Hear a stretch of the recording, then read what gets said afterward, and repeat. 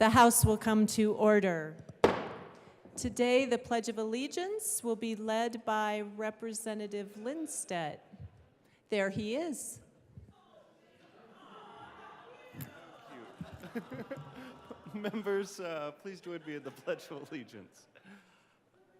I pledge allegiance to the flag of the United States of America and to the republic for which it stands, one nation, under God, indivisible, with liberty and justice for all.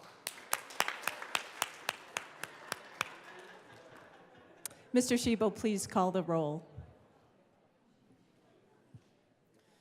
Representatives Amabile, Armagast, Bacon, Byrd, Bockenfeld, Basenecker, Bottoms, Representative Bottoms, Excused. Bradfield, thanks. Bradley, Brown, Catlin, Doherty, Representative Doherty, Excused. DeGraff, Degree Kennedy, Dixon, Duran, English, Epps, Evans, Frizzell, Froelich, Rep. Froelich, Garcia, Gonzalez Gutierrez, Rep. Gonzalez Gutierrez, Excused. Hamrick, Hartsook, Herod, she is, Holtorf, Judah, Joseph, Kip, she's here, Leader, yeah, Lindsay, Lindstedt, Luck, Lukens, Lynch, Mabry, Representative Mabry, Excused. Marshall, Martinez, Morrow, Rep. Morrow, Excused. McCormick, McLaughlin, Michelson Janae, Ortiz, Parenti, Puglisi, Ricks, Sharbini, Sirota, Snyder, Soper, Rep. Soper, Excused. Story, Taggart, Titone, Valdez A, Velasco, Vigil, Weinberg, okay. Weissman, Wilford, Wilson, Winter, Woodrow, Young, and Madam Speaker. Here.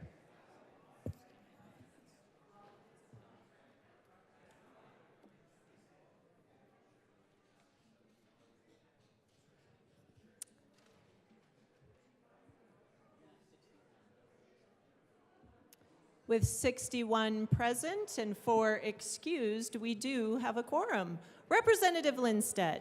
Thank you, Madam Speaker. And I got about 4 hours of sleep last night after Finance Committee, so maybe with this motion you all can help wake me up. I move that the Journal of Monday, May 1st be approved as corrected by the Chief Clerk. Members, you've heard the motion that the journal be approved as corrected by the Chief Clerk. All those in favor say aye. Oh. All those opposed, no. The ayes have it. The motion is adopted. Representative Weissman. Thank you, Madam Speaker. That last motion never gets old, does it? House Judiciary members, we have some work to do today. On adjournment, whenever that is, in room 112, we will convene to hear the following 8 bills. Senate Bill 75, 277, House Bill 1310, back to Senate Bills 64, 164, 251, 279, and 282. I will see you on adjournment. Thank you. Thank you. Representative Froelich. Thank you, Madam Speaker. The Transportation, Housing, and Local Government Committee will meet upon adjournment to hear 3 bills, 1308, 148, and 213. Representative Michelson-Janay. Thank you, Madam Speaker. Public and Behavioral Health and Human Services. We will meet upon adjournment and we will hear Senate Bills 288 and 289. See you there. Representative Ortiz. Madam Speaker, members, I've been approved to be absent tonight and all day tomorrow by the Majority Leader. Take care of yourself. So approved. Representative Leader.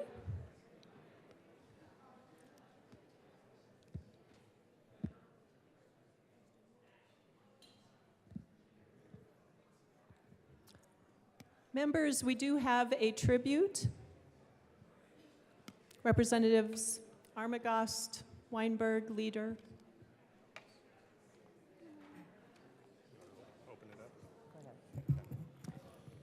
Representative Armagost. Thank you, Madam Speaker. I would request and ask that the tribute be read at length. Excellent. Mr. Schiebel, please read our tribute. The House of Representatives, convened in the 74th General Assembly, hereby recognizes Motorcycle Safety Awareness Month. Motorcycles occupy a significant place in Colorado and American history, having made contributions to numerous military campaigns, law enforcement operations, and the culture of the American West. For many reasons, Coloradans choose motorcycles as a transportation alternative. Over 180,000 motorcycles are registered in Colorado and are used on public roads and highways, providing reliable day-to-day transportation and recreational opportunities. Unfortunately, riders and passengers of motorcycles face countless hazards and unforeseen circumstances on the road. As such, state and national Share the Road campaigns have been created to help increase motorcyclists' safety. The motorcycling community has made an ongoing commitment to increasing awareness of appropriate safety measures and to increase participation in rider training programs offered throughout Colorado to help avoid accidents. The members of the Colorado General Assembly recognize May 2023 as Motorcycle Safety Awareness Month to promote safety for all motorcycle riders through education and training and to encourage all motorists to share the road in Colorado. On request of Representatives Ryan Armagost, Sheila Leader, and Ron Weinberg, given the 2nd day of May 2023, State Capitol, Denver. Representative Armagost. Thank you, Madam Speaker.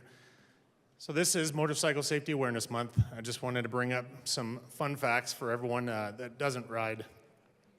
When you're driving, especially on highways like I-25, it's very easy to get comfortable when you're wrapped in a cage inside your vehicle. A simple accident can be a fender bender. It can be an unfortunate event that can ruin your day.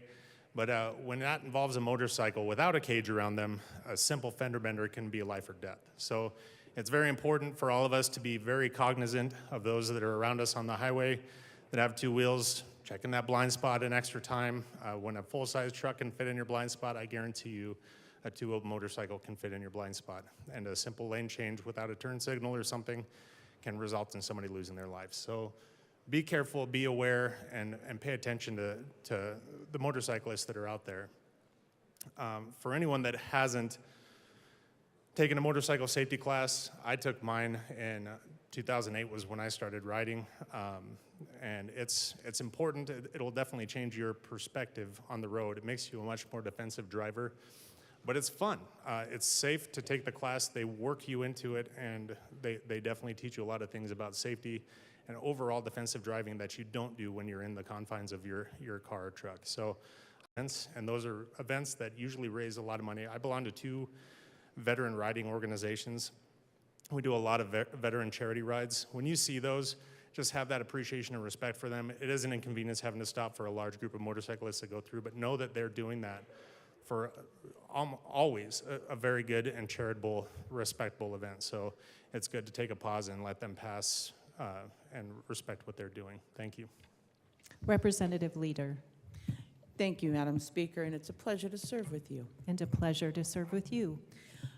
I cannot reiterate enough of what my colleague Rep. Armagost just said about taking a safety course. If you want to learn how to ride, take a safety course. Don't go out there and try and learn on your own, because everybody and their brother is out there texting and they're not paying attention. Actually, I've kind of leaned away from riding. I took my first safety course, I think, 0506. And it's very valuable to take a safety course. And I know Colorado has an open helmet law. It's up to you to decide if you want to wear a helmet. So that I still stand by that. It is your choice. But if you're new, I highly suggest you wearing a helmet. Also, you know, be visible of your surroundings, because as I said, everybody is texting around you. And I prefer a louder motorcycle for the fact that if people are not paying attention, they can at least hear you. So just be visible, you know, and check the weather before you go out, because we know how Colorado weather changes. And with that, I will pass it to Representative Weinberg. Thank you, Madam Speaker. Good morning, fellow colleagues. Those yellows, stop at those lights. Motorcycles that are going right through that and you're hooking that left, it is really, really hard. So please, double check your surroundings every single day you're taking. These riders on the road are important. It's the ultimate freedom. Next to riding a horse is what I compare it to, quite honestly. If you would like to ride one of my motorcycles, I'd be happy to take you out any single day. The safety courses are phenomenal up in Loveland, and I truly hope that you guys would try to explore riding a motorcycle. I think you'd change your opinion quite swiftly. Look twice in that mirror. Loud pipes save lives. There is a reason we have loud pipes on our bikes, is that you hear us and know that we are there. Don't get irritated with us, so we can go faster than you and get to our places much quicker. Please protect us on the road. You can really save a life if you pay attention to the motorcycles and truly stay behind them and protect them on that road. Thank you for your time. Thank you, members. Madam Majority Leader. Thank you, Madam Speaker. I move to proceed out of order for the consideration of resolutions. Seeing no objection, we will proceed out of order for consideration of resolutions. Mr. Schiebel, please read the title to Senate Joint Resolution 8. Senate Joint Resolution 8 by Senators Zenzinger and Janal, also Representatives Byrd and Evans, concerning declaring the week of May 12th through 16th, 2023 as Police Week, and in connection therewith, declaring May 15th, 2023 as Peace Officers Memorial Day. Representative Byrd. Madam Speaker, we ask that the resolution be read. Make sure to move the resolution. I need for you to move I it. move the resolution. Forgive me. Yes. Which resolution? Sorry. Madam Speaker, I move Senate Joint Resolution 008. Excellent. Mr. Schiebel, please read our resolution. Whereas Congress and the President of the United States have designated May 15th as Peace Officers Memorial Day and the week in which it falls as National Police Week. And whereas the members of the law enforcement agencies within the state of Colorado play an essential role in safeguarding the rights and freedoms of the citizens of the state of Colorado. And whereas it is important that all citizens of Colorado know and understand the duties, responsibilities, and challenges of their peace officers. And whereas it is important that peace officers throughout Colorado recognize their duty to serve the people of this state by safeguarding life and property, protecting citizens against violence, disorder, and deception, and protecting the weak against oppression or intimidation. And whereas the law enforcement agencies within the state of Colorado have grown to be modern and professional agencies that unceasingly provide a vital public service. And whereas there have been 377 peace officers who have made the supreme sacrifice while serving in the state of Colorado. In 2018, Heath Gum of the Adams County Sheriff's Office, Micah Flick of the El Paso County Sheriff's Office, and Matthew Moreno of the Las Animas County Sheriff's Office. In 2019, William Moden of the Colorado State Patrol, Daniel H. Groves of the Colorado State Patrol, and Joshua Eli Voth of the Colorado Department of Corrections. In 2020, Jeff Hopkins of the El Paso County Sheriff's Office, Brendan Unit of the Larimer County Department of Natural Resources, Kurt Holland of the Commerce City Police Department, and Robert E. Sandoval of the Denver Police Department.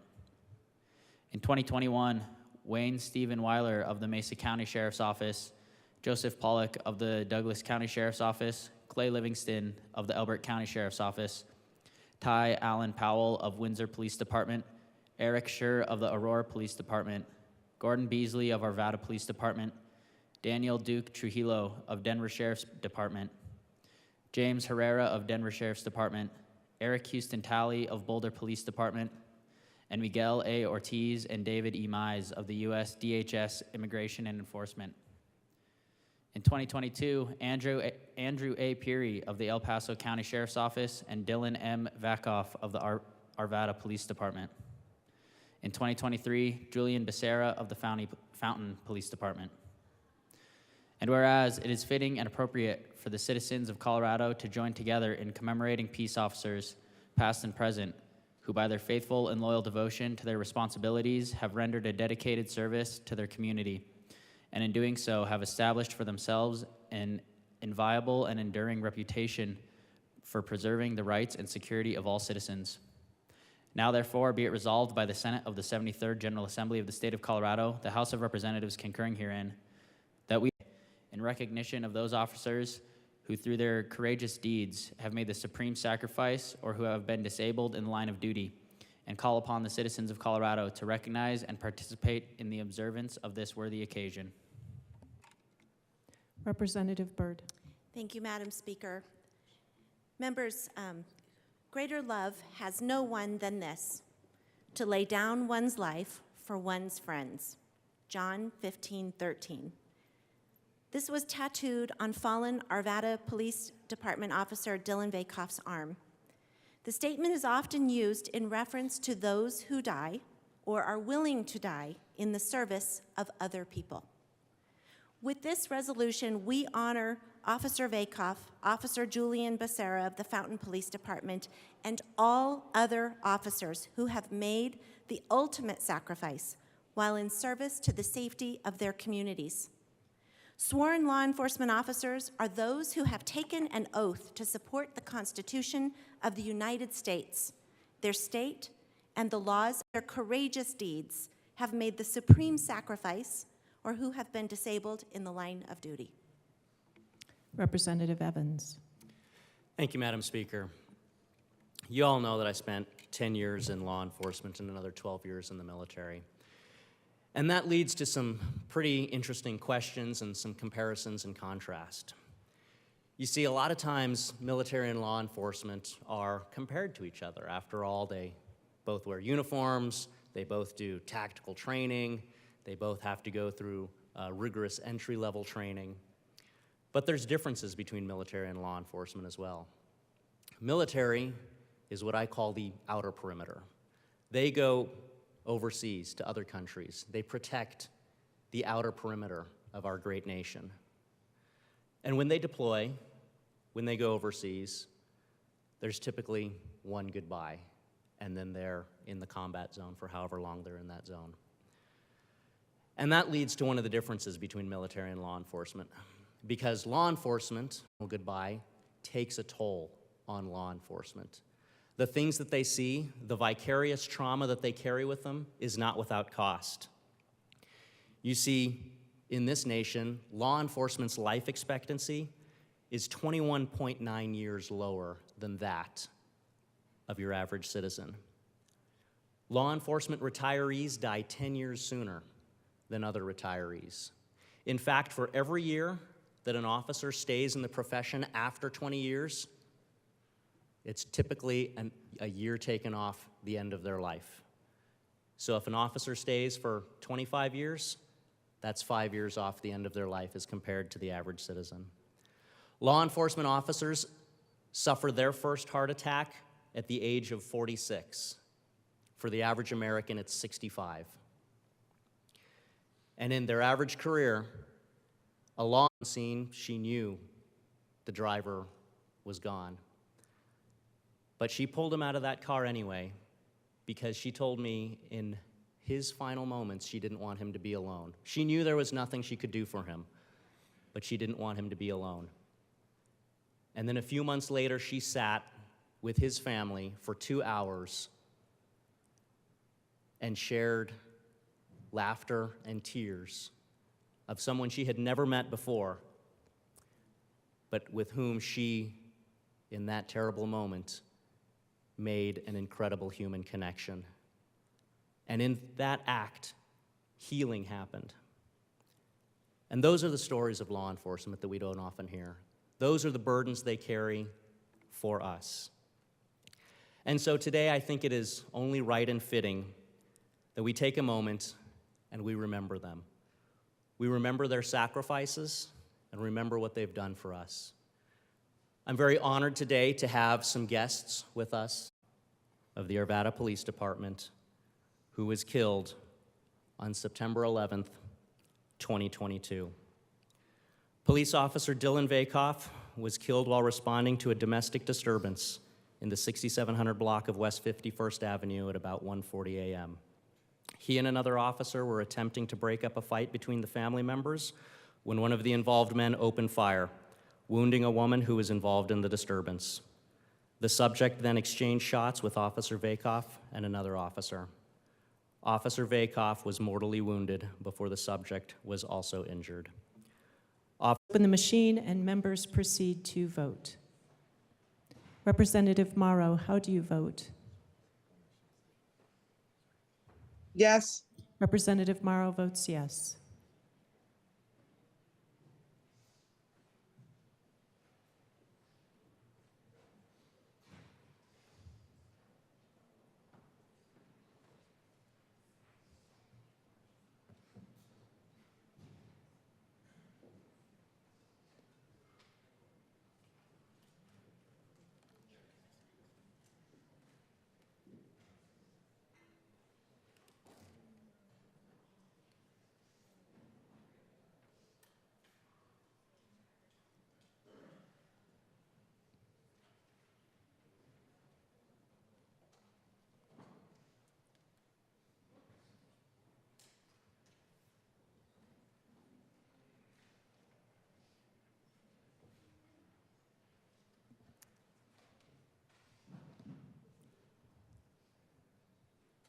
Representatives Bradfield and Taggart.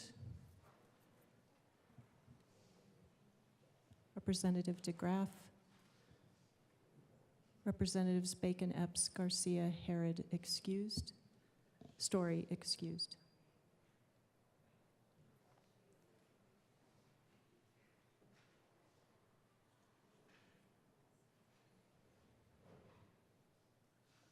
Please close the machine. With 59 ayes, 0 no, and 6 excused, Senate Joint Resolution 008 is adopted. Co-sponsors.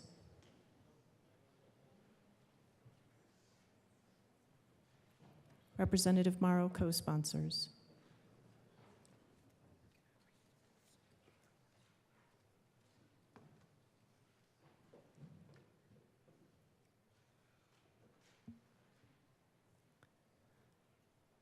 Please close the machine. Mr. Schiebel, reports of committees of reference. Committee on Appropriations. After consideration on the merits, the committee recommends the following: House Bills 1020 as amended, 1073 as amended, and 1309 as amended, and Senate Bills 1459, 65, 257, 285 as amended, 297 be referred to the Committee of the Whole with favorable recommendation. Committee on Education. After consideration on the merits, the committee recommends the following: Senate Bill 3 be referred to the Committee on Appropriations, Senate Bill 281 and 293 be referred to the Committee of the Whole with favorable recommendation. Committee on State, Civic, Military, and Veterans Affairs. After consideration on the merits, the committee recommends the following: House concurrent resolutions 1003, 1004, and 1005 be postponed indefinitely.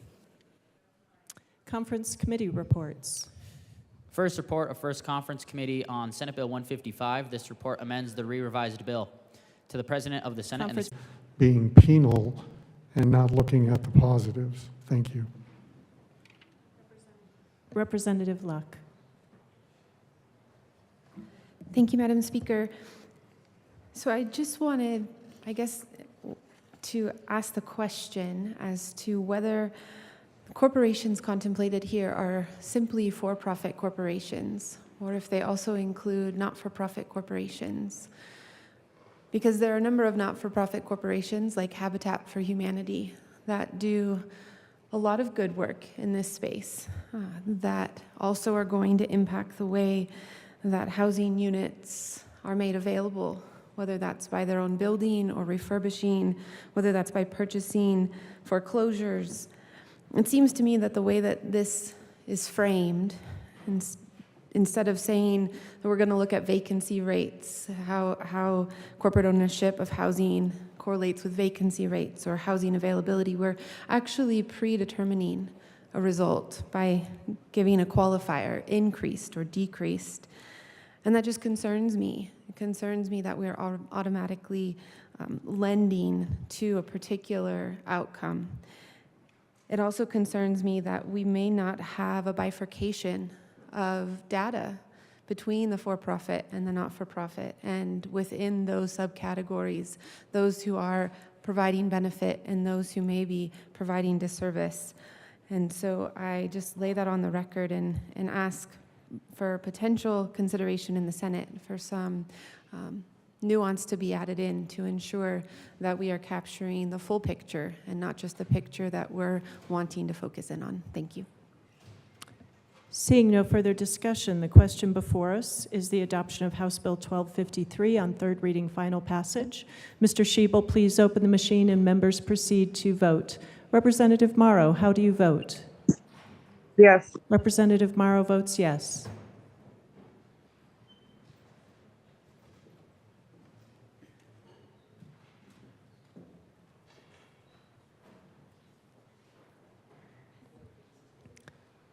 Representatives Soper, please close the machine. With 46 aye, 19 no, and 0 excused, House Bill 1253 is adopted. Co-sponsors.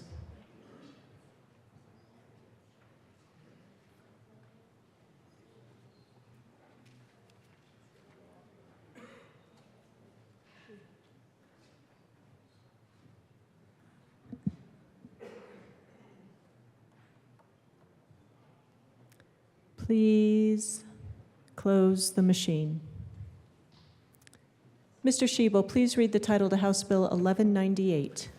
House Bill 1198 by Representatives Titone and Lukens, also Senator Rich, concerning a statewide teacher externship program to provide kindergarten through 12th grade teachers work-based learning opportunities in specified disciplines and in connection therewith making an appropriation. Madam Majority Leader. Madam Speaker, I move House Bill 1198 on third reading, final passage. Representative Titone. Thank you, Madam Speaker. I move to ask for permission for a third reading amendment. Please explain. Well, I wasn't supposed to adopt the finance report because that has some tax credit stuff in there, and we got rid of the tax credit, so we need to get rid of the finance report, so that fixes the problem. The question before us is permission to run a third reading amendment. Mr. Schiebel, please open the machine and members proceed to vote. Representative Morrow, how do you vote? Yes. Representative Morrow votes yes.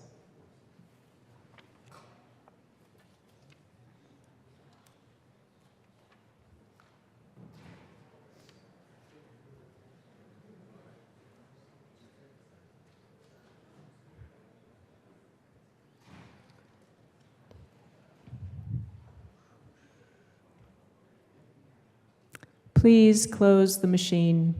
With 57 aye, 8 no, and 0 excused, the permission to run a third reading amendment is granted. Representative Titone. Thank you, Madam Speaker. I move Amendment L012 and have it be displayed. One moment, Representative. It is properly displayed. Please proceed. Okay, so the appropriations report, we stripped all the tax credit stuff. As I said, the finance report had some references to the tax credit, and this strikes the tax credit reference that don't belong in there. So ask for a yes vote on the amendment. Seeing no further discussion, the motion before us is the adoption of L012 to House Bill 1198. Mr. Shebel, please open the machine and members proceed to vote. Representative Morrow, how do you vote? Yes. Representative Morrow votes yes.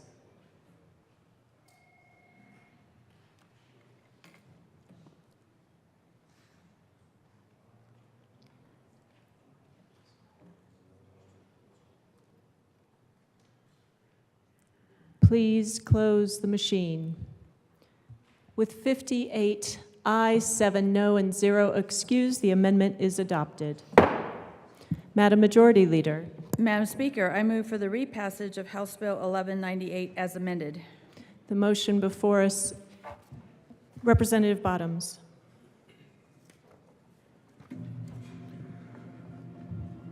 Thank you, Madam Speaker. I do like the externship, I think we're calling it, program idea. I do like this, but I don't think this is something the state should be doing. I think when the state begins to do this, it's going to become expensive, cumbersome, bureaucratic, and never accomplish what it needs to.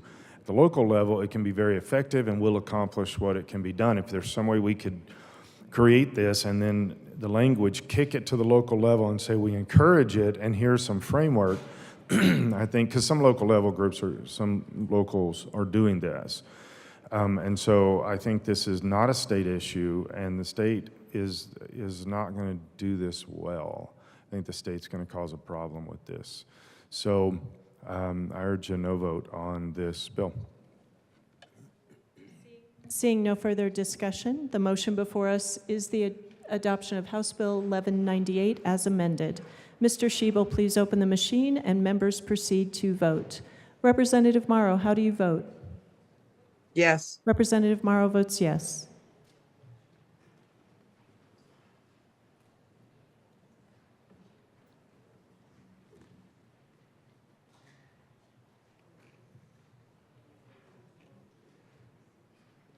Representatives Bockenfeld, Bradfield, Brown. Please close the machine. With 52 aye, 13 no, and 0 excused, House Bill 1198 as amended is adopted. Mr. Shebel, please. Oh, co-sponsors.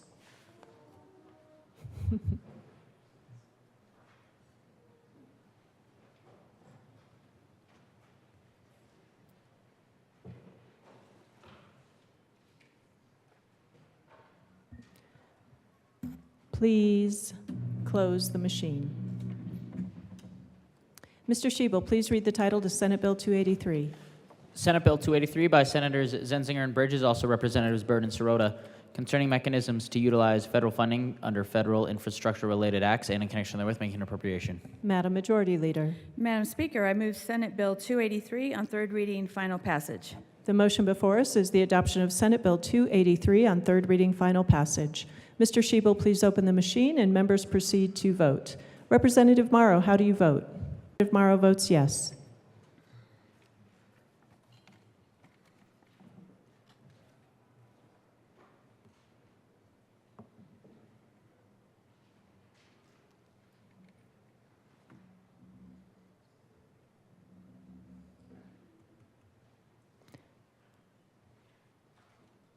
Please close the machine.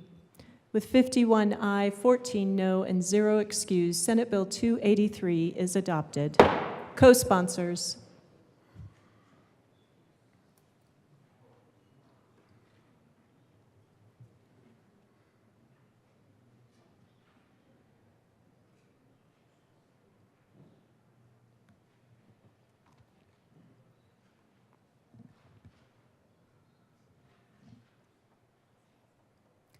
Please close the machine.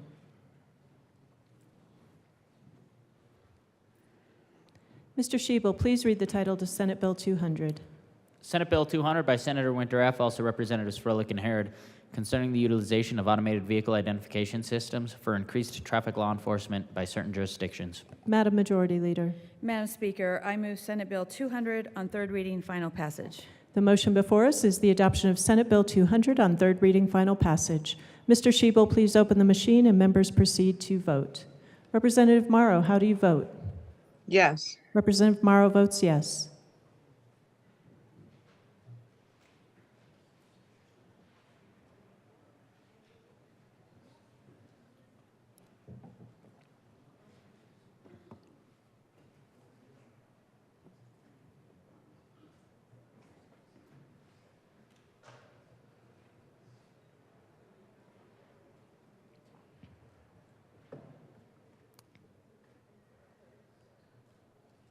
Please close the machine. With 41 aye, 24 no, and 0 excused, Senate Bill 200 is adopted. Co-sponsors.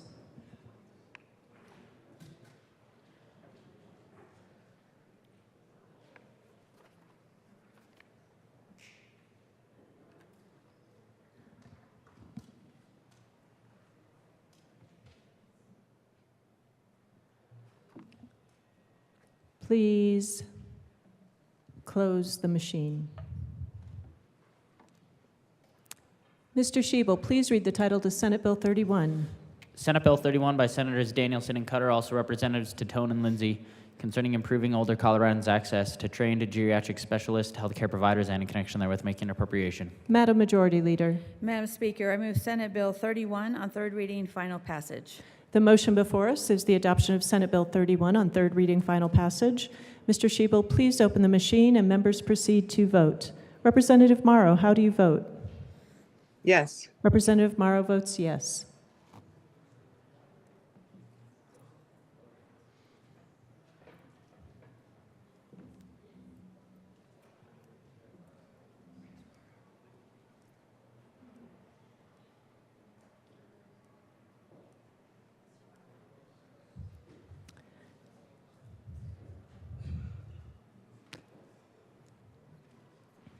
Bacon, Bachenfeld.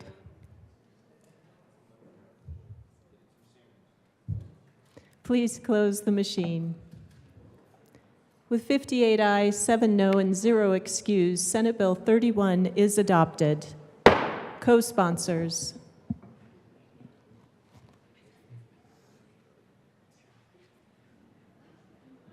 Representative Morrow, co-sponsors.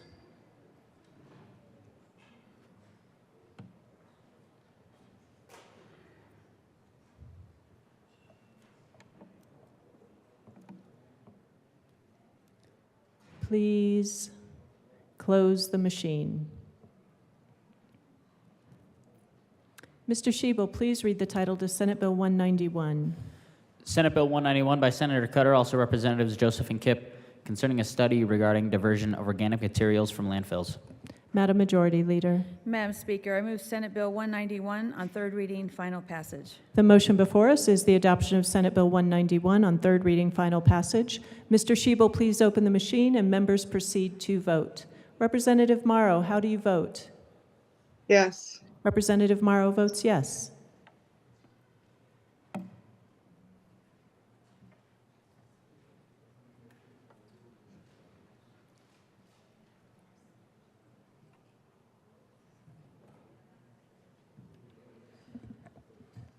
Gonzalez Gutierrez, Holtorf. Please close the machine. With 46 aye, 19 no, and 0 excused, Senate Bill 191 is adopted. Co-sponsors.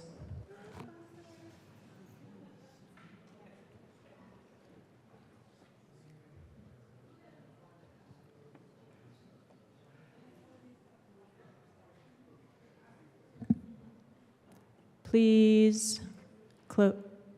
Oh, Rep. Morrow, co-sponsors. Please close the machine.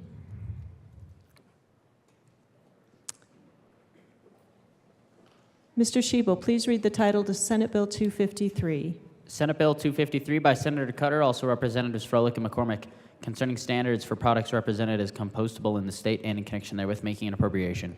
Madam Majority Leader. Madam Speaker, I move Senate Bill 253 on third reading, final passage. Representative DeGraff.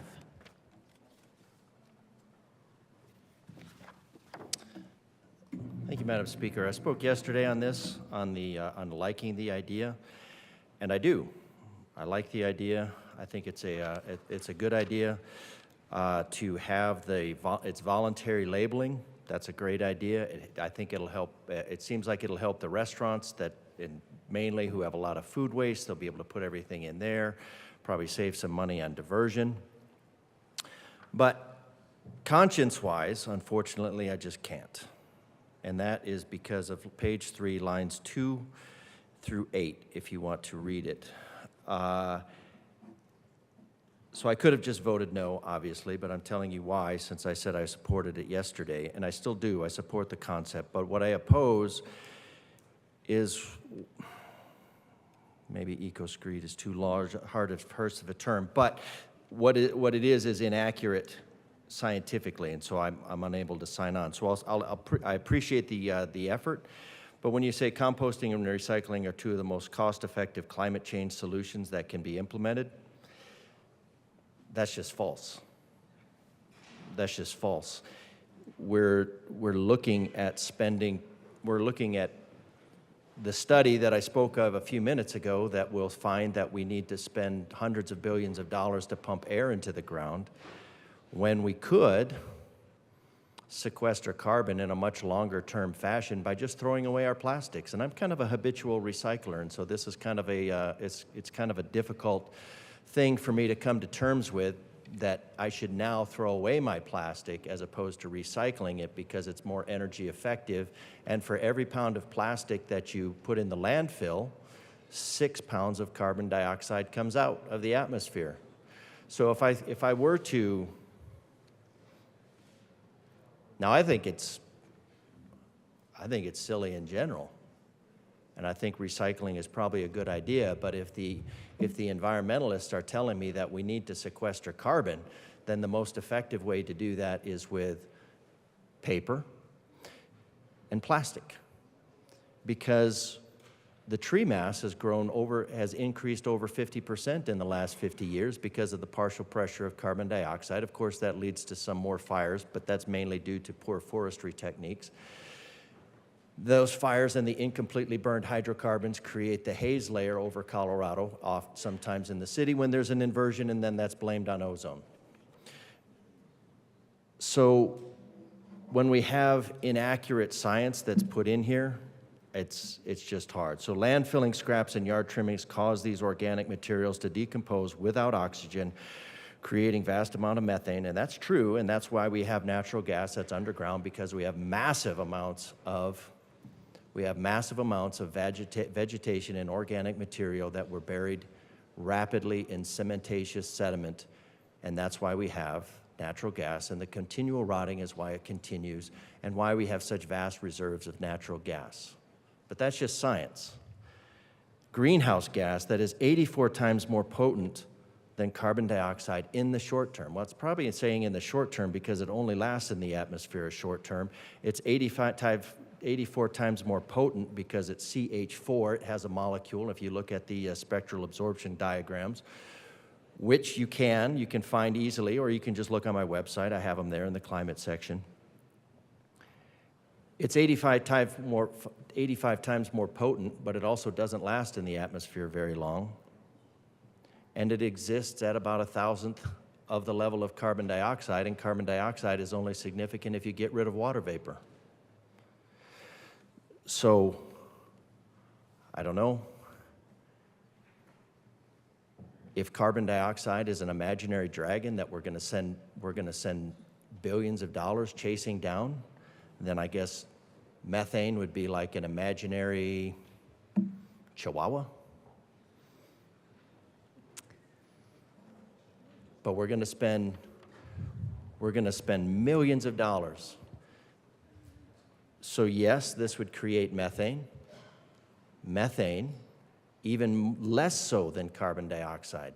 Carbon dioxide, as I told you, has, for Colorado to go net zero, would have a 1 part in 500,000 impact on the economy. But we're going to take the money from our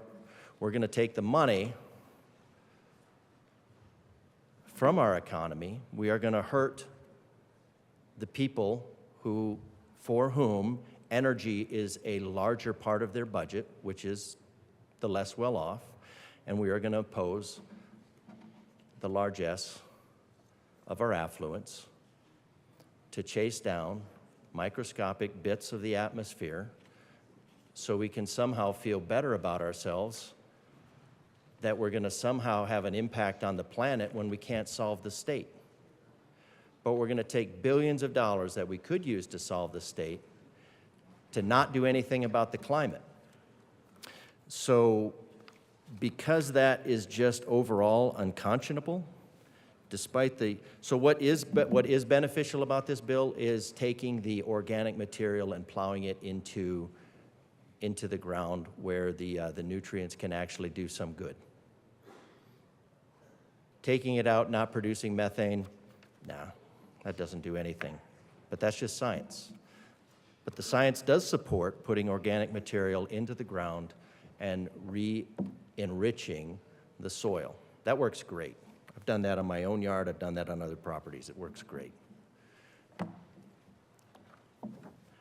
So although I like the bill and I wanted to vote for it, I just kept coming to this part right here, which is, it's just unscientific, it's just unsound scientifically, and so I can't support it. Seeing no further discussion, the question before us is the adoption of Senate Bill 253 on third reading final passage. Mr. Schiebel, please open the machine and members proceed to vote. Representative Morrow, how do you vote? Yes. Representative Morrow votes yes.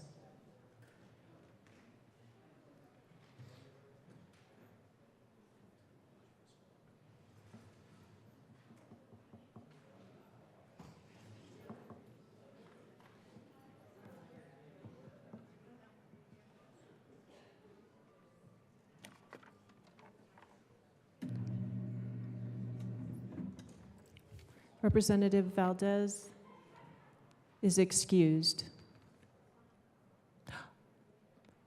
Representative Valdez, you just broke the $10 threshold. Please close the machine. With 47 aye, 18 no, and 0 excused, Senate Bill 253 is adopted. Co-sponsors.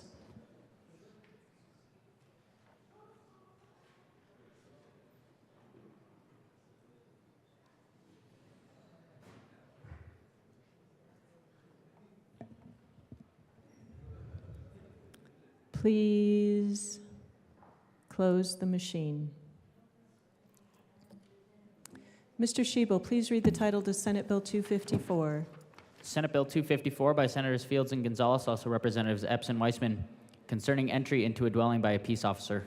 Madam Majority Leader. Madam Speaker, I move Senate Bill 254 on third reading, final passage. Representative Evans. Thank you, Madam Speaker. Colleagues, I just wanted to leave you with my last thought, I suppose, on this piece of legislation, and that's this. As we discussed yesterday, there's very little in this bill that isn't already happening out in the law enforcement community. The way this bill reads, guess what? That's pretty much how we did warrants. We didn't have the 7 a.m. to 7 p.m. Guideline, but other than that, that's pretty much how warrants are executed in Colorado today. And so that begs two questions. Well, if that's how we're already doing it, what does the law hurt? But you could also ask it the other way. If that's how law enforcement officers are already doing this, what message does passing this law send? And that's why I'm down here today. The policies of this, as we talked about, if the policies of this were written in a law enforcement operating handbook somewhere, I'd say, sounds good, seems legit. This is how we already do business. But when we pass it as a bill, the message that it sends is, even if law enforcement is already doing these things, it makes law enforcement feel like they are not trusted to be able to make good decisions if a bill has to be passed to tell them to do what they're already doing. I mentioned a survey that was taken late last year that talked about the top concerns on law enforcement's mind, and I just wanted to refresh your memory on that. The survey talked about the fact that Colorado law enforcement agencies are continuing to have trouble recruiting and retaining officers. And law enforcement officers who responded to that survey said the number one concern was officer morale and recruitment, with about 80% of individuals who took that survey saying it was extremely important to them as law enforcement officers. And when that sentiment was broken down a little bit more, the message that emerged was the fact that a huge driver for the recruiting and retention problems and the morale problems in Colorado law enforcement comes from legislation that is passed that doesn't work collaboratively with law enforcement, but rather that says, law enforcement, very little credit will be extended for the good work that is being done, and another bill is going to be passed. So the actual policies in the bill, like I said, this is how I did business. I have no problems with the policies. It's the message that it sends. It's the message that even though law enforcement is doing good work here in Colorado, and I want to emphasize that point actually as I think about that, here in Colorado, we talk a lot about local control. Law enforcement is a locally controlled thing, but it's also a state-controlled thing.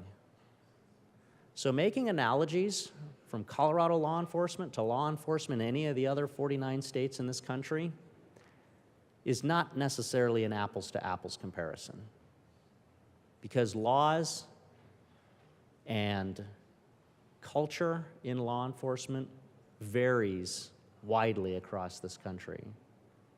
And so what happens in other states is not indicative of what's happening here in Colorado.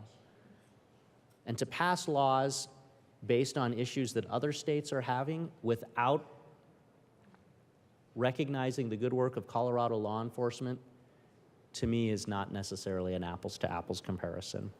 So that's why I'm down here. Like I said, the policies of the bill, I don't necessarily have a huge problem with the policies of the bill. It's the message that it sends to law enforcement that very little credit is given for the good work that they're already doing, and that's why I'll be a no vote on this. Representative Holtorf.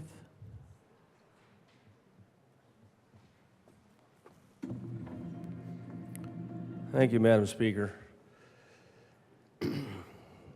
Some of us have family members that are in law enforcement, and these conversations become what we call kitchen table conversations. Now, most everybody loves their family, their mom, their dad, or their brothers and sisters. Not in all cases, but most. And when you sit down and have these kitchen table conversations, they get pretty close to home. And my big brother, I love him. He's been my big brother my whole life. I look up to him. I've been chasing his tail my whole life. Uh-oh, I better stop, ma'am. We have something going on here. Members, we will stand in a brief recess. I will ask you to remain in your seats.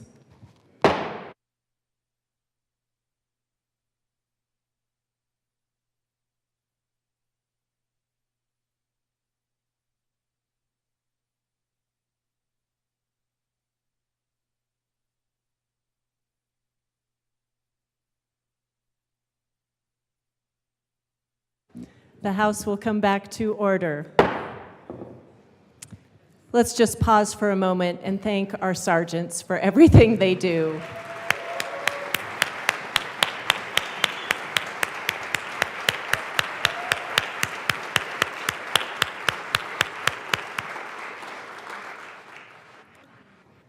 Representative Holtorf, please proceed. Thank you, Madam Speaker. Now, when that kind of stuff happens to me, I say bad hip. Bad hip, so I'll just offer that as maybe an out there. That darn hip gets to you after a while. Bad knee. Getting back to what I was saying, Madam Speaker, these kitchen table issues, they come real close to home. Now, my brother continues, and he knows I work up here, continues to ask me why do we keep undercutting what law enforcement does? Why do we take away tools that are very necessary to them to do their jobs? In most cases, they're professional, they're responsible, they're careful in a very difficult environment. We just had a resolution today talking about those fallen law enforcement officers. And that hits pretty close to me because my brothers had some close calls. real close calls. And the people that are out there, they're not good citizens. When you're shooting at a law enforcement officer with a firearm, or you're trying to run him over with a car, you're just not a good person when you're doing that. You're on the wrong end of things. Representative Holtorf, specifically to the bill. Yes, ma'am. So here's another piece of legislation of a long run of them over the last several years that continues to hamstring and hog tie, as we say where I'm from, the duties that they're trying to do. So I want us to think about that. I want us to think about that. Because these folks are leaving. They can't retire soon enough. And there's very few of them wanting to get in this business. Very few. Recruiting and retention issues in law enforcement are significant. And part of the problem with that is what we're doing right in here. So, I'm not going to belabor the point, ma'am. Every time we come up with another thing that takes a tool out of law enforcement's toolbox, I will be a no. I want to support those folks, and this is a local issue. If you have problems in your communities, drill down on it locally. Hire a new sheriff, elect a new sheriff, elect a new mayor, get a new police chief. Get new rules in place at the local level. Try to change that culture from within, bottom up, not from the top down. Thank you for your time. Representative Armagost. Thank you, Madam Speaker. I'm up here to share the same concerns I have, the same concerns my fellow Weld County colleagues have, and that this is legislation on something that is managed in a different way through policy, whether it be through case law. If it does come from legislation, it should be legislated by people of the field that know specifically what's already in play and what needs to be fixed based on interacting with our statewide law enforcement organizations. But based on what I heard hearing this in the Judiciary Committee, this was not. This was, I had to speak out because of the fact that it was based on a story that had a false narrative. And beyond that, an anti-law enforcement rhetoric and undertone that really disturbed me. And that's why I don't think we should be passing legislation that affects law enforcement in substantially negative impact on law enforcement that can connect with other legislation, whether prior to or after this. This is something that we need to be very careful in legislating and voting on because of the fact that we're making decisions for organizations that manage themselves based off of policy statewide that isn't legislated. It's made through policy of law enforcement boards. So with that, I would strongly encourage a no vote on this bill and make sure to focus on those key points later on when trying to decipher legislation that affects law enforcement. Thank you. Representative Weissman. Thanks, Madam Speaker. You know, members, I try to not make a habit of coming down here on third reading, but here we are.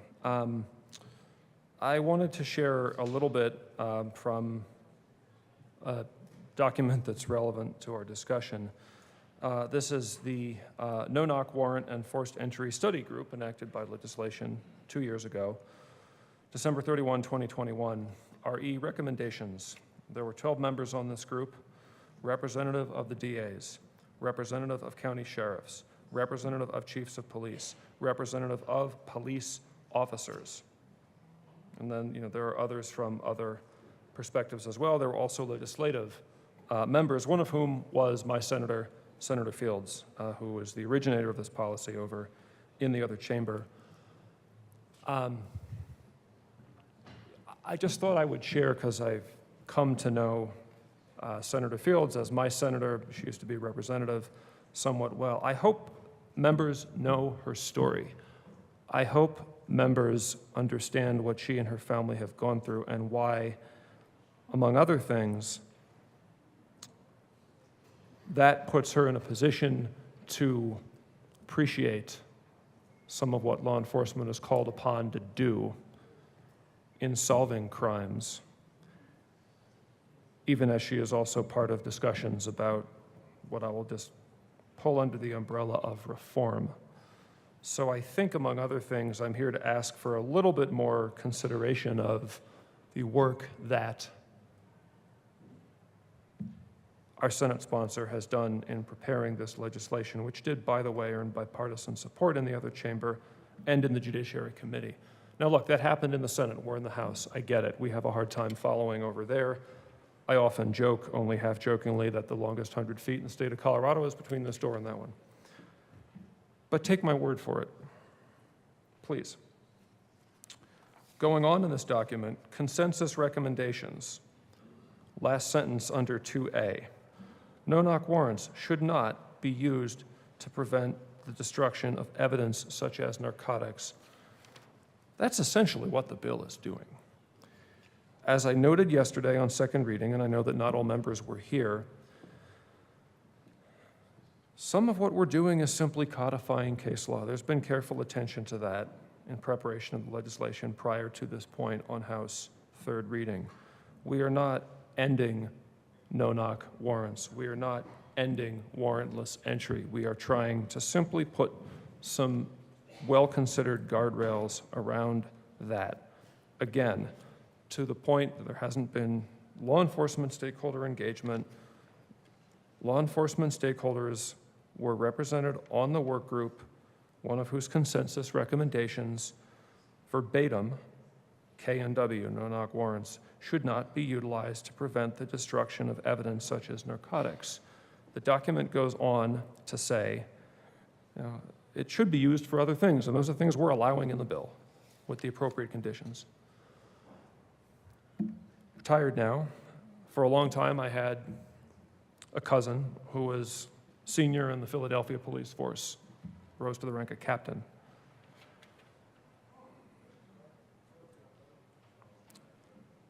I hope everyone, at least who was here, paid some attention to the words that I chose on this subject yesterday, talking about the dangers that are created by some dynamic entries.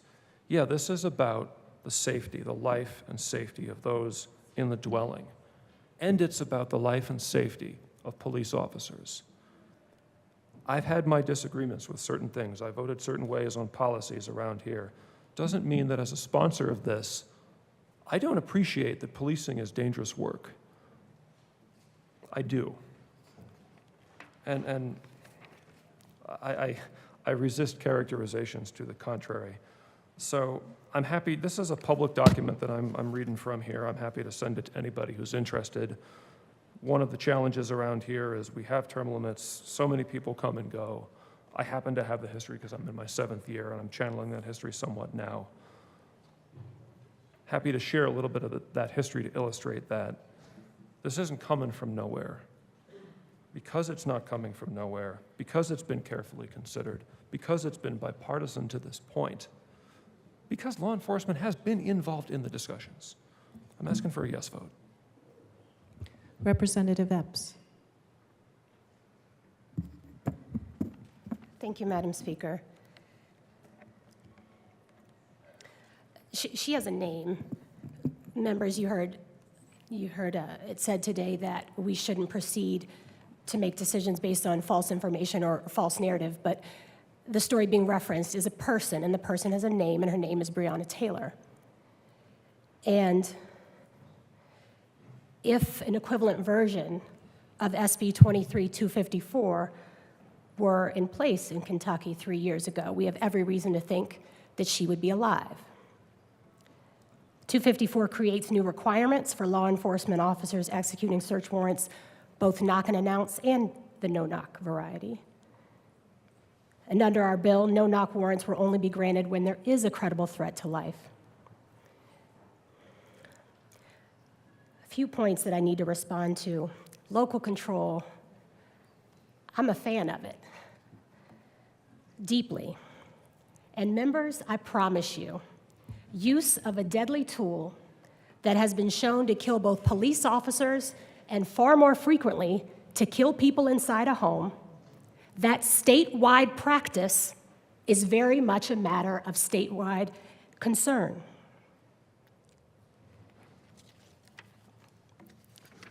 You heard some reasons to vote no. You didn't hear the reason to vote no, because there is one. And I'm transparent enough to tell it to you. The reason to vote no, and I expect some good folks will, but the reason to vote no is because this bill doesn't go far enough. Because this bill doesn't reflect what this body can and should do. There's no enforcement provision. There's no state-specific suppression remedy. Have you ever heard of law enforcement asking to criminalize a behavior and saying, we want to make it against the rule, but there will be no penalty, no consequence, no fine, no punishment? Hasn't happened. You heard someone say that law enforcement puts their life on the line. Yes, they do. Yes, they do. And so does everyone who's inside a home, in a place where these dynamic entries are allowed.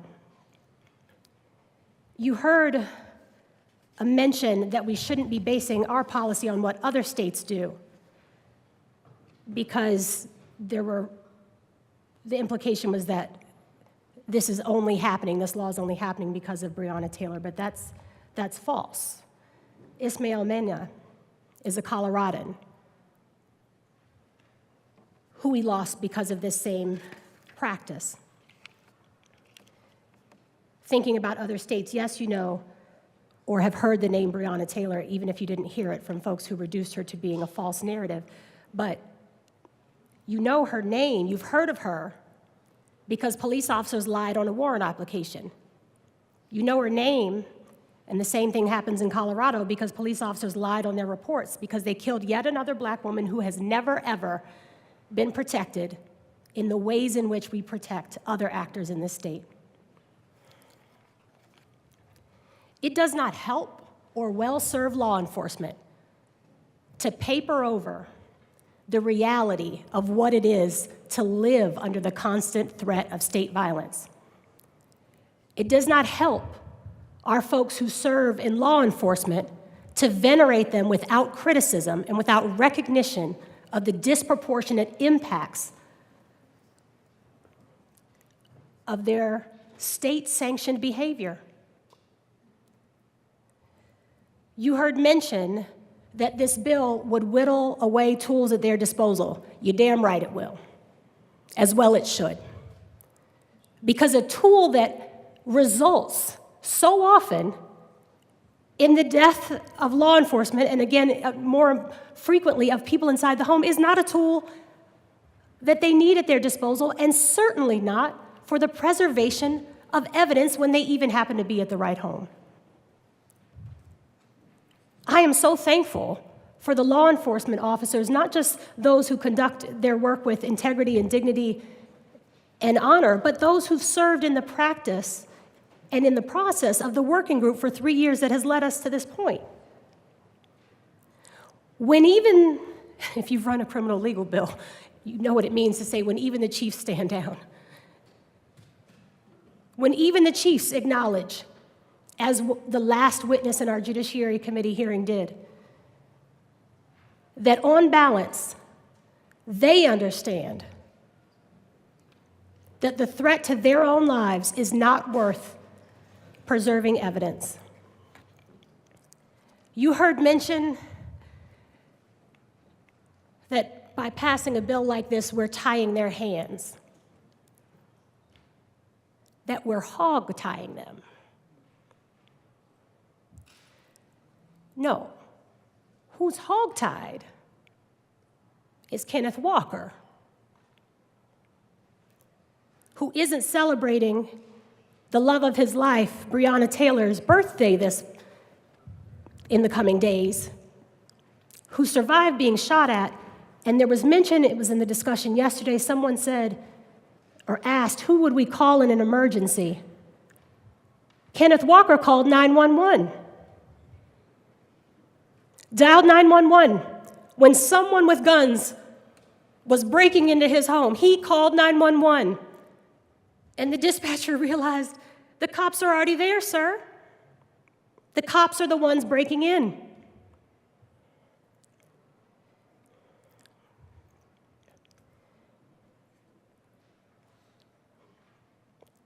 With the advent of the drug war came no-knock warrants. It was not a thing before. To allow officers to make busts in a home without knocking and announcing, Colorado is so much better than that. Rather, we can be.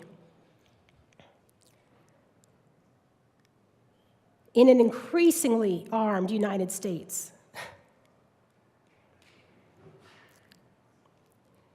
in a Colorado in which we will felonize lying about someone having the gun, but not them having the gun, officers are too often shot by folks in their own homes who presume an intruder has entered. We have to stop this. I don't put my name on a bill lightly, just like you all don't. Because of the lack of enforcement provision, I don't know that I would be able to vote for it if my name weren't on it. But because I see the diligent, dedicated, just indefatigable work of our Senate co-sponsor, who has led us, who want a more liberatory Colorado, push and lead, it is in recognition of that that I stayed on it. To save lives, Colorado should end the practice of no-knocks altogether. To save lives, we should end the drug war. Fortunately, that's not what this bill does, but what it does is say that in Colorado, it's not going to be legal to burst into a home and do a dynamic entry to preserve evidence. Members, in discussions of this sort, you will often hear mention of rebuilding trust with law enforcement, of the necessity of doing that, restoring it. But members, you cannot rebuild that which has never existed.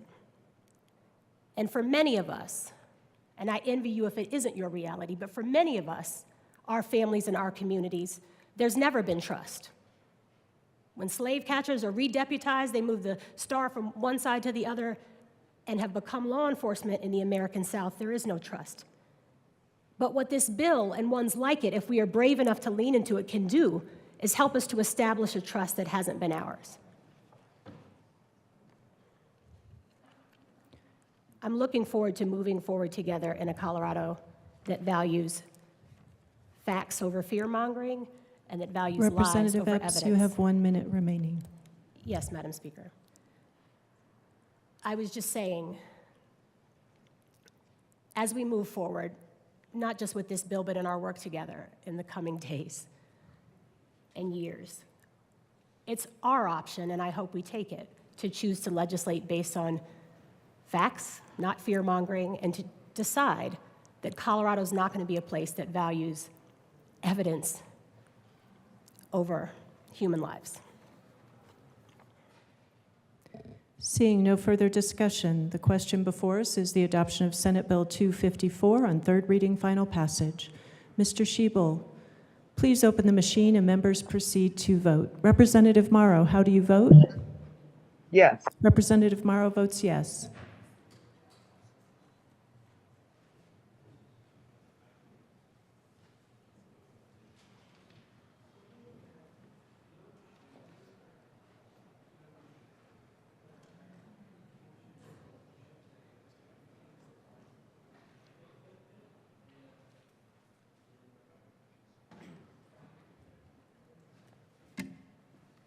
Representatives Joseph and Luck.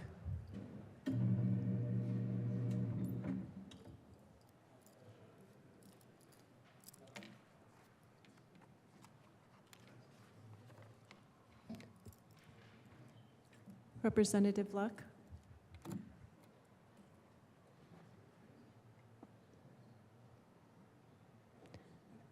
Please close the machine. With 42 aye, 23 no, and 0 excused, Senate Bill 254 is adopted. Co-sponsors.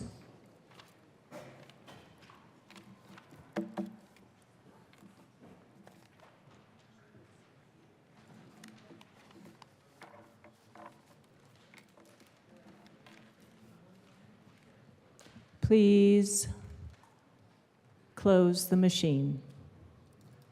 Madam Majority Leader.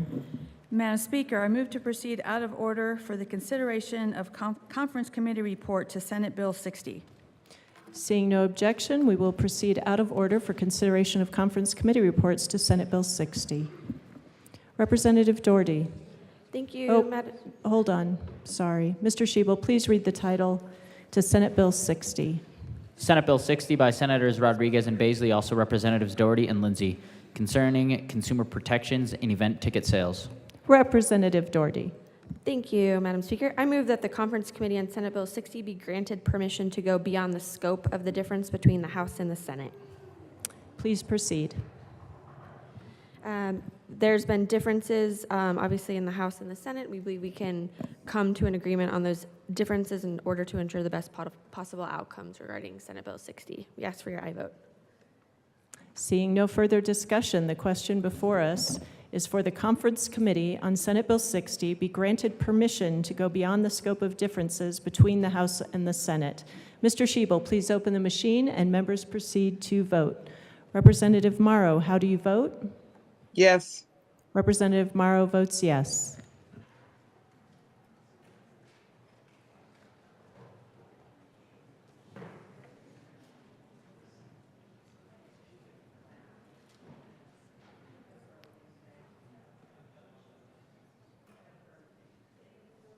Please close the machine. With 61 aye, 4 no, and 0 excused, permission to go beyond the scope on Senate Bill 60 is adopted. Madam Majority Leader. Thank you, Madam Speaker. I move the following bills be added to the special orders calendar at 11:14 a.m. Senate Bill 76, Senate Bill 255, Senate Bill 256, Senate Bill 159, and House Bill 1260. The bills listed by the Majority Leader will be added to the special orders calendar at 11:14 a.m. Representative Gonzalez Gutierrez.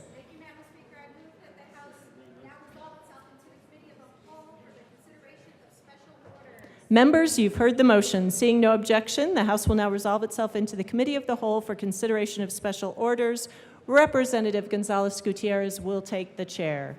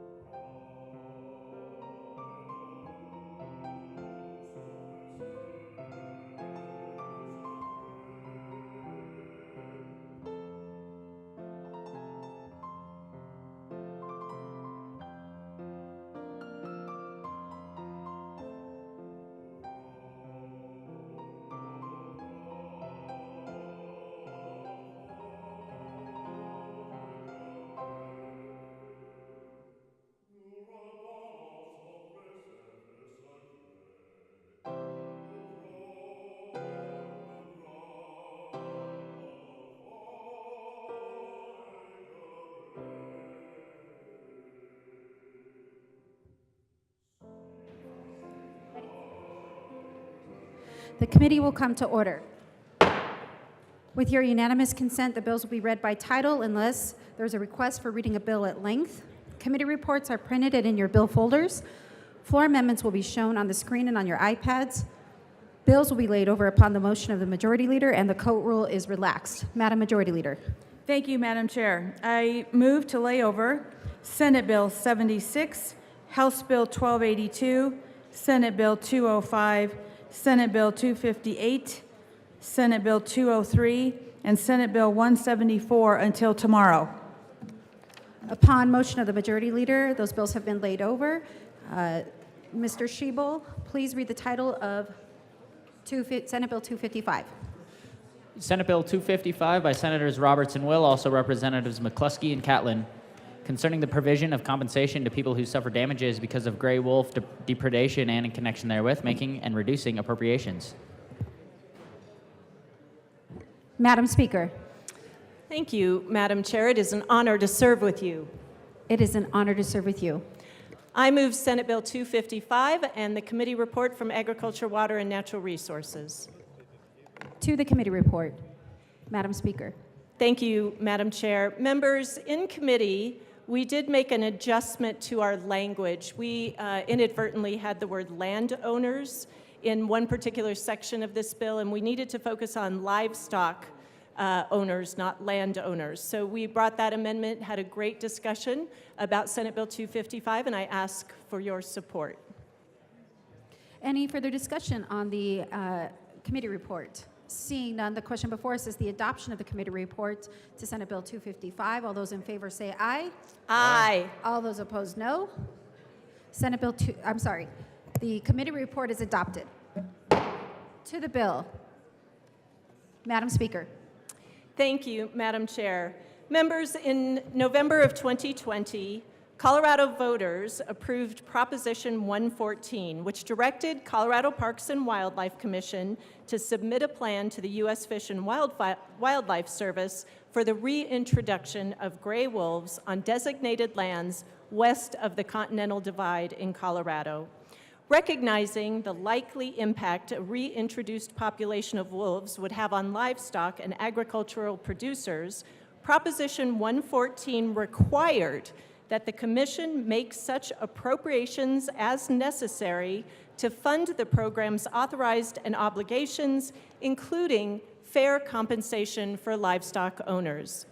As the voters approved the language and safeguards that were included in Prop 114, the state has an obligation to our agricultural community to establish a fund to provide agriculture producers fair compensation for any wolf-related damages. Agriculture and livestock are essential industries in Colorado, particularly along the western slope, which is why my co-prime sponsors and myself want to prioritize protecting the interests of these industries in this bill. This bill creates a wolf depredation compensation fund to directly compensate landowners or livestock owners or agricultural producers for whom one or more gray wolves killed or injured a working animal in their possession. It directs $350,000 annually to the compensation fund, allows Parks and Wildlife Commission to promulgate rules to implement a compensation fund, and requires the CPW director to report on the efficacy of this program each year during the SMART hearings. I just want to close by saying that it is truly an honor to be carrying this bill with Representative Catlin, one of my favorite Western Slope ranchers, farmers in all of the state, and to talk about my own experiences in visiting with constituents who have already experienced wolf attacks on their livestock in Colorado. We've had wolves moving in from Wyoming. Meeting with those ranchers, I have learned and appreciated all that they are doing to live in harmony with the wolves that are already here, and I really appreciate their voice in helping us craft this policy here today. I urge an aye vote on Senate Bill 255. Thank you, Madam Speaker. Members, if you need to have conversations, please go off to the sides. It's too loud. Representative Catlin. Thank you, Madam Chair. It's an honor to serve with you.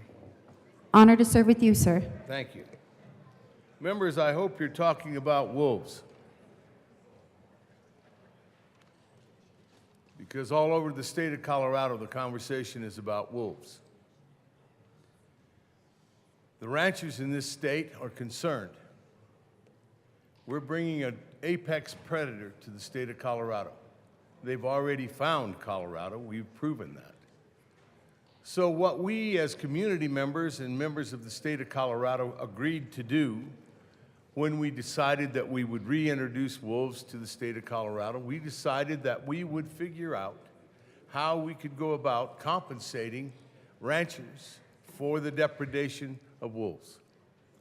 That was an honorable transaction between the voters and the people that run cattle and livestock in the state of Colorado.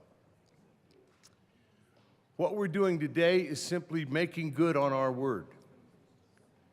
We are trying to build a system where these people can make an application when they've had depredation, and it will be funded so that that animal will be replaced in their livestock herd, or the loss that they've suffered will at least be replaced in their operation. One of the things that we need to understand is that the loss of a livestock in some of these operations, in the majority of these operations, is not simply the loss of a cow. What we're talking about is loss of years, maybe generations, of genealogy, of breeding, to make sure that that animal is the kind of animal that fits that range, that fits that ranch, and that fits that outfit. I can give you an example. The cattle that are raised and bred in Gunnison have larger chests and larger lungs than what animals that live down country have. And that's because they live at such high altitude. And I'm sure you would find the same thing in most of these high mountain ranches. That's something that's developed over generations, not just bought at the sale yard. So what we're talking about here is not simply replacing an animal, one animal for another animal. We're trying to recognize the value of this livestock. You know, and here's one of the other things. We're not talking about the loss of that mother cow today. We're actually talking about what that mother cow will be able to generate for the next, whatever her life expectancy was. I know that sounds like an odd concept to some of you, but what that does do is that it allows the rancher to recognize the loss that they will suffer. So this is an opportunity for the state of Colorado to step forward and say, listen, we the voters gave you our word. We the legislature will keep that word. By creating this fund, it allows us to recognize those losses and that it will carry on forward as we go through the coming years, so that those people do not have to worry about whether or not some legislature in the future will say, no, we don't want to keep that word because it was given so long ago. This is one of the things the state of Colorado needs to do. Members, I really would ask you for a yes vote on this. Thank you. Any further discussion on Senate Bill 255? Representative Story.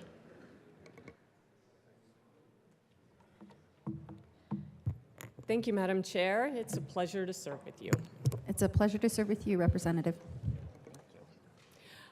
I appreciate so much that this bill is coming and that we are working on the reintroduction of wolves, and this bill is focused on the compensation should there be depredation by wolves against livestock here in Colorado. And certainly ranching is a huge, effort in our state, and it is a huge economic driver as well. And I understand that there is concern among ranchers and what may occur as wolves are reintroduced.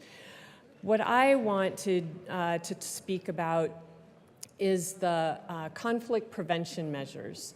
And there are a number of things that ranchers can do to better ensure that there's coexistence with the gray wolves that are coming and the ranchers and the livestock that they are so protective of, and with reason. But conflict prevention measures will provide that there is less conflict between gray wolves and livestock and reduce the amount of depredation that could occur. It is working in our northern Rocky Mountain states of Montana, Wyoming, and Idaho when ranchers do deploy these different measures. And it can be things like range riders that are out among the livestock. It can be guard dogs.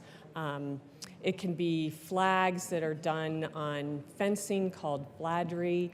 It can mean removing carcasses that where you have had loss due to other incidents, due to disease, or due to injury, due to birth during the calving season. There's a number of different things, and so I would like to offer an amendment.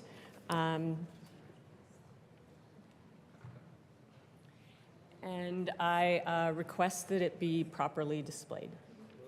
Representative And Story. I move L012. Thank you, Representative. One moment.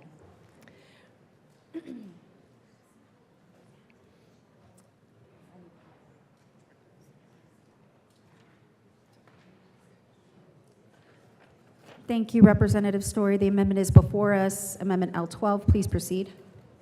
Thank you. I appreciate that. So this amendment just says that that owners of livestock or a livestock guard or herding animal must have attempted to deter gray wolves from depredation by using conflict prevention measures. And it lists a couple of items that could be used, but of course that list is not defined as the only options, any options that are practicable.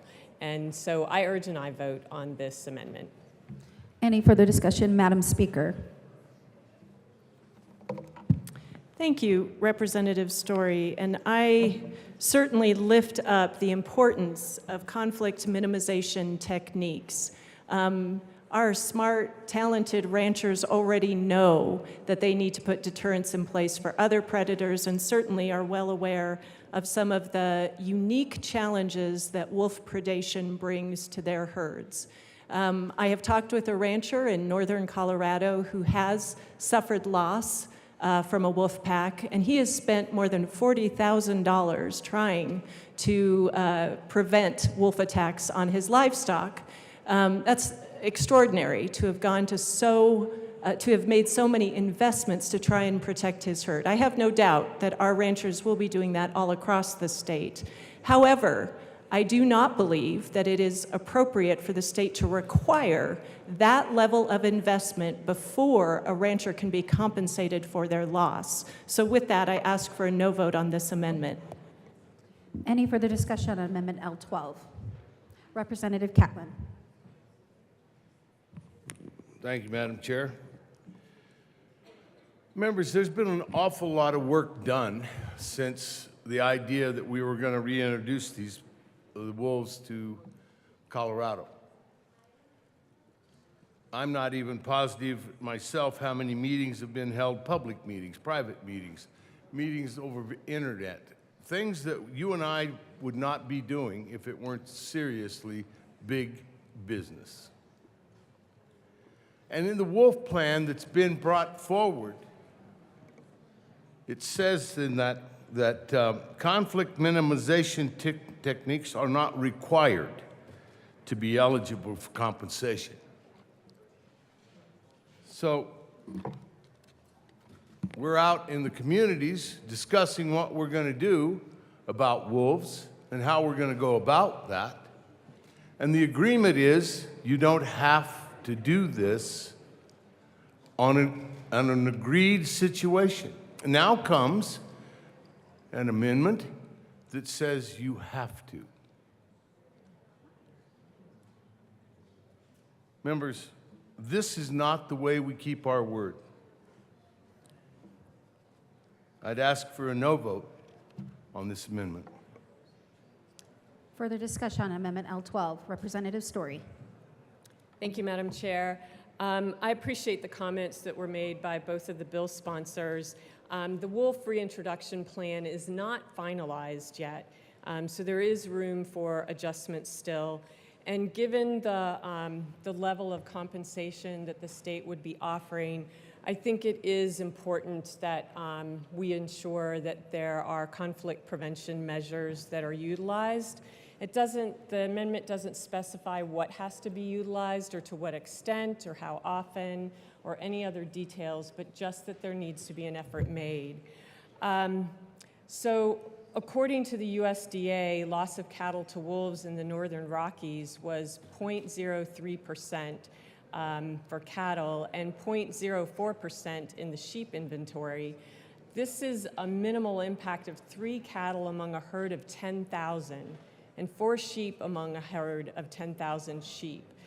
And when ranchers choose to implement coexistence strategies, losses can approach near zero.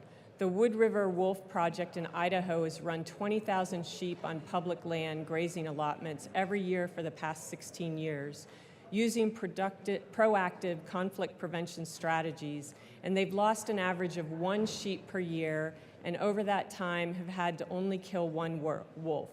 And in the Tom Miner Basin in Montana, ranchers have found that the best way to prevent loss of wolves is human presence. Just the mere presence of range riders deters wolves. So I would urge an aye vote on this amendment, that there must be an attempt to utilize conflict prevention measures. I urge an aye vote. Thank you. Representative Soper. Thank you, Madam Chair, and it's an honor to serve with you. Honored to serve with you as well. Thank you. I'm asking for a no vote on this amendment. On the western slope where wolves are going to be reintroduced, a lot of ranchers have what's called the allotment, which will be on public lands. And there you really cannot fence because it is national forest land. And so the ability to have certain deterrence mechanisms just by its virtue of being on public lands is not going to be a possibility. Any further discussion on Amendment L12? Seeing none, the question before us is the adoption of Amendment L12 to Senate Bill 255. All those in favor say aye. Aye. All those opposed, no. No! That amendment fails. To the bill. Representative Story. Thank you, Madam Chair. I have another amendment. I move L013 and ask that it be properly displayed.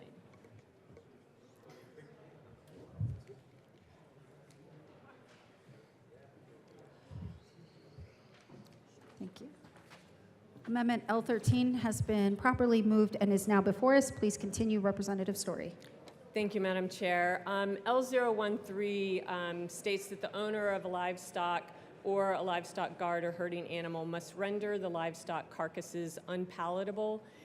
And what this means, in particular, especially during the calving season, there's often significant loss of calves during the birthing process.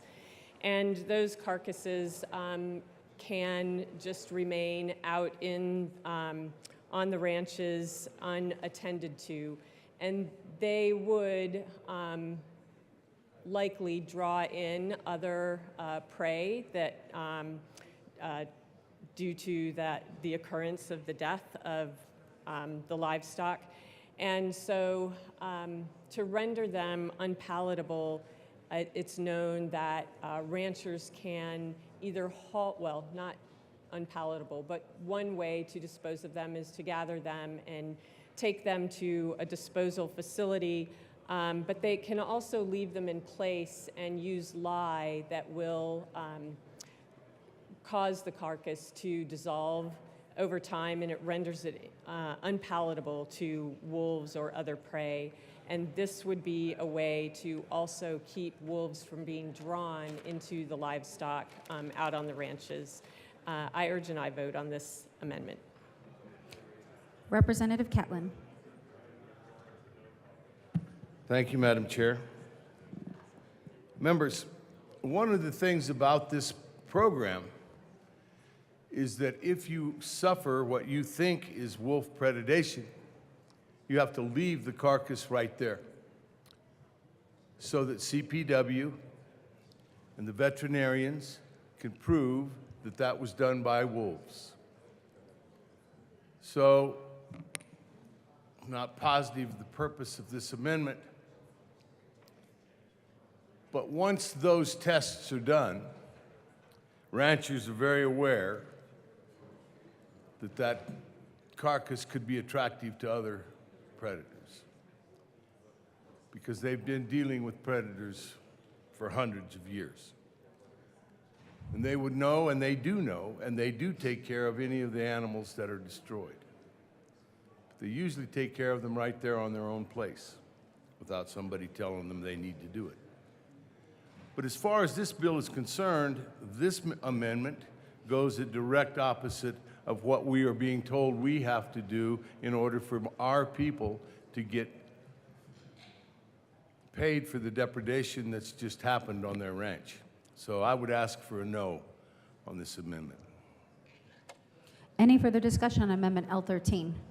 Seeing none, the question before us is the adoption of Amendment L13 to Senate Bill 255. All those in favor say aye. All those opposed, no. No! Amendment L13 fails. To the bill. Seeing no further discussion on Senate Bill 255, the question before us is the passage of Senate Bill 255. All those in favor say aye. Aye. All those opposed, no. Senate Bill 255 is passed. Mr. Shebel, please read the title of Senate Bill 256. Senate Bill 256 by Senators Will and Roberts, also Representatives Lukens and Soper, concerning prerequisites to the management of gray wolves prior to the wolves being reintroduced. Representative Lukens. Thank you, Madam Chair. I move Senate Bill 256. To the bill. Representative Lukens. Members, in 2020, the public passed Proposition 114, which requires that gray wolves be reintroduced in western Colorado. In the text of the ballot measure... Members, I'm sorry, Representative Lukens. Members, please take conversations to the sides. Thank you. Thank you, Madam Chair. In the text of the ballot measure, it states, voters restore gray wolves, and in connection therewith, quote, requiring the Colorado Parks and Wildlife Commission, after holding statewide hearings and using scientific data, to implement a plan to restore and manage gray wolves, prohibiting the commission from imposing any land, water, or resource use restrictions on private landowners to further the plan. This bill, Senate Bill 256, aligns with the scientific data and empowers CPW to manage gray wolves, as mandated by Proposition 114. The voters narrowly supported Proposition 114. In order to uphold the will of the voters, we must enact all of Proposition 114, including the portion that empowers CPW to manage gray wolves. In the Senate, several significant changes were made to this bill. Furthermore, we have done extensive continuous stakeholding work on this bill and will be bringing more amendments today based on the feedback we have received. In the Agriculture and Water Committee, this bill passed 11-2.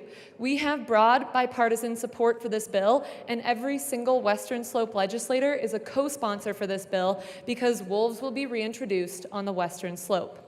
This bill does not prevent the prompt reintroduction of wolves in accordance with the passage of Proposition 114.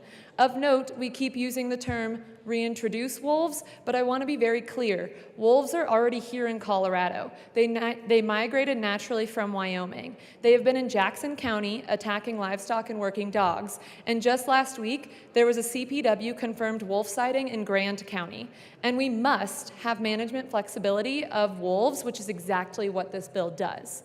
This bill ensures that the reintroduction of wolves can happen in accordance with the request of the Colorado Parks and Wildlife Commission, who requested the 10J rule be granted in order to manage gray wolves. Please join me in supporting Senate Bill 256, a bill that upholds the will of the voters by upholding all of Proposition 114 and the needs of ranchers by establishing a 10J rule as requested by the CPW Commission.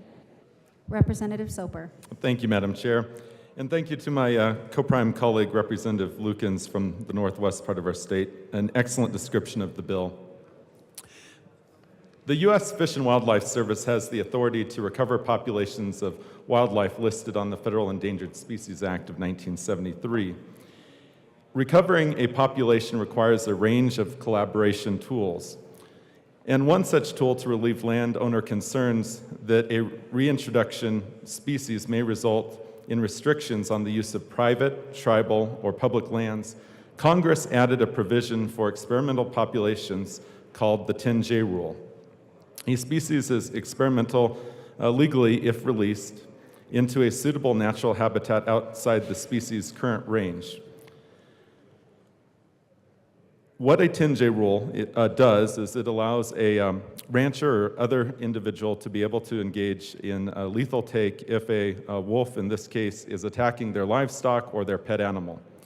Without a 10J rule in place upon introduction, or I should say reintroduction of wolves to our state, what will happen is Colorado ranchers who are defending their pet animals or their livestock will be federal felons and will be subject to federal penitentiary prison time, federal criminal fines, and civil fines for shooting an endangered species or trying to deter an endangered species from attacking their herd or their pet animals. This is a critical tool for being able to reintroduce wolves because you have to have landowner buy-in, whether private landowners or tribal landowners, to be able to have the successful reintroduction. Every single state that has reintroduced wolves had the 10J rule in place before introduction occurred. And it is for these reasons that we are asking for a yes vote on Senate Bill 256. Additionally, it is fully in line with what the people voted for in Proposition 114, and that is laid out in several places within the proposition that they were to engage into a collaborative stakeholder process to look out for landowners, and then to really have all the tools necessary in place when reintroduction occurs. And this is one of the necessary tools that is needed to be in place. I would ask for a yes vote. Thank you. Representative Lukens. Thank you, Madam Chair. I move Amendment L24 and ask that it be properly displayed.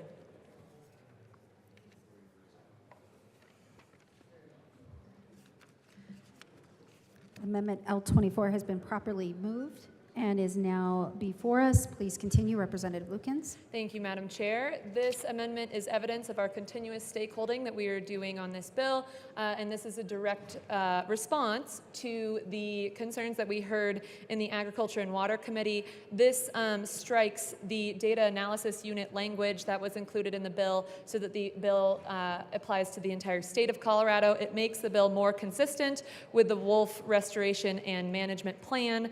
It also strikes language regarding the determination of the final decision. The determination is already stipulated as the date at which the federal rule is published in the Federal Register, and we ask for a yes vote on this amendment. Representative Soper. Thank you, Madam Chair. And just to add to this a little bit, this is probably language that should have been taken out in the Senate as well, because the original language of the bill was a little bit different than where we got to. And this came from Department of Natural Resources, and they said that this was something that actually didn't make sense, that we would want the 10J rule to apply to the entire state, while some data analysis units may apply to the whole state. Depending on which one you're looking at, it could be much more restricted than they would want. Proof that the Senate doesn't always know what they're doing. The question before us is Amendment L24. Any further discussion? Seeing none, the question before us is the adoption of Amendment L24 to Senate Bill 256. All those in favor say aye. Aye.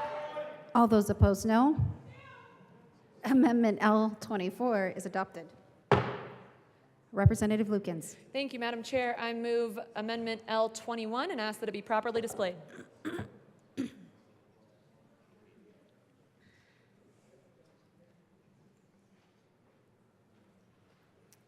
Just one moment. Amendment L21 has been moved and is properly before us. Representative Lukens.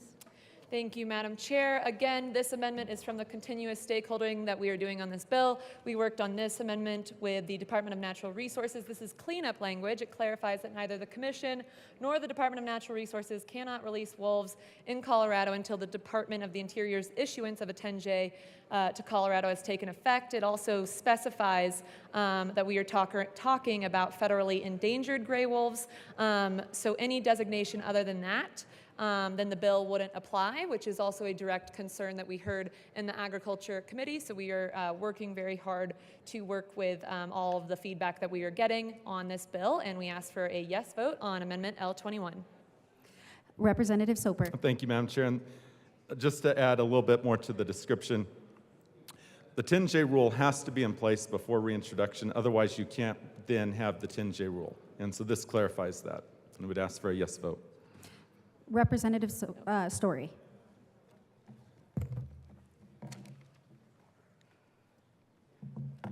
Thank you, Madam Chair.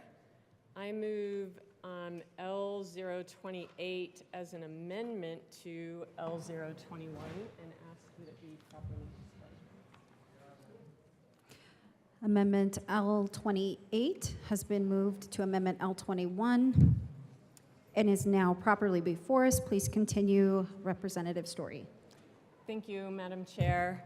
I offer this substitute amendment because it provides added assurance that the current U.S. Fish and Wildlife Service 10J process will be completed in time to ensure that CPW and ranchers have the management flexibility requested, and that the will of the voters is honored to begin the reintroduction of gray wolves to Colorado and the restoration of healthy ecosystems that are resilient to climate warming. Because we haven't talked about this yet, but there is currently a NEPA process underway that was initiated in April, about a year ago. And that NEPA process is working towards acquiring that 10J rule that has been spoken of by the sponsors. It's already underway. It is anticipated that U.S. Fish and Wildlife Service will have that ready and finalized mid-December in order to then begin the release of gray wolves by the end of December, which is part of the Proposition 114. So I urge an aye vote on this amendment to ensure the things that I mentioned just a bit ago. Representative Lukens. Thank you, Madam Chair. So thank you to my representative, my colleague from Jefferson County for this amendment. So the amendment that my co-sponsor and I already displayed addresses the bottom part of this amendment. So my amendment already addresses that. This amendment adds a bit more to the bill, and this part where it says, page 1, line 4, if we accept this amendment, then it would make the bill meaningless. The entire point of the bill is to have the 10J rule before paws hit the ground, which is exactly what CPW has requested. CPW has articulated that the 10J rule is necessary for the CPW wolf plan, and therefore we ask for a no vote on Amendment L28. Any further discussion on Amendment L28? Seeing none, the question before us is the adoption of Amendment L28 to Amendment L21. All those in favor say aye. All those opposed, no. Amendment L28 fails. To Amendment L21, the underlying amendment. Any further discussion? Seeing none, the question before us is the adoption of Amendment L21. All those in favor say aye. All those opposed, no. Amendment L21 is adopted. To the bill, Representative Lukens. Thank you, Madam Chair. I move Amendment L19 and ask that it be properly displayed. This is our last one.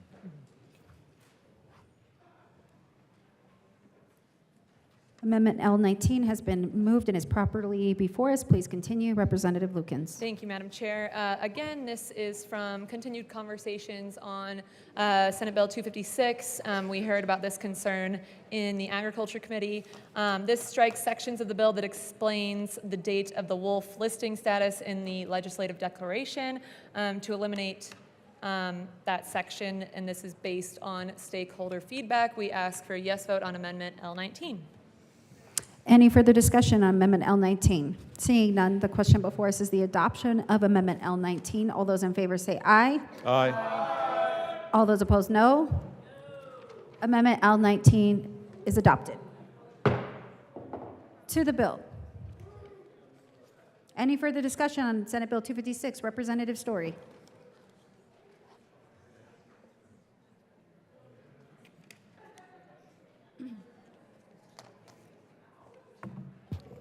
Thank you, Madam Chair.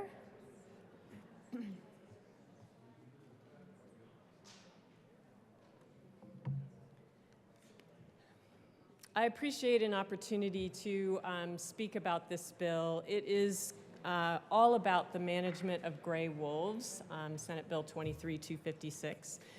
Coloradans stand ready to achieve a very historic event, reintroducing the gray wolf, and in so doing, beginning the journey of restoring a natural balance to the 16 million acres of public wildlands on Colorado's western slope.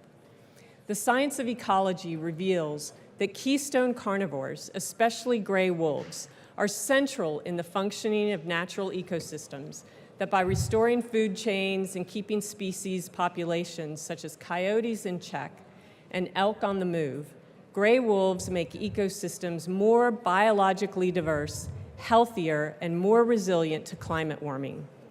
No other species in North America serves this essential ecological role. So how do wolves do this? They make ecosystems healthier by balancing species populations with ecological carrying capacity. Representative Story, one moment, please. Members, it's starting to get loud again. If you need to have conversations, I ask that you move to the sides, please. Representative Story, please continue. Thank you, Madam Chair. Wolves keep elk herds healthy by removing vulnerable, sick, or old animals. And they keep landscapes healthy by keeping elk within their carrying capacity of their environment. Aspen forests and riparian ecosystems are Colorado's two most biologically diverse habitats. Colorado's aspen forests are declining, and according to the Colorado State Forester, the primary threats are fire suppression and chronic overbrowsing of young aspen shoots. Studies of wetlands in Rocky Mountain National Park have documented the cascading effects of resource destruction by overabundant elk populations and the resulting long-term ecosystem damage. Wetlands have dried and their water storage values have been lost. Beaver have gone, and along with them, the animals and plants that depend on their water-storing ponds, and carbon sequestration function of wetland habitat has been dramatically diminished. Wolves restore land and forest health by keeping elk and deer on the move and preventing overbrowsing of aspen willow.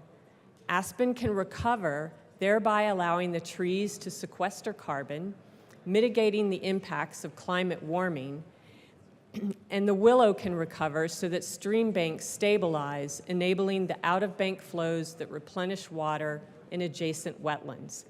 These predator-prey relationships provide the necessary stability for almost infinite numbers of species to exist in ecosystems. Across the globe and in Colorado, biodiversity is crashing. Fully 263 animal species and 117 plant species are on Colorado's State Wildlife Action Plan, our list of species of concern, because of these dramatic declines. As we've seen in settings such as Yellowstone, Banff, and the Algonquin National Parks, gray wolves, if present long enough and with sufficient abundance and distribution, can help reverse the loss of biodiversity. This is very promising for Colorado's future of biodiversity and ecosystem restoration. Decades of experience from the Northern Rockies wolf has demonstrated that wolves and livestock can successfully coexist. The doomsday scenarios predicted when wolves were restored to the northern Rocky Mountain states have not come to pass. There is no indication that they would do so in Colorado either. Wolves have not decimated prey populations or reduced hunter success. In fact, elk populations and hunter success in the northern Rockies is equal to or greater than prior to gray wolf introduction. Wolves haven't negatively impacted the ranching industry in the northern Rockies. There is no indication that they would do so in Colorado either.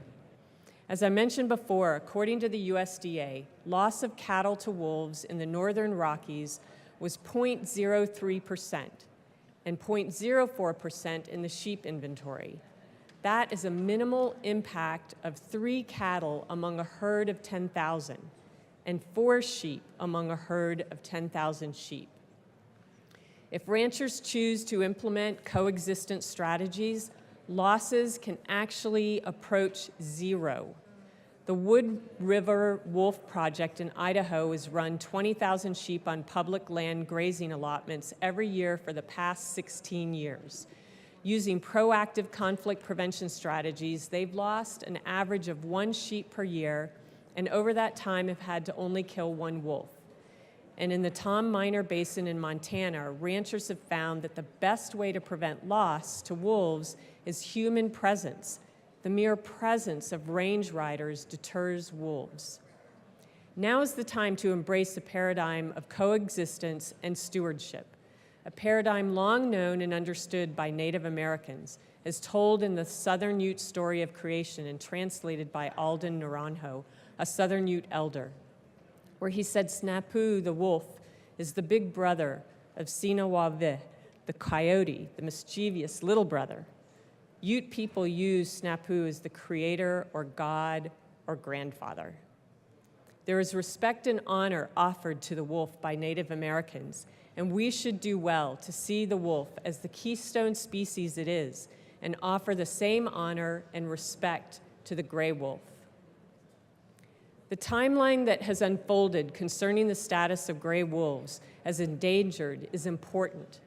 On November 3rd in 2020, Colorado's wolves were listed as endangered under the Endangered Species Act of 1793 and were fully protected by the federal government when voters passed Proposition 114, the ballot measure ordering state officials to develop a plan and to restore wolves to Colorado by December 23rd, 2023. Then, on January 4th, 2021, 2 months after the successful campaign for Proposition 114, gray wolves were delisted. Subsequently, on February 10th, 2022, more than 1 year after Proposition 114 was adopted, the federal government relisted wolves in Colorado as endangered. In order to carry out the adoption of Proposition 114 and to accommodate the request by livestock producers and CPW to have more flexibility in wolf management, the Department of Natural Resources invested $1 million with the U.S. Fish and Wildlife Service to undertake a NEPA process to develop a 10J rule, the very rule that's being discussed in this bill. That process is already well underway.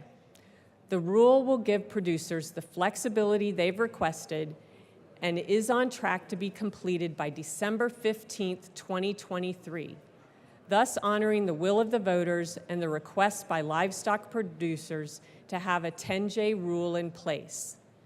However, Senate Bill 23-256 insists on the issuance of a final experimental population designation per Section 10J of the Endangered Species Act before wolves are released in Colorado, upending the current NEPA process between the state and the U.S. Fish and Wildlife Service to acquire the 10J and delaying gray wolf reintroduction as currently drafted.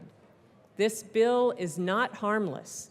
As written, it would upend the current 10J process by compromising the sufficiency of the environmental impact statement upon which the final rule would be based. The Polis administration and the U.S. Fish and Wildlife Service agree with a 10J approach and are scheduled to promulgate a final 10J rule in mid-December, thus allowing CPW to begin reintroductions by the end of the year as mandated by the voters. Senate Bill 23-256 confuses a well-functioning administrative process and inserts the political process into an ecology-driven wildlife management process. It's critically important that we understand that the 10J rule process is already underway, that it was initiated about a year ago under the NEPA in order to ensure that we have the 10J in place before wolf introduction at the end of December. And U.S. Fish and Wildlife has stated again and again that they anticipate that the state will have that finalized by December 15th.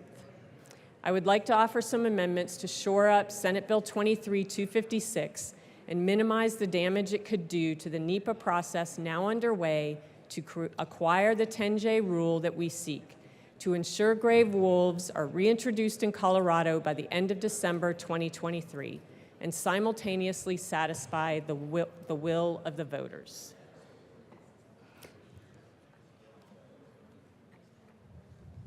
I move Amendment L011 and ask that it be properly displayed.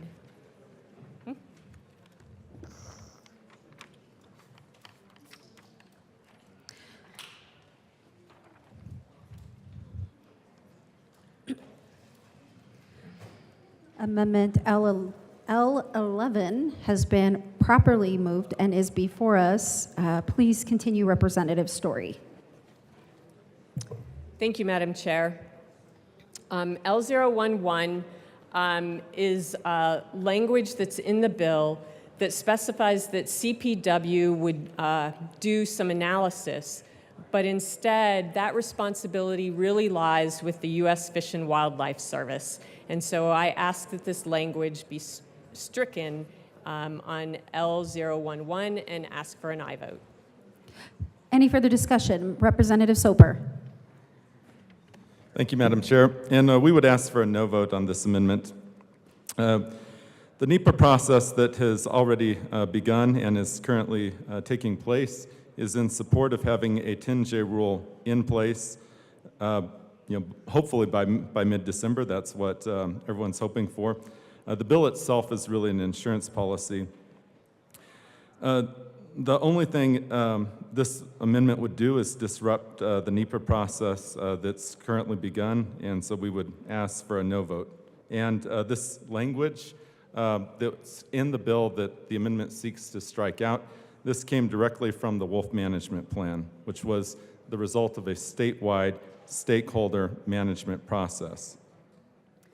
Any further discussion on Amendment L11? Representative Story. Thank you, Madam Chair. I would just reiterate that the bill asks that CPW address some analysis that is not their responsibility, but is instead the responsibility of the U.S. Fish and Wildlife Service. I ask for an aye vote. Seeing no further discussion on Amendment L11, the question before us is the adoption of Amendment L11 to Senate Bill 256. All those in favor say aye. Aye. All those opposed, no. No. Amendment L11 fails. To the bill, Representative Story. Thank you, Madam Chair. I ask for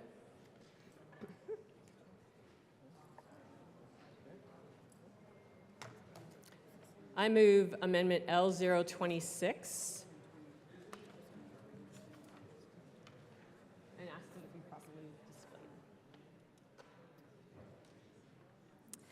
Amendment L26 has been moved and is now properly before us. Please continue, Representative Story. Thank you, Madam Chair. In an amendment L019 by the sponsors, it striked a piece of the timeline that addresses the Endangered Species Act and how it applies to the gray wolves in Colorado. And this amendment expands and shares the entirety of the timeline from the time of the campaign of Proposition 114 through the election, and when it was delisted, when they were delisted and then listed again. And I urge an aye vote because the timeline is so important to this NEPA process and the 10J rule. I urge an aye vote. Representative Lukens. Thank you, Madam Chair. Amendment L19, which we already brought forward, already achieves this. We ask for a no vote on Amendment L26. Is there any further discussion? Representative Story. But L19 removed the timeline, and this provides that the timeline is in the bill. I urge an aye vote. Is there any further discussion on Amendment L026? Seeing none, the question before us is the adoption of Amendment L026. All those in favor say aye. Aye. Anyone opposed? No. And the amendment fails. Representative Story. Thank you, Madam Chair. I move L025 and ask that it be properly displayed. Thank you, ma'am.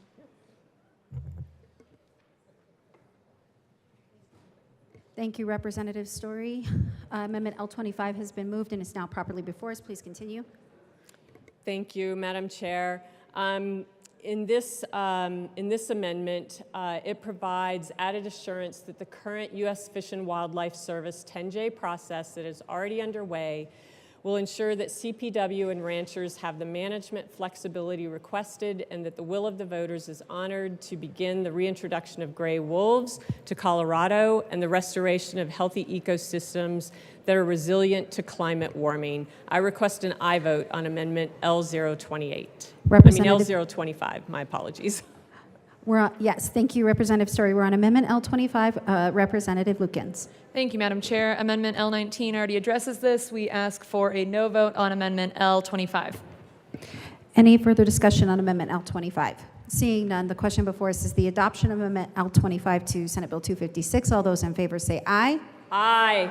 All those opposed, no. Amendment L25 fails. Representative Story.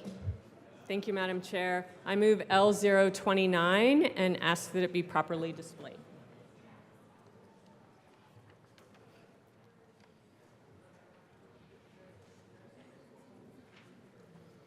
Amendment L29 has been moved and is properly before us. Please continue, Representative Story. Thank you, Madam Chair. This amendment provides added assurance that the current U.S. Fish and Wildlife Service 10J process that is already underway will be completed in time to ensure that the will of the voters is honored to begin the reintroduction of gray wolves to Colorado and the restoration of healthy ecosystems that are resilient to climate warming. This sets an effective date of January 14th, 2024, providing a little extra time beyond Proposition 114 that stipulated end of December date. I urge an aye vote on this amendment. Representative Lukens.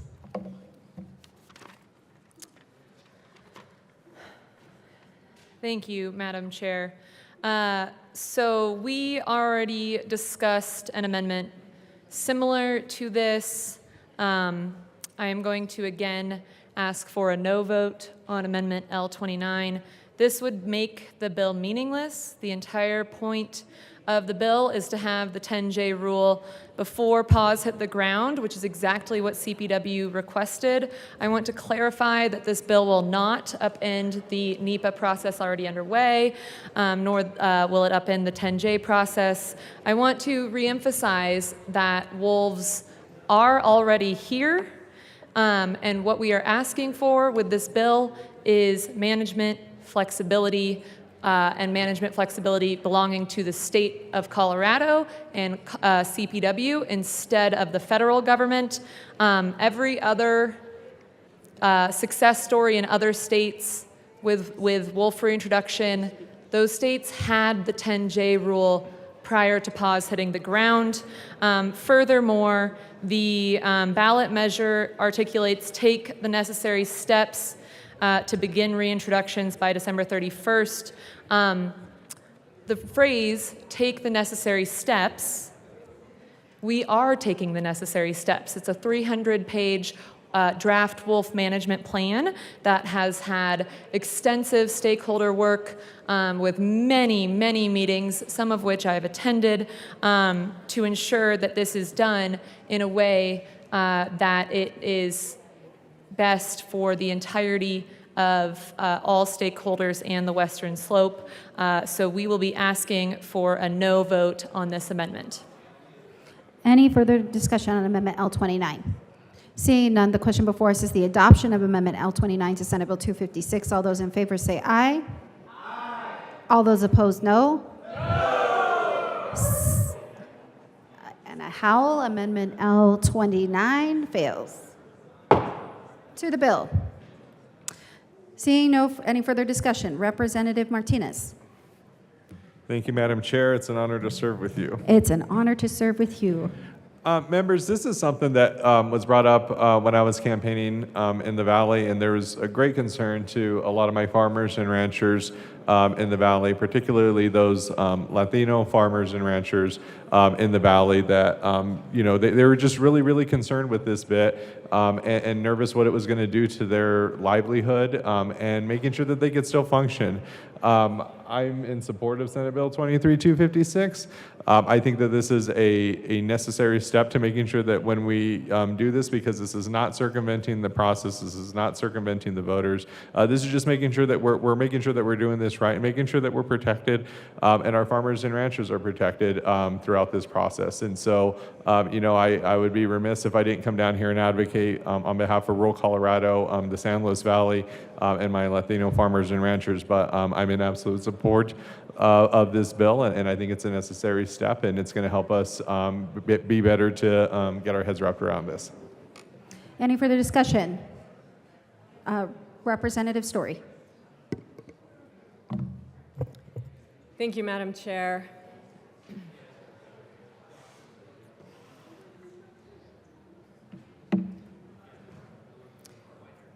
CPW has undergone a robust and comprehensive stakeholder and public engagement process. And the CPW Commission is in the last series of meetings before final consideration of the Wolf Restoration and Management Plan.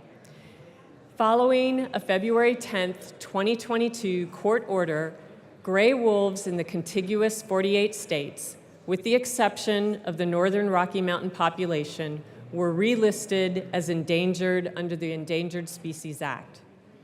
Given the change in the federal listing of the gray wolf, the Department of Natural Resources and Colorado Parks and Wildlife recognized the importance of pursuing a 10J rule in order to obtain maximum management flexibility for the state. And in April 2022, CPW petitioned the U.S. Fish and Wildlife Service to obtain a 10J rule. It is already underway. The Polis administration made it clear the preferred approach for satisfying state statute is reintroducing wolves under a NEPA process to acquire a 10J program developed collaboratively by CPW and the U.S. Fish and Wildlife Service. This process commenced in April 2022, about a year ago. The state and federal processes that must be satisfied for authorizing a 10J program are advancing responsibly. Both are scheduled to conclude with sufficient time for CPW to complete initial reintroductions by December 31st. Obtaining a 10J is the preferred path of the Department of Natural Resources and CPW. In fact, CPW and the state have invested $1 million for the U.S. Fish and Wildlife Service to complete the 10J rule for Colorado's efforts to restore gray wolves. We have been assured by the Department of Natural Resources and the U.S. Fish and Wildlife Service that U.S. Fish and Wildlife Service is confident that the 10J will be completed by December 2023. With that, Colorado is on schedule to meet our obligation to restore and manage wolves by December 31st, 2023. We are adhering to the will of the people, who both voted for Proposition 114 and those that desire of having a 10J rule. Senate Bill 256 unnecessarily complicates the 10J process of reintroduction. The legislature approved $1 million last year for this planning process, so let's allow the U.S. Fish and Wildlife Service to do their work. Senate Bill 256 is currently drafted.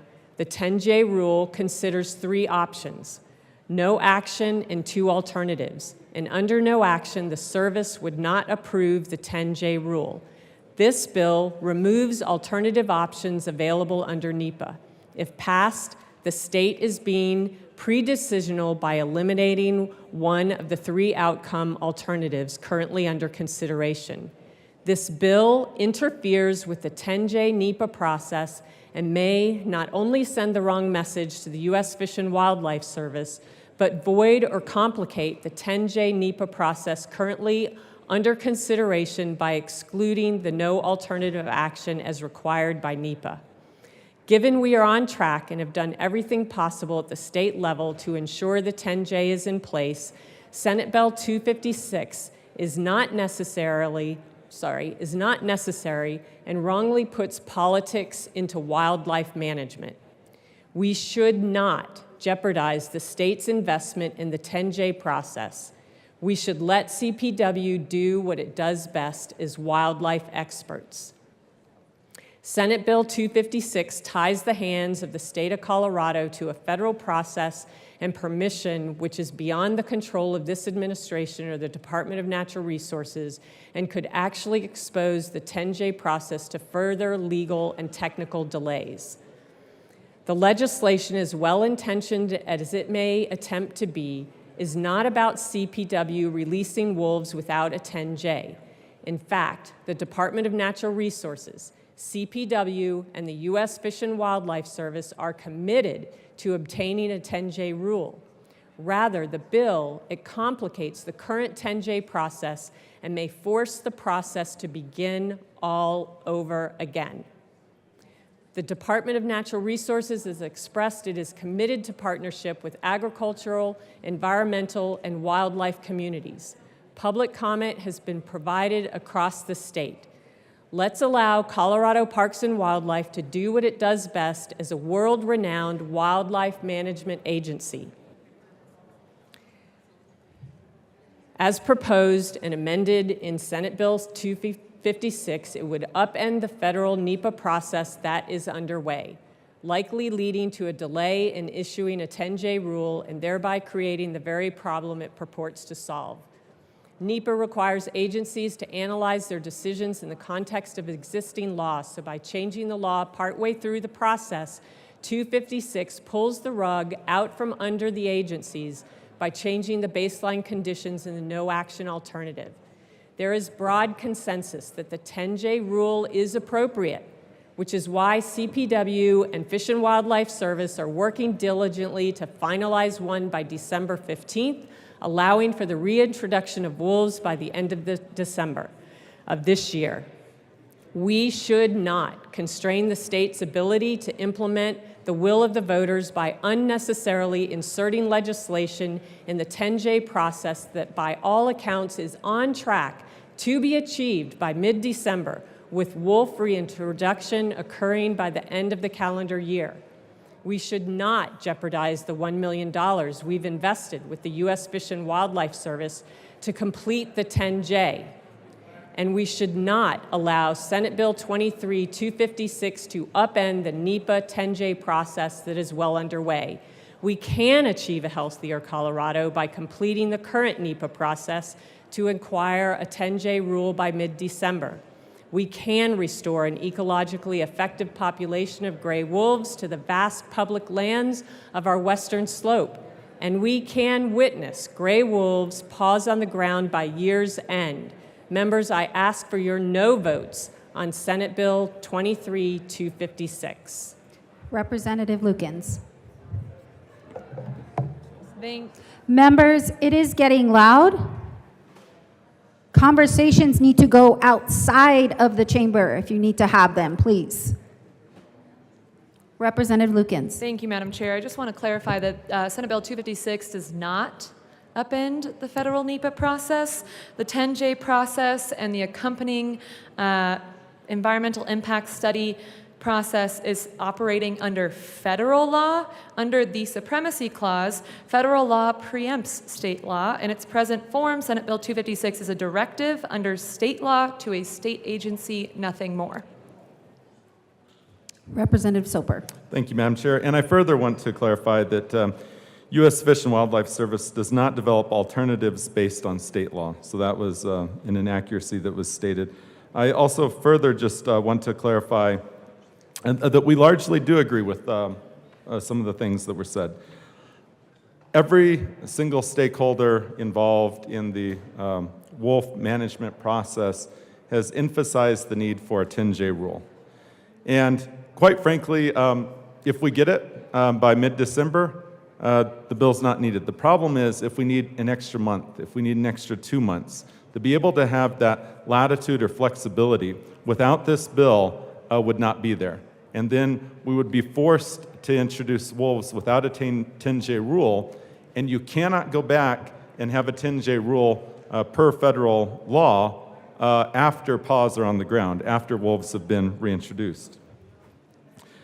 So absolutely we do not want to move forward, and no one wants to move forward. That's why our bill is an insurance policy.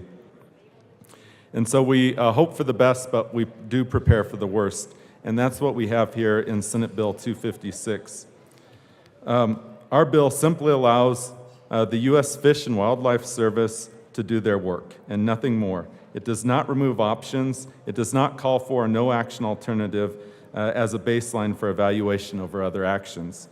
Therefore, we ask for a yes vote on Senate Bill 256. Thank you. Any further discussion? Representative McLaughlin. Thank you, Madam Chair. My neighbors, both the Ute, Mountain Ute and Southern Ute tribes, submitted letters to the Colorado Parks and Wildlife regarding the wolf introduction effort, and I think their words are worth hearing. They assume the wolves will be managed in accordance with the state's wolf management plan. Here's an excerpt from the Southern Utes. The plan supports the tribe's autonomy by providing deference to tribes when making wolf management decisions on tribal lands. For example, the plan acknowledges the need to develop new intergovernmental agreements or memorandum of understanding with tribes to address sovereignty and jurisdiction-related issues.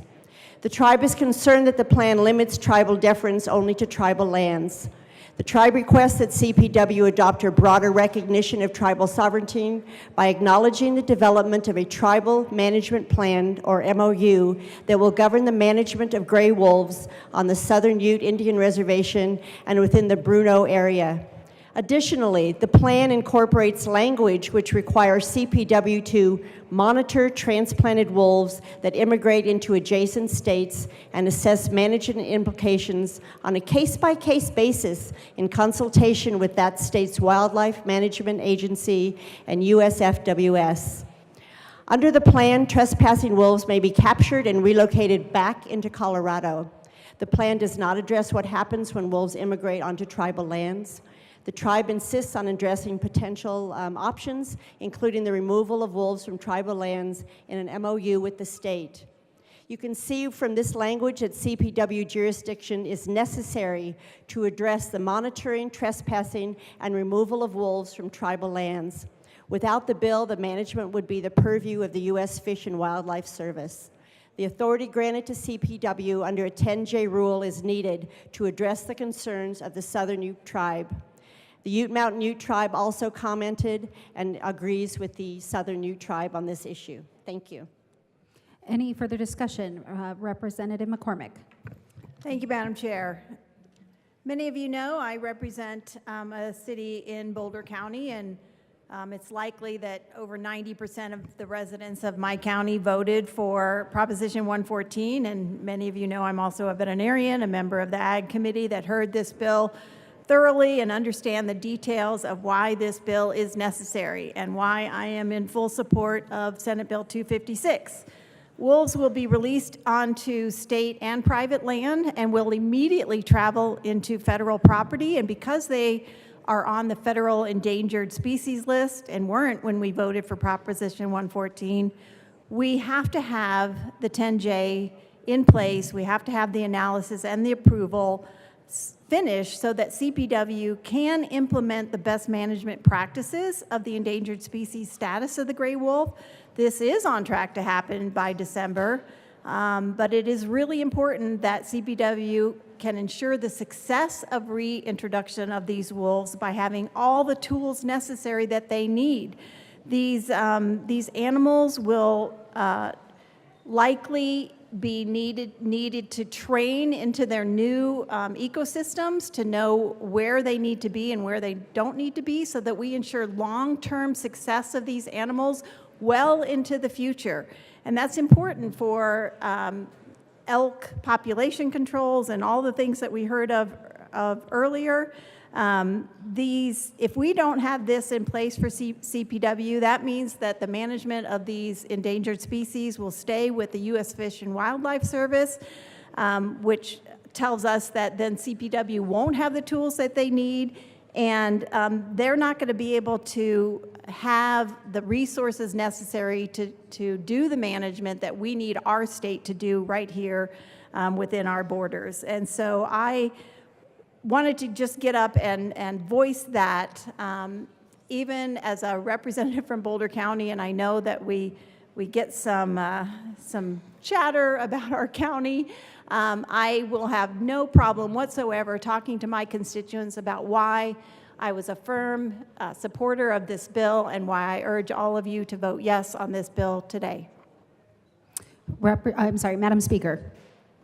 Thank you, Madam Chair. And members, I will be brief. I rise in support of Senate Bill 256. I want to commend my colleagues who have stood here today and shared their stories of their constituents, what they have seen and heard about agriculture in their districts and the impacts of wolf reintroduction. I particularly want to lift up my colleague from the San Luis Valley.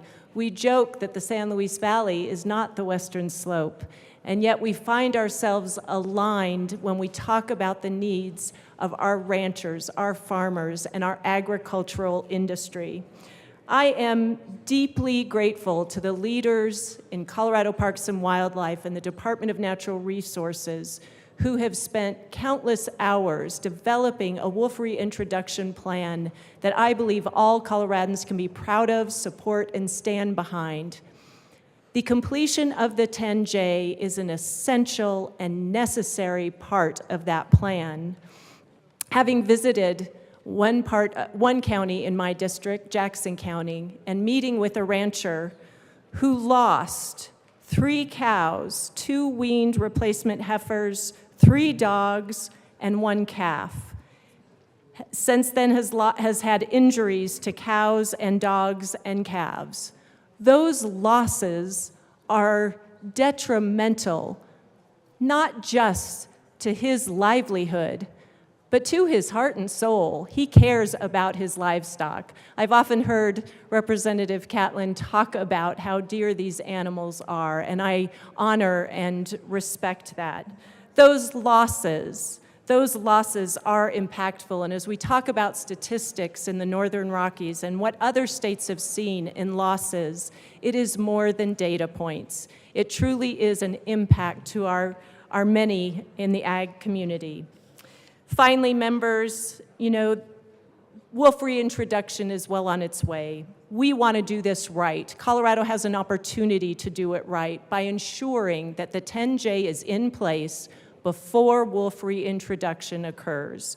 I beg for your support of Senate Bill 256 and look forward to this time next year being able to celebrate the right approach to wolf reintroduction for our state and for all of the Western U.S. Thank you. Is there any further discussion on Senate Bill 256? Seeing none, the question before us is the adoption of Senate Bill 256. All those in favor say aye. Aye. All opposed, no. The ayes have it. Senate Bill 256 is passed. Is it as amended? As amended. Mr. Shebel, please read the title to Senate Bill 159. Senate Bill 159 by Senators Henriksen and Pelton B., also Representatives Basenecker and Lindsay, concerning the continuation of the Colorado Food Systems Advisory Council and in connection therewith, extending the sunset date by 3 years and making an appropriation. Representative Basenecker. Thank you, Mr. Chair. I move Senate Bill 159 and the Agriculture, Water, and Natural Resources Report. To the Agriculture, Water, and Natural Resources Report. We took an amendment in the committee that we have since been able to work with our colleagues on, and so before we move that committee report, I think it's probably better that we let Representative Winter offer his amendment, and I appreciate his partnership in working this out. All right. Representative Winter. Thank you, Mr. Chair. I want to start off by saying I thank the bill sponsors for really helping me out with this amendment. What this amendment does is it basically allows the governor to appoint his appointees, but it also allows us, the House and the Senate, to be able to be involved in that process. I appreciate you guys being open to this. I think it's really important that we strike a good balance, and the agricultural community is really appreciative as well. So I'd like to move Amendment AL013 to Senate Bill 159 and ask that it properly be displayed. All right, that has been properly To the moved. committee report, I'm sorry, Mr. Chair. Yep, it is properly moved and is now displayed. Please tell us about the amendment. Once again, it's just to make sure that there's a healthy relationship between appointees. It allows the governor to appoint the appointees that he needs, and it allows us as a legislature to do the same. And I think it's a good, healthy blend and mixture. It don't put the power all in one place. It leaves the power with essentially the people. So I urge an aye vote. Thank you. All right, Representative Basenecker. Thank you, Mr. Chair. We ask for your support for this amendment. All right, is there any further discussion on L13? Seeing none, the question before us is the adoption of Amendment L13 to House, or Senate Bill 159. All those in favor say aye. Aye. All opposed, no. The ayes have it. L13 is adopted. We are back to the committee report. Is there any further discussion? Seeing none, the question before us is the adoption of the Agriculture, Water, and Natural Resources Report to Senate Bill 159. All those in favor say aye. Aye. All opposed, no. The ayes have it, and the committee report is adopted as amended. Representative Lindsay. Thank you, Mr. Chair. The Colorado Food Systems Advisory Council provides community-informed, research-based policy recommendations to state leaders to address complex food system challenges. It convenes cross-section public and private partners to research and learn about key food systems issues, and then elevates these through issue briefs that are then used to inform state agencies, state legislature, and private organization efforts.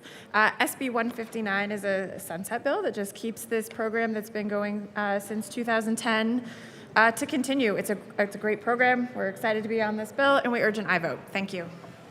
All right. Seeing no further discussion, the question before us is the adoption of Senate Bill 159. All those in favor say aye. Aye. All opposed, no. The ayes have it. Senate Bill 159 is passed. Mr. Shebel, please read the title to House Bill 1260. House Bill 1260 by Representative Soper and Valdez, also Senators Baisley and Priola, concerning tax incentives to maximize investments in semiconductor and advanced manufacturing in Colorado and in connection with authorizing the Economic Development Commission to approve refund certificates for certain income tax credits, creating a semiconductor manufacturing zone program, modifying the Colorado Job Growth Incentive Tax Credit for semiconductor and advanced manufacturing, and creating an advanced industries task force. Representative Soper. Thank you, Madam Chair, and it's an honor to serve with you. And it is an honor to serve with you. I move House Bill 1260 and the Appropriations Committee report. To the Appropriations Committee report. Oh, you want to speak on it? Huh. Okay. Representative Soper. Thank you, Madam Chair. In House Appropriations, we did what you'd expect in House Appropriations. We appropriated money, and that's about it. All right. And we asked for an aye vote. Is there any further discussion on the Appropriations Committee report? Seeing none, the question before us is the adoption of the Appropriations Committee report. All those in favor say aye. Aye. Opposed, no. The ayes have it. The Appropriations Committee report is adopted. To the bill, Representative Valdez. This is a great bill, members. What this does is it helps us to draw down federal funding. Right now, you've probably heard of the CHIPS Act, semiconductor manufacturing, advanced manufacturing industries that create great jobs right here in Colorado. And what this bill does is helps us to set our system up to draw down that $5.5 billion in federal funding, which could be Colorado's share. Will create jobs. will create opportunity, and we'll be doing advanced manufacturing right here at home. This is a great bill, and it asks for an aye vote. Representative Soper. Thank you, Madam Chair. Yes, members, this is an excellent bill for Colorado's business. The business community is super excited about this bill. Just talking a little bit more about the mechanisms. So over the next 5 years, we'll take $15 million in state tax incentives, and that will be paired to pull down over that same time frame $5.5 billion in federal tax credits to allow businesses to invest in Colorado. We are the second most highly educated state in America, right after Massachusetts. And we have the workforce to be able to see more advanced industries grow, bioscience grow, clean tech grow, and in that we have semiconductor and microchip manufacturing.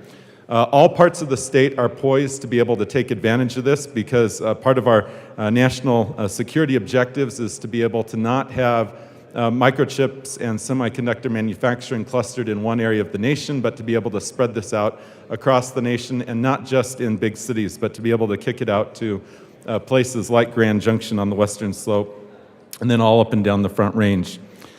I'm super excited about this bill, and another element within the bill creates a task force for the next year to work in OEDIT to look at the top 5 states in advanced industries and to say, what are they doing that we ought to be doing here in Colorado? And how can we compete head-to-head with those top 5 states? Because right now in all the categories I just listed, we're either number 8 or number 9, and being able to move up to being a top 5 state is important. We have the workforce, we have the talent, we have the skill, and now is the time to move Colorado to being one of the best that we know we are. And we ask for a yes vote. However, we do have amendments. Oh, do you? Yeah. I was wondering. Yeah. Representative Soper. Thank you, Madam Chair. I move amendment L001. That is a proper motion. Do you also ask that it be properly displayed? And I ask that it be properly displayed. Okay, per your request, it has been properly displayed. Representative Soper, tell us about your amendment. Thank you, Madam Chair. So this amendment came to us from the Attorney General's office.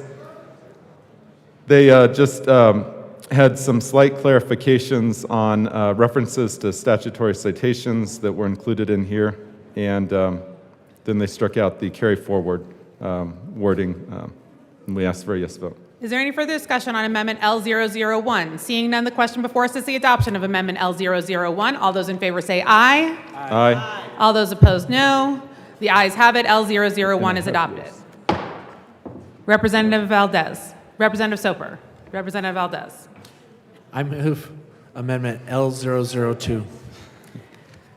And? Ask that it be displayed. Oh, wonderful. That is a proper motion.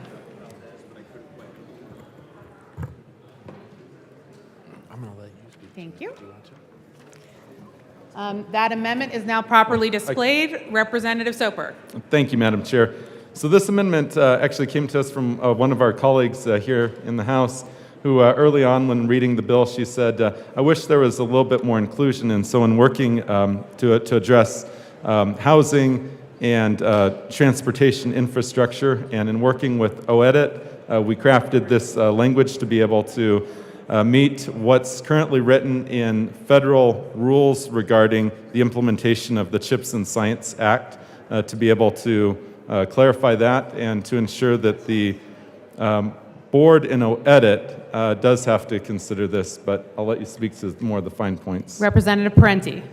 Thank you, Madam Chair, and thank you to the bill sponsors for working with me on this amendment. I really appreciate it. The intent of this is to ensure that as communities are considered to be created as CHIP zones, that we are also looking at their local housing plans, their local transportation plans, and at least being considerate of those communities that are really doing the work on housing and transportation in our community. So I urge an aye vote. Thank you. Is there any further discussion on Amendment L2? Seeing none, the question before us is the adoption of Amendment L2. All those in favor say aye. Aye. Opposed, no. The ayes have it. L2 is adopted. To the bill, is there any further discussion? Representative Froelich. And to Tone. Thank you, Madam Chair. I just want to express some concern because I think that it's not good to do things halfway, and if we're only doing semiconductors, I can't really support this. Representative Tatone. I thought we were making tiny Pringles because there were microchips, but maybe I'm wrong. To the bill. Is there any further discussion? Representative DeGraff. I'm sorry, I have no jokes, but I am a little concerned that this comes from Tabor. And why don't we make this a little bit more broad for industry? Because obviously, if we're giving money back to corporations, couldn't we achieve the same thing on a more broad scale with a lesser degree of taxation on business, and maybe encourage other businesses to relocate here and encourage the overall market, as opposed to inserting government here while taking the money from other people for things that they might not support. Is there any further discussion for amendment for House Bill 1260 as amended? Seeing none, the question before us is the adoption of House Bill 1260 as amended. All those in favor say aye. Aye. Opposed, no. The ayes have it. House Bill 1260 as amended is adopted. Madam Majority Leader.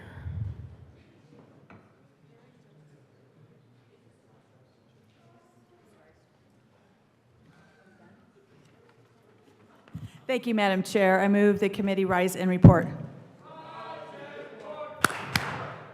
All right, you've heard the motion. The committee will rise and report.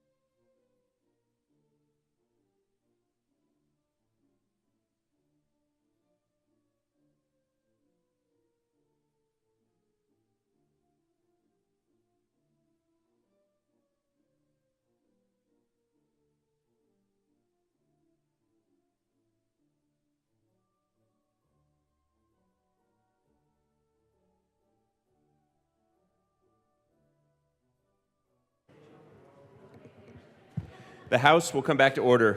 Mr. Schiebel, please read the report of the Committee of the Whole. Mr. Speaker Pro Tem, your Committee of the Whole begs leave to report it as under consideration the following attached bills being the second reading thereof and making the following recommendations thereon. House Bill 1260 is amended, passed on second reading, ordered engrossed and placed on the calendar for third reading and final passage. Senate Bill 159 is amended, 255 is amended, 256 is amended, passed on second reading, ordered revised and placed on the calendar for third reading and final passage. House Bill 1282, Senate Bill 76, 174, 203, 205, 258, laid over until May 3rd, 2023. Representative Michelson Janae.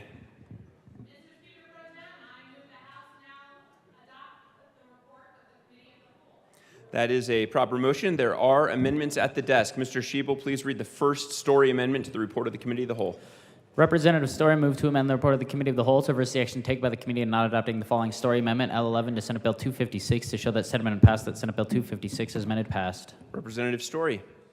Thank you, Mr. Chair. I move amendment L0, I move the first story amendment to the Committee of the Whole report.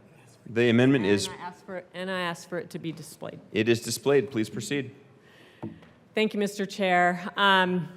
This Cal amendment is about L011, that it did pass to eliminate language that incorrectly applies that CPW is responsible for the analysis that is instead carried by the U.S. Fish and Wildlife Service, and I urge an aye vote. Representative Soper. Thank you, Mr. Speaker Pro Tem. We ask for a no vote. Members, this language comes, the language that's in the bill that the amendment would strike out comes straight from the Wolf Management Plan, which is a statewide stakeholder engagement process led by CPW. Second of all, the NEPA process is already happening in anticipation of a 10J rule being in place. So by striking this out, it's also disrupting that as well. We certainly do not want to be delegating any more to the federal government than we already are, and so that's why we're asking for a no vote. Thank you. Seeing no further discussion, the question before us is the adoption of the first story amendment to the report of the Committee of the Whole. Mr. Schiebel, please open the machine, and members, please proceed to vote. On the wall, Representative Morrow, how do you vote? No. Representative Morrow votes no.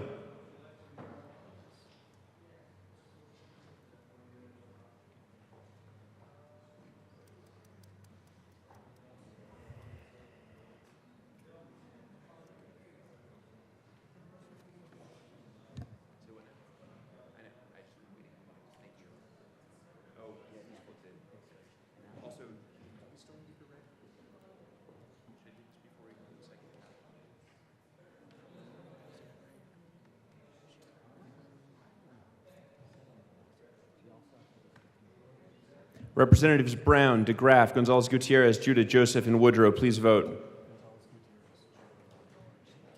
I'm sorry, what's your excuse? Okay, thank you.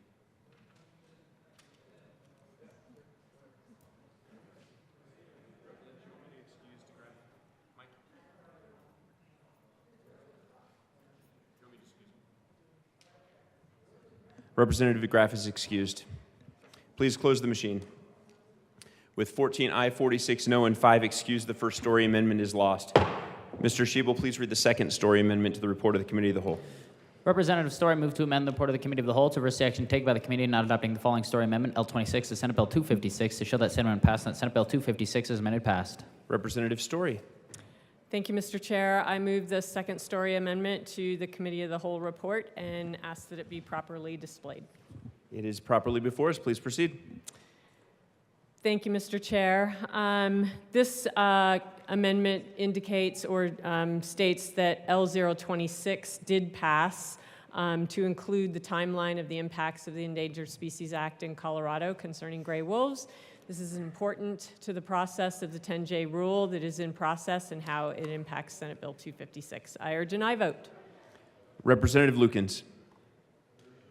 Thank you, Mr. Chair. This feedback was brought up in the Agriculture Committee, and in response to the feedback, I brought Amendment L19, which achieved just this. I ask for a no vote on this amendment. Seeing no further discussion, the question before us is the adoption of the second story amendment to the report of the Committee of the Whole. Mr. Schiebel, please open the machine, and members, please proceed to vote. Representative Morrow, how do you vote? No. Representative Morrow votes no.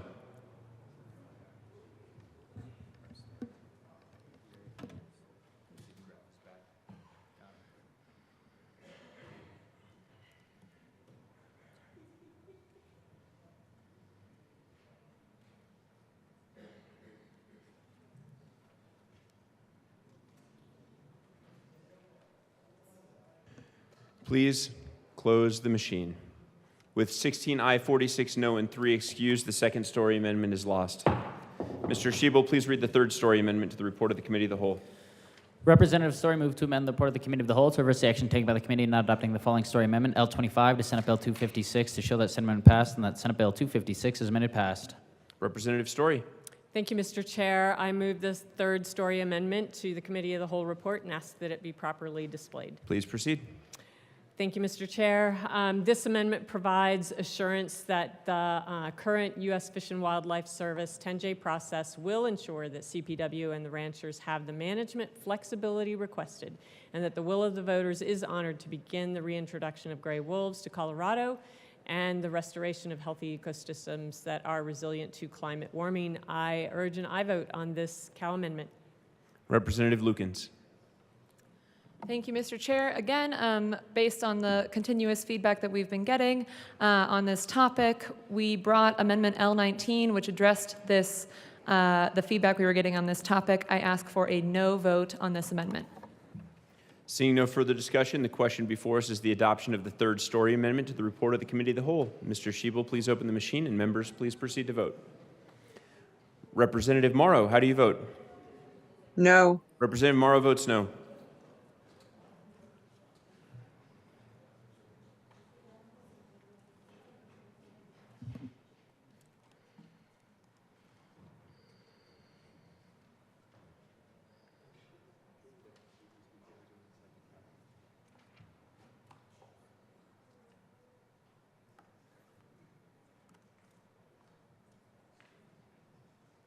Please close the machine. With 14 aye, 48 no, and 3 excused, the third story amendment is lost. Mr. Schiebel, please read the fourth story amendment to the report of the Committee of the Whole. Representative Story moved to amend the report of the Committee of the Whole to reverse the action taken by the committee in not adopting the following story amendment, L29 to Senate Bill 256, to show that Senate amendment passed and that Senate Bill 256 is amended passed. Representative Story. Thank you, Mr. Chair. This amendment, I move the fourth story amendment to the Committee of the Whole report and ask that it properly be displayed. Please proceed. Thank you, Mr. Chair. This amendment is really important because it includes the definition of an effective date of January 14th that provides a little extra time for the 10J rule to be in place in the event that it is a little bit late. We are anticipating that the rule will be finalized in Colorado December 15th, allowing for reintroduction of wolves at the end of the month. But in the event that there is a little bit of a delay, this provides for that until January 14th. I urge an aye vote on this important amendment. Representative Lukens. Thank you, Mr. Speaker Pro Tem. On Senate Bill 256, we have taken extensive, continuous feedback on this bill. We have amended it many times in the Senate. We have amended it here in the House. But this amendment would make this bill meaningless. This bill is already at its bare bones. This amendment would undermine Proposition 114. The entire point of the bill is to have the 10J rule before paws hit the ground, which is exactly what CPW has requested. CPW has articulated that the 10J rule is necessary for the CPW wolf plan. We ask for a no vote on this amendment. Representative Story.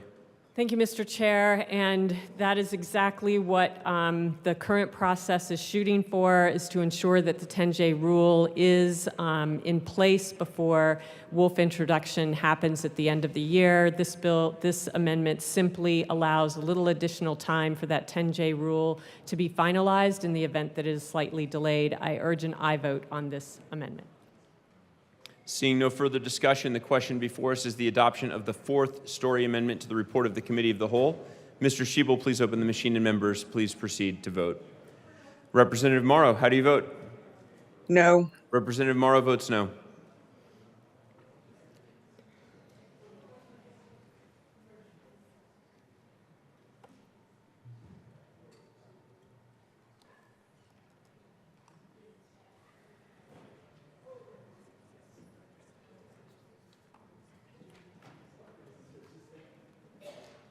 Representatives Bradley and Ricks, please vote.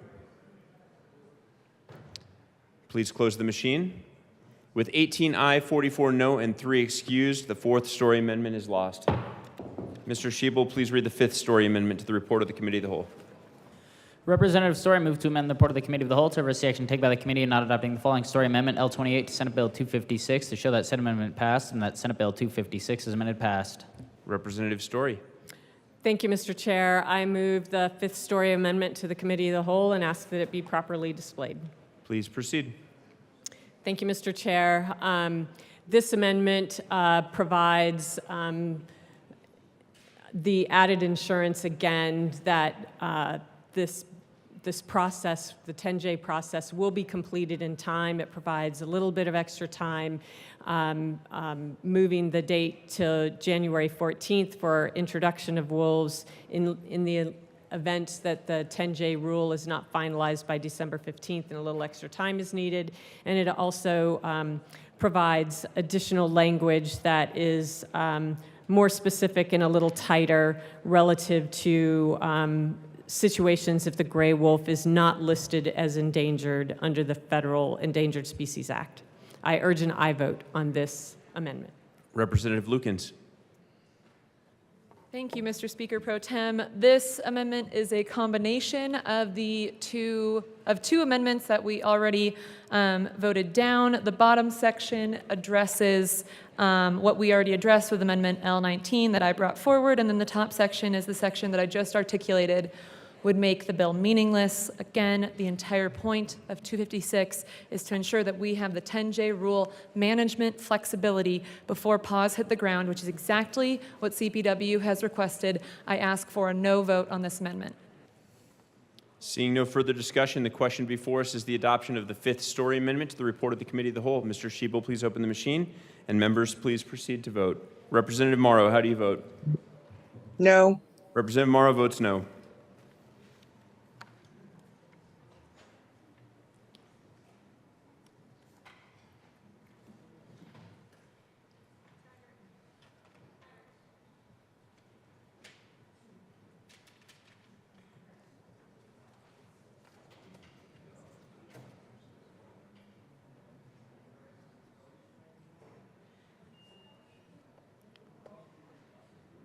Please close the machine. With 12 aye, 50 no, and 3 excused, the fifth story amendment is lost. That brings us back to the report of the Committee of the Whole. The question before us is the adoption of the report of the Committee of the Whole. Mr. Schiebel, please open the machine, and members, please proceed to vote. Representative Morrow, how do you vote? Yes. Representative Morrow votes yes.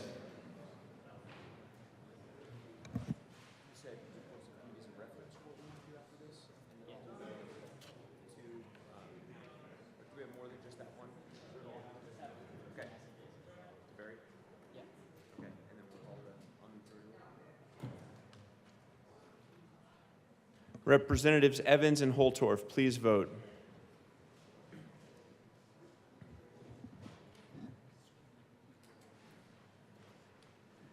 Please close the machine. With 45 ayes, 17 no, and 3 excused, the report of the Committee of the Whole is adopted. Reports of committees of reference. Committee on Finance, after consideration on the merits, the committee recommends the following. Senate Bills 25-145, 212, 271, 280 is amended, and 291 is amended. Be referred to the Committee on Appropriations with favorable recommendation. Senate Bills 259 and 278 be referred to the Committee of the Whole with favorable recommendation. Message from the Senate.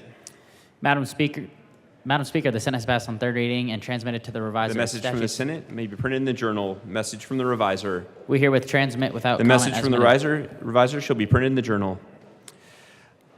It looks like we have a couple announcements. Representative Snyder. Thank you, Mr. Speaker Pro Tem. Members, Finance Committee will be meeting upon adjournment tomorrow to hear 3 bills, Senate bills 248, Senate Bill 263, and Senate Bill 267. Thank you. Representative McCormick. Thank you, Mr. Speaker Pro Tem. Tomorrow, we will have Agriculture, Water, and Natural Resources meeting in 107. We will be hearing 3 bills, Senate Bill 275, Senate Bill 092, and Senate Bill 295 upon adjournment. Representative Sirota. House Appropriations will be meeting tomorrow at 8:15 in the Old State Library to hear Senate Bill 263, Senate Bill 291, House Bill 1159, and any other bills that may be referred by their committee of reference. Thank you. We have 2 committee substitutions. Representative Brown will replace Representative Woodrow on the Judiciary Committee today only. Representative Velasco will replace Representative Judah on the Public and Behavioral Health and Human Services Committee today only. Majority Leader Duran. Thank you, Mr. Speaker Pro Tem. I move the following bills be made special orders at 12:58 p.m. House Bill 1273, 1309, 1020, Senate Bill 205, Senate Bill 258, and Senate Bill 174. Seeing no objection, the bills listed by the Majority Leader will be made special orders at 12:58 p.m. Representative Valdez.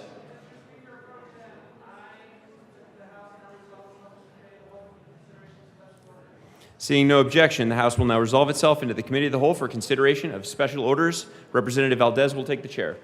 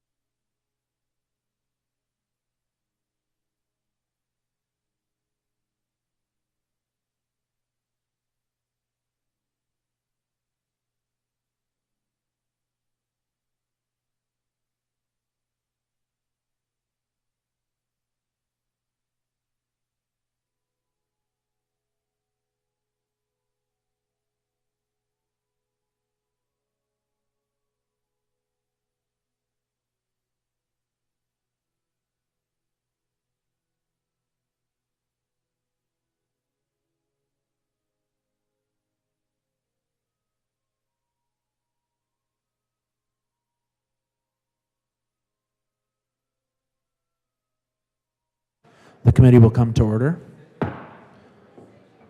With your unanimous consent, the bills will be read by title unless there is a report for reading a bill at length. Committee reports are printed in your bill folders. Floor amendments will be shown on the screen and on your iPads, and bills will be laid over upon motion of the Majority Leader. And the coat rule is relaxed.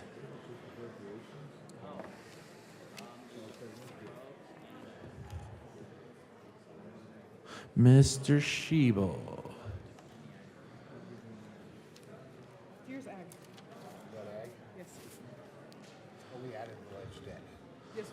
Mr. Schiebel, please read the title of House Bill 1273. House Bill 1273 by Representatives Snyder and Joseph concerning the creation of the Wildfire Resilient Homes Grant Program. Representative Snyder. Thank you, Mr. Chair, and I move the House Bill 1273, the Agriculture Committee report, and the Appropriations Committee report. To the Appropriations report. Representative Snyder. Thank you, Mr. Chair. So we did get appropriated today in the Appropriations Committee. Originally, there was $2 million earmarked, or at least being contemplated for this fund. That didn't prove to be the case, so we amended it to receive $100,000 appropriation, and we also added some language to include the flexibility of the fire prevention and control to make this more equitable and to consider somebody's income as status in designing the grant program and in awarding grants. I would ask for an aye vote on the Is there any further discussion on the appropriations report? Seeing none, the question before us is the adoption of the appropriations report to House Bill 1273. All those in favor say aye. All opposed, no. Oh, the ayes have it. The committee report from appropriations is passed. To the Agriculture, Water, and Natural Resources report, Representative Joseph. Thank you, Mr. Chair. It is an honor to serve with you. It's an honor to serve with you. Thank you very much. In the agriculture and water and natural resources, all we did was we had one amendment. We just added a legislative declaration, again, just to clarify or add to the intent of the bill and discuss a bit more on the purpose of the bill. And it passed out of committee. It was adopted, and we asked for an aye vote. Representative Snyder. Thank you, Mr. Chair. And I just have to point out that my co-prime sponsor is one beautiful writer, because this is perhaps the most impressive ledge deck I've seen in my time in this chamber. So with that, I would ask for an aye vote on the Agriculture Committee report. All right, Representative Harrod. Excuse me, friends. Oh, go ahead. Sorry. That's okay. Thank you. Mr. Chair, I ask for a brief recess. All right, we will stand in a brief recess.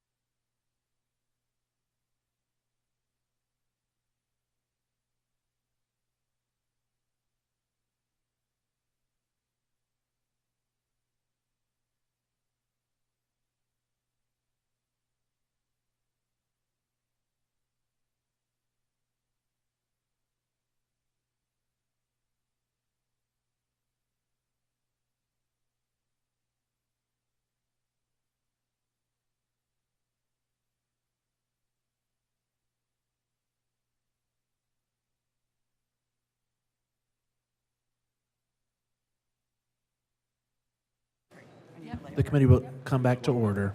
Madam Majority Leader. Thank you, Mr. Chair. I would like to lay over House Bill 1273, one bill. All right, seeing no objection, House Bill 1273 will be laid over for one bill.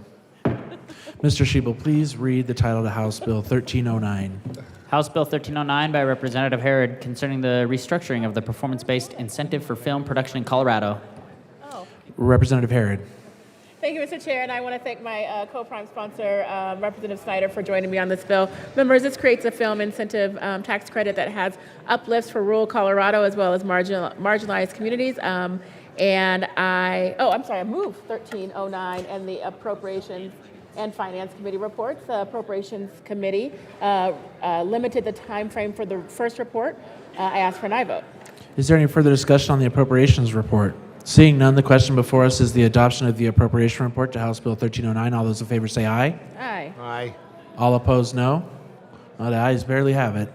The committee report is adopted. Representative Snyder to the finance report. Thank you, Mr. Chair. So yeah, we had a very robust discussion and a lot of great witnesses. You know, Colorado is by far one of the most beautiful states in the country, and yet we have fallen behind in our ability to develop a thriving film and entertainment industry in this state.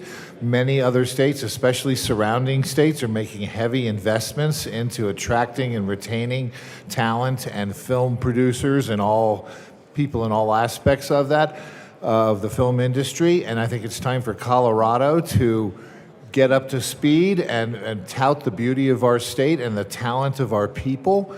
And so I would ask for an aye vote on the Finance Committee report. Is there any further discussion on the committee report? Representative Holtorf.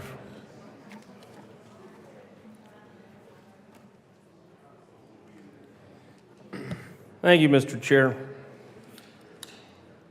I understand with this particular finance appropriation, and I'm going to get this confirmed from the bill sponsors that we're talking about 7.5 million. That's what the fiscal, I don't have a revised fiscal note, but then 15 million in the out years. And I'm not sure what was appropriated, but I'm curious to see what was appropriated, and I don't have the report with me, so the bill sponsors may be able to help me. Representative Harrod. Thank you, Mr. Chair, and thank you, Representative. The Appropriations Committee took the total amount down to 10 million for the maximum tax credit. Happy to share the canary sheet with you. Representative Holtorf. So, Mr. Chair, and I believe that 10 million then comes out of, is it Tabor refunds that infringes upon, or does it come out of general funds, or how does that work? And I'm not on the Finance Committee or the Appropriations Committee, but I'm just curious to see where those funds come from, how they're, how this thing is appropriated and financed. Representative Snyder. Thank you, Mr. Chair. And folks, this is really a novel approach, and I truly commend my co-prime sponsor for coming up with this. But the way the language reads is only if we have an estimated $50 million or more of a surplus in the Tabor category will this credit be able to be deployed, which I think is really brilliant. It's planning ahead and thinking that, you know, we don't know where we're going to be a year, 2, 5 years from now. So it puts a really good guardrail in there that keeps it from becoming a problem where we'd have to then make some tough decisions. And I just found that to be a novel and brilliant approach, and I commend my co-prime sponsor for that. But that's the state of the way the credit would, the tax would work. Representative Holtorf. Thank you, Mr. Chair. And I am a big proponent of using tax credits for different programs, programs that are really important to the state, the larger state of Colorado.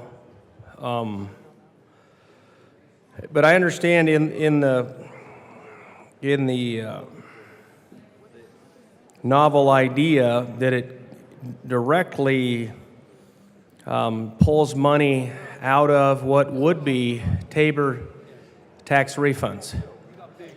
Now, I've heard people try to refer this as a Tabor surplus. Well, it's not a Tabor surplus. Surplus revenue is taxpayer money.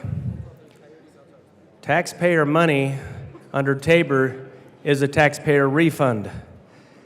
It starts out as the taxpayer's money, and with the Tabor refund, it goes back to the taxpayer whence it came from the taxpayer. Now, it looks like this has a pretty significant impact on those Tabor refunds. And I question the importance of such a large film incentive tax credit when we have so many other issues in the state. We're talking about homelessness. We're talking about health care. We're talking about hospitals and clinics being upside down. I sit in public health and we talk about how Denver Health, $20 million upside down.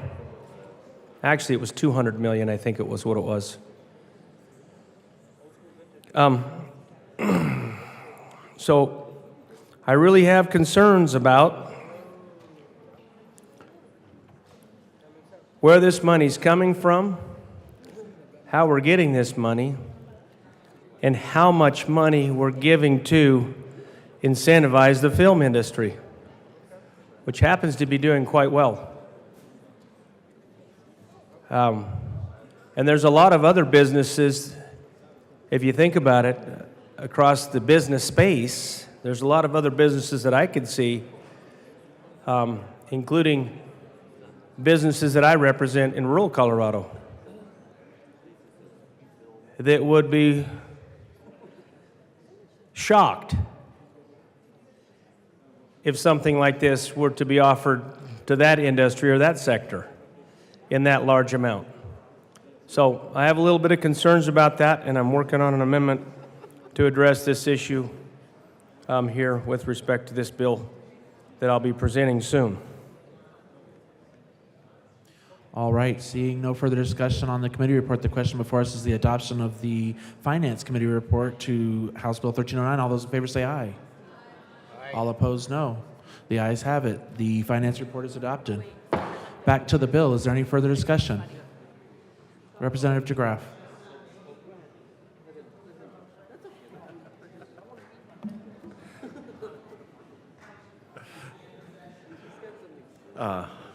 Thank you, Mr. Chair. I share my colleagues' concern on the bill.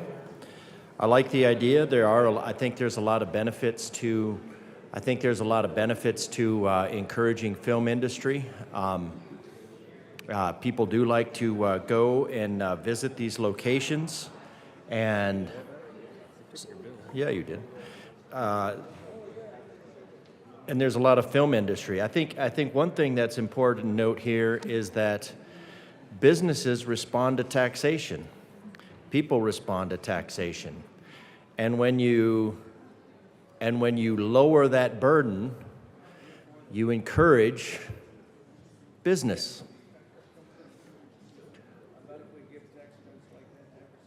Yeah, we could give tax credits like this to every sector, or we could just lower the tax rate. We could stop spending so much. I'm just kidding. I kid. That's why God made taxpayers, to pay taxes. That's the motto, right? Isn't that the motto here? At last effect. So I like the idea, but the Constitution also makes it where we can't. I thought we couldn't do tax credits without voter approval.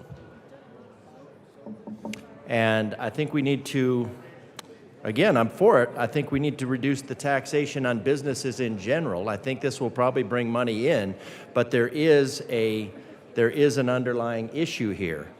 And I think it shouldn't go unaddressed.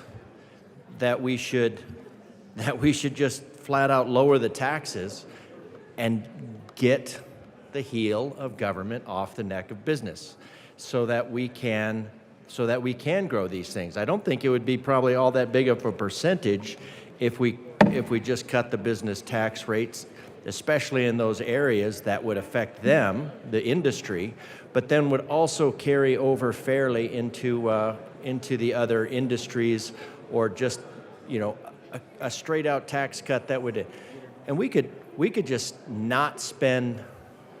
It's loud. Members, by request, we'd like to lower the volume level in the chamber just a little bit. Thank you very much. Representative DeGraff? There's lots of things we could not spend on. There's a lot of things we could not spend on that would make this a lot more palatable.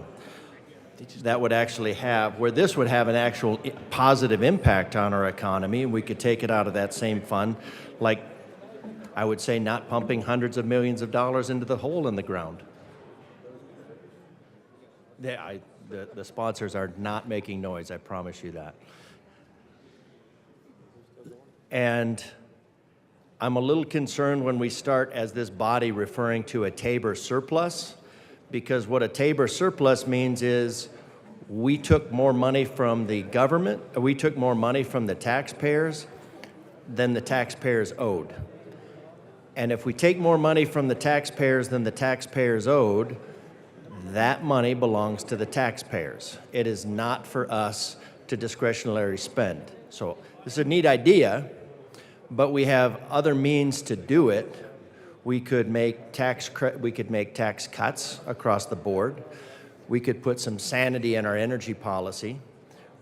We could do some science around carbon sequestration and realize what a stupid idea it is. Representative DeGraff, we're talking about a film program here. If you could please keep it to this bill. Yes, sir, I am. I'm trying to. I'm just saying we have a lot of things that we can spend, that we're spending money on, that are a waste of time and money.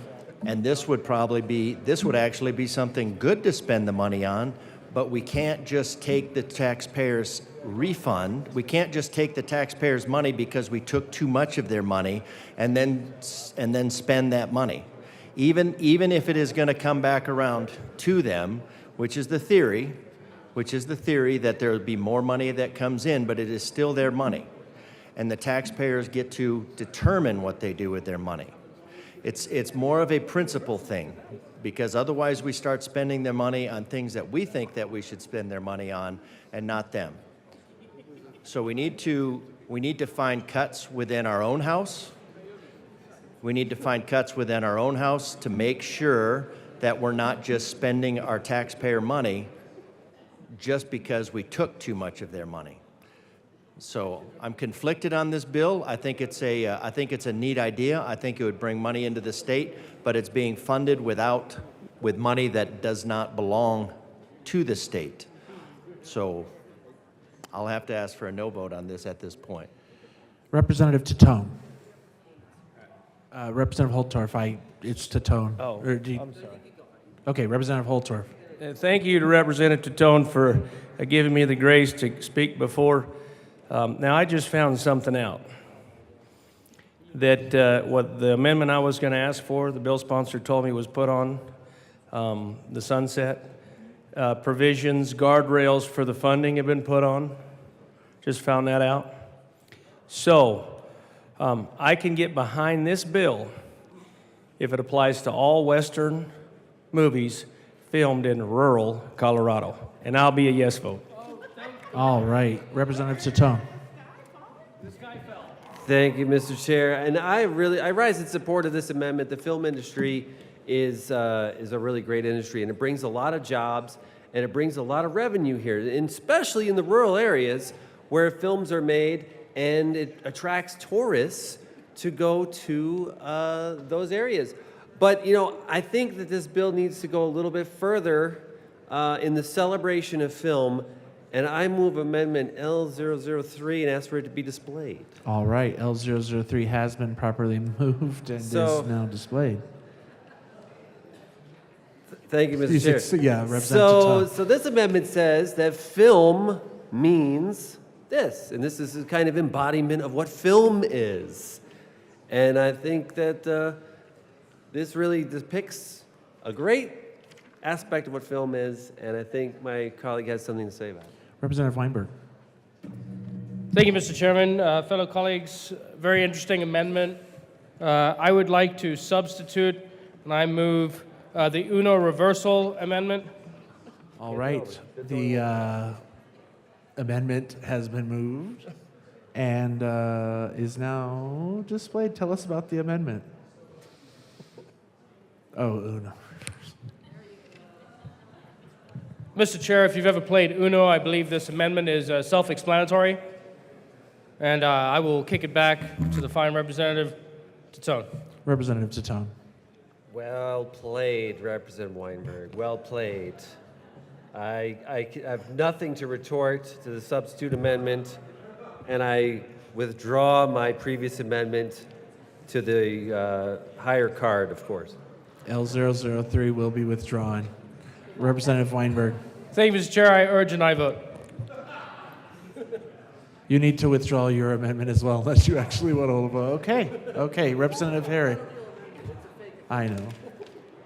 Representative Herod. Thank you, Mr. Chair. I do ask for a no vote respectfully of my colleagues. I think that while they claim to understand the film industry, they are very out of date with the references, considering the Met Gala was last night, not the Emmys, Grammys, whatever that is. And that UNO is rarely ever depicted in Colorado films. And so in honor of Representative Holtorf's request for Westerns, I would only pass an amendment that depicted a cowboy hat. I ask for a no vote. All right, is there any further discussion? Representative Snyder. No, and I think we can safely commit that when we do our documentary on the history of film in Colorado, these amendments will be included in that documentary. And also ask for a no vote. All right, happy to be a part of history here. Seeing no further discussion, is there Representative Herod? I'll speak. Thank you, Mr. Chair. Members, on to the serious part of this bill. I just, again, want to thank my co-prime sponsor and those who are supporting this bill. I just want to note that the film incentive has been proven to have an 18-to-1 return for Colorado.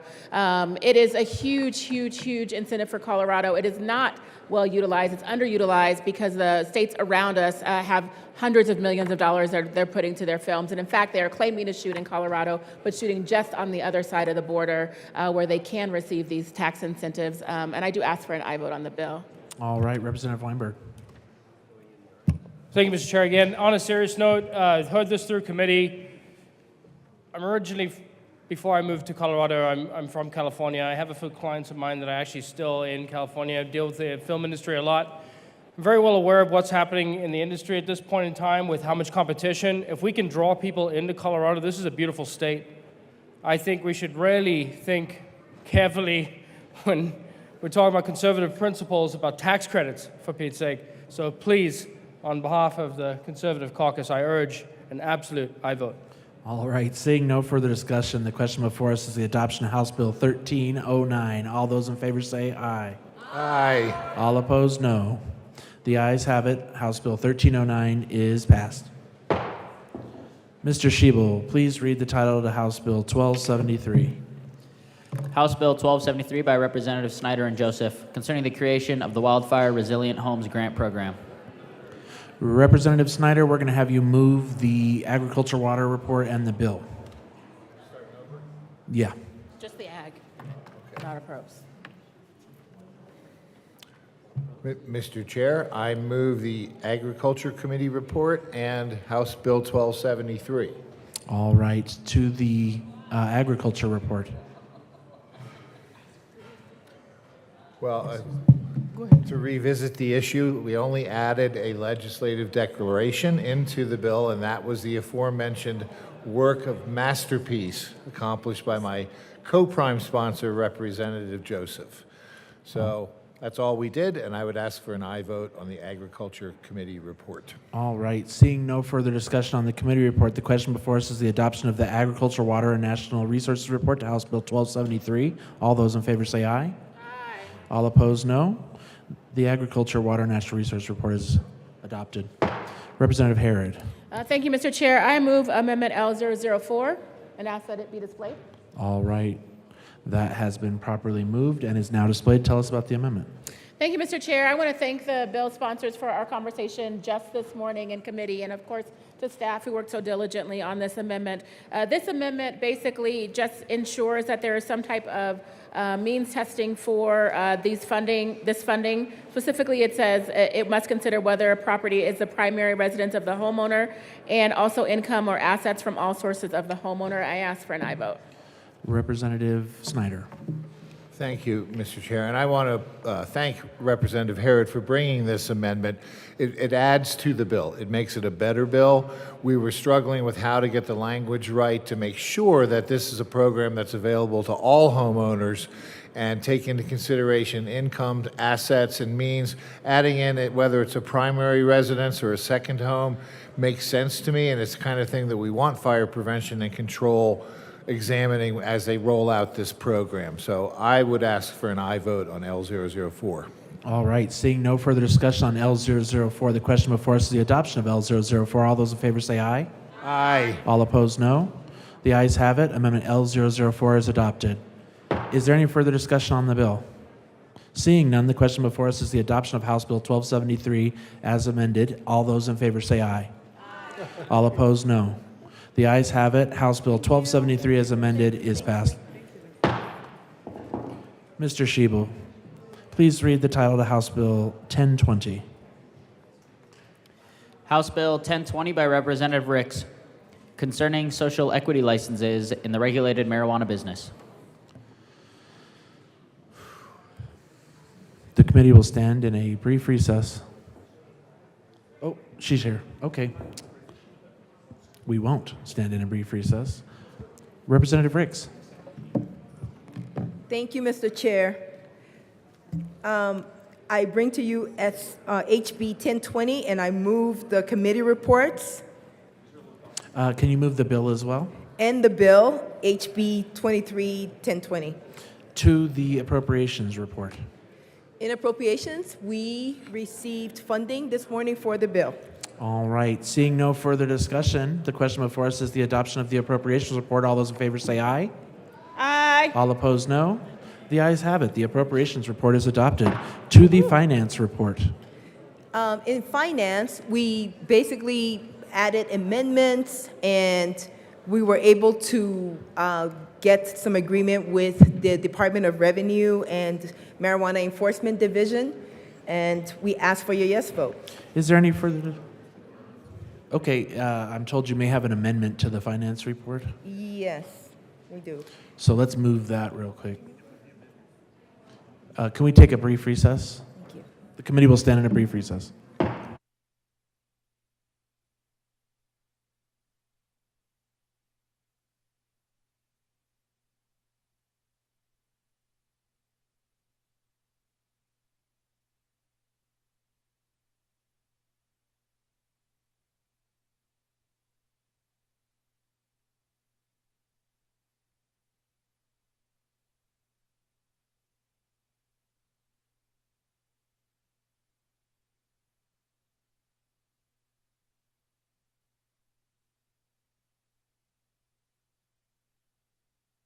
The committee will come back to order. Representative Ricks, we're on the finance report. Okay. So,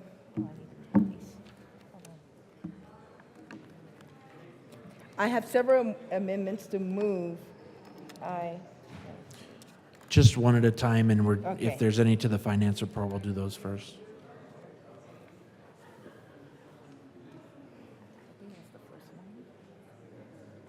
This one first? Yeah. No, I have. Oh, this one first, 17. Is that the first one? Yeah, you just gave him 19. Okay.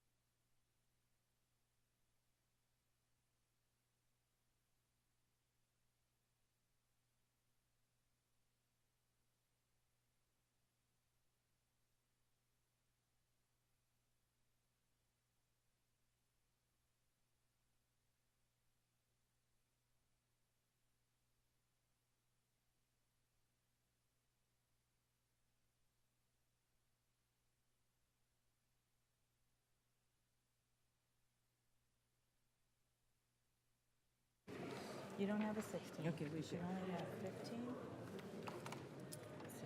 Representative Ricks. Okay, thank you, Mr. Chair. I move L015 All right. to to HB 1020. All right. You have properly moved it. Would you like us to display that as well? Yes. Okay, perfect. I moved the amendment and asked that it be displayed. Perfect. Tell us about the amendment. Okay. This amendment, colleagues, is an amendment that mirrors the requirement for HB 1279 for online marijuana sales. It was sponsored by the gentleman from Broomfield, Representative Linstead. This will ensure that we're not selling or delivering marijuana to anyone underage by verifying ID as much as possible. It also requires that education material and warning that are provided for products at a dispensary are also provided to the delivery customer at the time of delivery. This amendment improves security and safety, and it keeps marijuana out of the hands of kids and keeps marijuana consumers protected and informed. I ask for your yes vote. Representative Ricks, could I have you just move the amendment again to the finance report just to make sure we got everything done? I move L015 to HB 1020 and the Finance Committee report. All right, that's perfect. Is there any further discussion on L15? Seeing none, the question before us is the adoption of L15 to the Finance Committee report. All those in favor say aye. All opposed, no. The ayes have it. L15 is adopted. We're back to the Finance Committee report. Representative Ricks. Thank you, Mr. Chair. I move L017 to HB 1020 All right, and to the Finance report. perfect. L017 has been properly moved and is displayed. Tell us about the amendment. Representative Ricks. Thank you, Mr. Chair. This amendment comes at the request of MED and other industry stakeholders in order to get one of the largest operators to a neutral position. This amendment clarifies more of the rulemaking authority. Specifically, the amendment directs the MED through rulemaking to put in safeguards that the social equity program will not be abused through a process known as chipping. This ensures that there is transparency about where the funding for social equity licenses come from. This also ensures that there is transparency to ensure that the product that is stored for delivery is done so in a secure and safe manner. It also expands parts of the accelerated program for social equity to allow these operators more flexibility with who they can partner with. At the end of the day, social equity businesses are the hardest working entrepreneurs in the industry. So we need to afford them as many options as possible when it comes to partnerships, since the existing forced partnership structures with dispensaries is not working. I ask for your yes vote. Is there any further discussion on L17 to the Finance Committee report? Seeing none, the question before us is the adoption of L17 to the Finance Committee report. All those in favor say aye. Aye. All opposed, no. The ayes have it. L17 is adopted. We're back to the Finance Committee report. Representative Ricks. Thank you, Mr. Chair. I move L018 to the Finance report And ask. and ask that it be displayed. Perfect. It is displayed. Tell us about L18. Thank you, Mr. Chair. Colleagues, this amendment is another one that ensures more security and tracking of the products. During many stakeholder conversations, we heard that because there's a new business model, we need to be very diligent about product storage. This amendment will ensure that social equity businesses will have a secure licensed premise and with any contractual partnership, and that all the products are maintained and tracked in a fashion compliant with all the 500 pages of regulations at MED. I ask for your yes vote. Seeing no further discussion on L18, the question before us is the adoption of L18 to the Finance Committee report. All those in favor say aye. Aye. All opposed, no. The ayes have it. L18 to the Finance Committee report is adopted. We're back to the Finance Committee report. Representative English. Thank you, Mr. Chair. I move Amendment L19 and ask that it be properly displayed. All right, just make sure to move that to the committee report if you would. I move it to the Finance Committee report and ask that it be properly displayed. All right, tell us about the amendment. It is properly displayed. Representative English. Colleagues, this amendment is one of the amendments that comes at the request of the Department of Revenue because, again, we want to ensure that Marijuana Enforcement Division has enough time to conduct rulemaking for social equity criteria and the new license type. So we are pushing the implementation deadline back to March 1st of 2024. All right. Seeing no further discussion, the question before us is the adoption of L19 to the Finance Committee report. All those in favor say aye. Aye. All opposed, no. The ayes have it. L19 to the Finance Committee report is adopted. Representative English. Thank you, Mr. Chair. I move Amendment L020 to the Finance Committee and ask that it be properly displayed. All right. That is a proper motion and it is displayed. Tell us about the amendment. Colleagues, this is an amendment is a limited series of amendments coming at the request of the Marijuana Enforcement Division. At many days of conversations, we wanted to make sure we got the department in a place where they can conduct strong rulemaking around this bill in order to ensure safety and security. This amendment clarifies what a delivery licensee can do when conducting business to business and businesses to customer deliveries. And it makes sure that all guardrails that they are not doing business deliveries while doing customer deliveries, which will ensure efficient tracking of all products. All right. Is there any further discussion on L20? Seeing none, the question before us is the adoption of L20 to the finance report. All those in favor, please say aye. Aye. All opposed, no. The ayes have it. L20 to the finance committee report is adopted. Representative Ricks.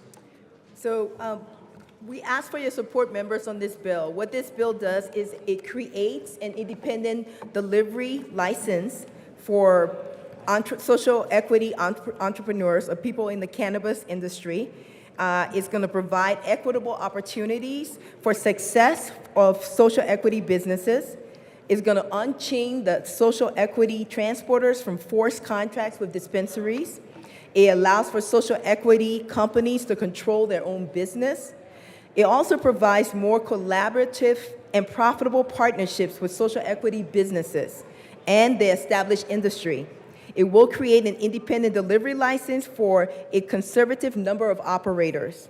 It's going to maintain parameters around sales and product safety, mandate required of the delivery companies, and it's also going to offer more fair competition and access to the market for dispensaries and wholesalers.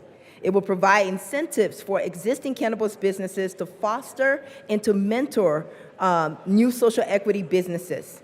And it's also going to give MED the rulemaking authority to enact regulation to ensure and strengthen public safety around parameters around delivery.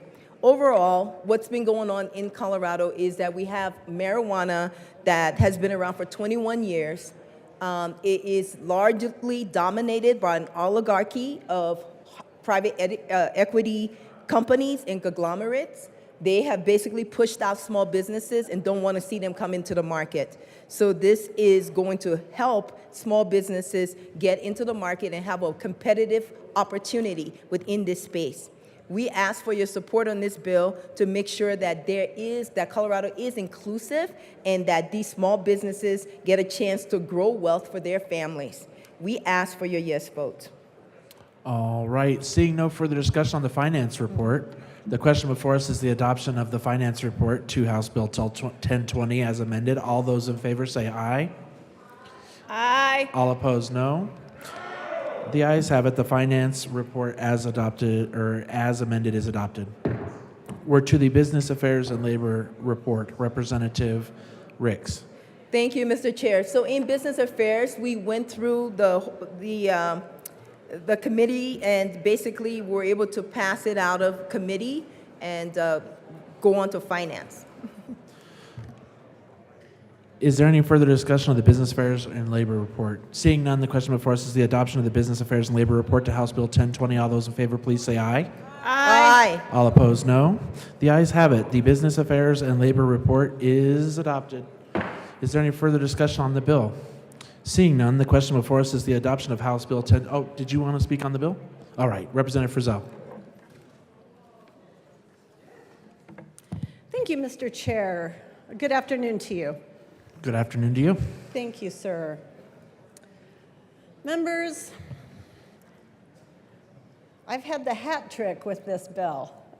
First heard it in business, then finance, and then most recently, was it only this morning, appropriations. I really want to, first of all, commend the bill sponsors for their tenacity. They have worked really hard to stakehold this bill and try to get it to a place that was workable for all parties involved. And I really do appreciate their efforts. I have heard the bill in committee 3 times, and I have voted no 3 times because I too am tenacious. But the bill sponsors have worked really hard, and I definitely want to acknowledge that. That said, the first time I heard the bill, it came back, I think we heard testimony, and then it came back with a strike below. And then it was passed out of committee and then into finance, where we saw a vast number of additional amendments to the bill. And then, again, in appropriations, we saw more amendments. And then just today, we have had 5. I have made reference to this before, but I'm very concerned about a bill that is so cobbled together by amendments that the bill is one big amendment.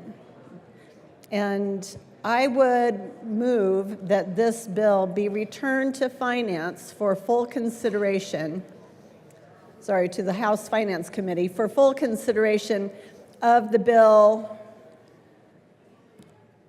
in its entirety.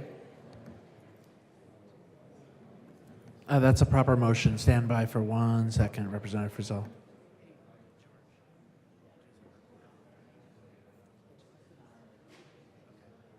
Okay, is there any further discussion on the motion to send the bill back? Representative Ricks? Members, we asked for a no vote on this. This bill was thoroughly vetted. We started out in business and labor.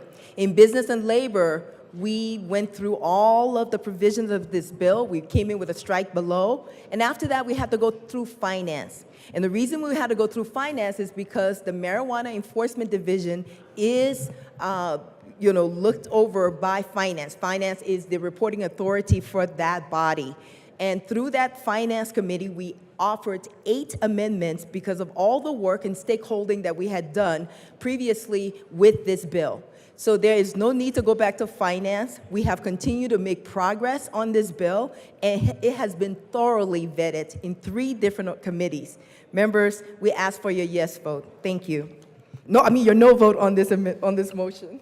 All right. Is there any further discussion on the motion to re-refer to finance? Representative Soper. Thank you, Mr. Chair, and it's an honor to serve with you. It is an honor to serve with you. Members, one reason to refer it back on how it's not been socially vetted is the social cannabis community itself is actually divided on this bill. And I just want to read an excerpt from a letter that is actually sent to us from the social cannabis community, or at least a couple of them. And just to kind of sum up what they've talked about is that they've been struggling to really get off the ground within the social equity licensure space, and that they're both small businessmen and small business women. They've kept their heads down and they've focused on their employees and building their business. Once they'd learned about this bill, they were very strongly concerned that they do own a cannabis business, and it is in the social cannabis space, and that the first social equity applicant in the city of Denver for a retail marijuana store license, and they operated as of April of last year in their first location, and then opened their second location in December. And they go on to say that they understand how the bill would work, and that they have concerns that it's something that that they could benefit from, but they were hoping they could be supportive, but it's actually the opposite. And they say that they are actually instead very concerned about this bill and what it could do to many small businesses like them.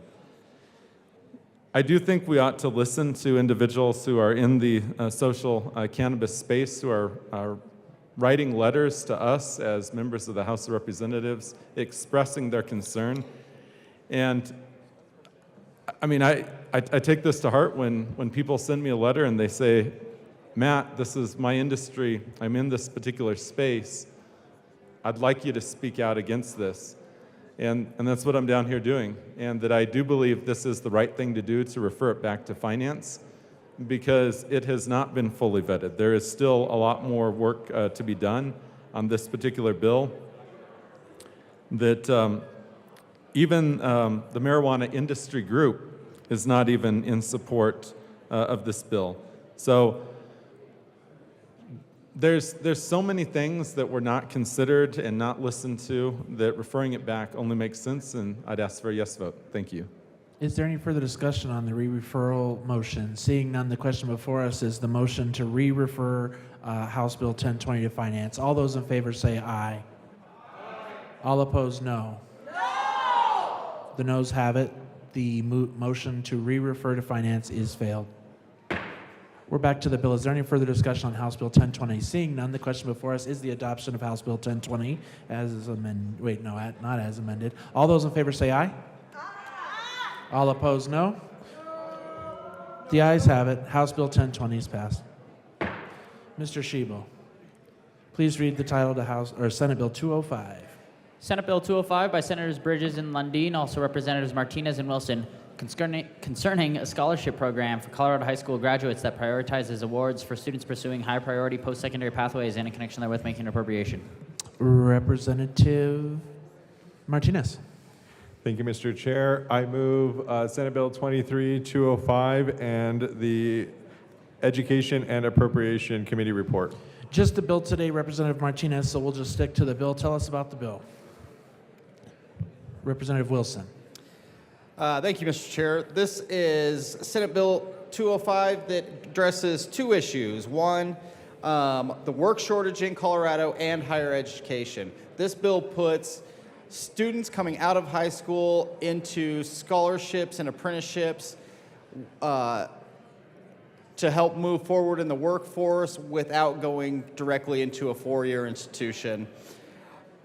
In Colorado, there's a shortage of skilled workers. These workers are vital to such fields as construction, welding and plumbing, masonry, and more.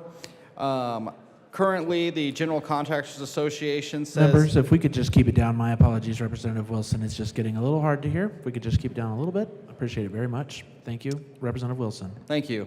86% of Colorado specialty general contractors are looking to add people to their staff, their team, but 98% of them are struggling to fill open positions. So this is a much-needed bill, again, addressing trades and apprenticeships coming out of high school. Representative Martinez. Thank you, Mr. Chair. Again, really emphasizing that the number one hurdle for most college students nowadays are entering in college or any trade schools is finances. This gets them $1,500 scholarships. This helps them out get over the finish line, get into the job force faster, really helping Colorado and making sure we're meeting the in-demand job fields. So I will say, in the words of my esteemed Republican colleague, good bill, vote yes. All right, seeing no further discussion, the question before us is the adoption of Senate Bill 205. All those in favor say aye. Aye. All opposed, no. The ayes have it. Senate Bill 205 is passed. Mr. Shebo, please read the title to Senate Bill 258.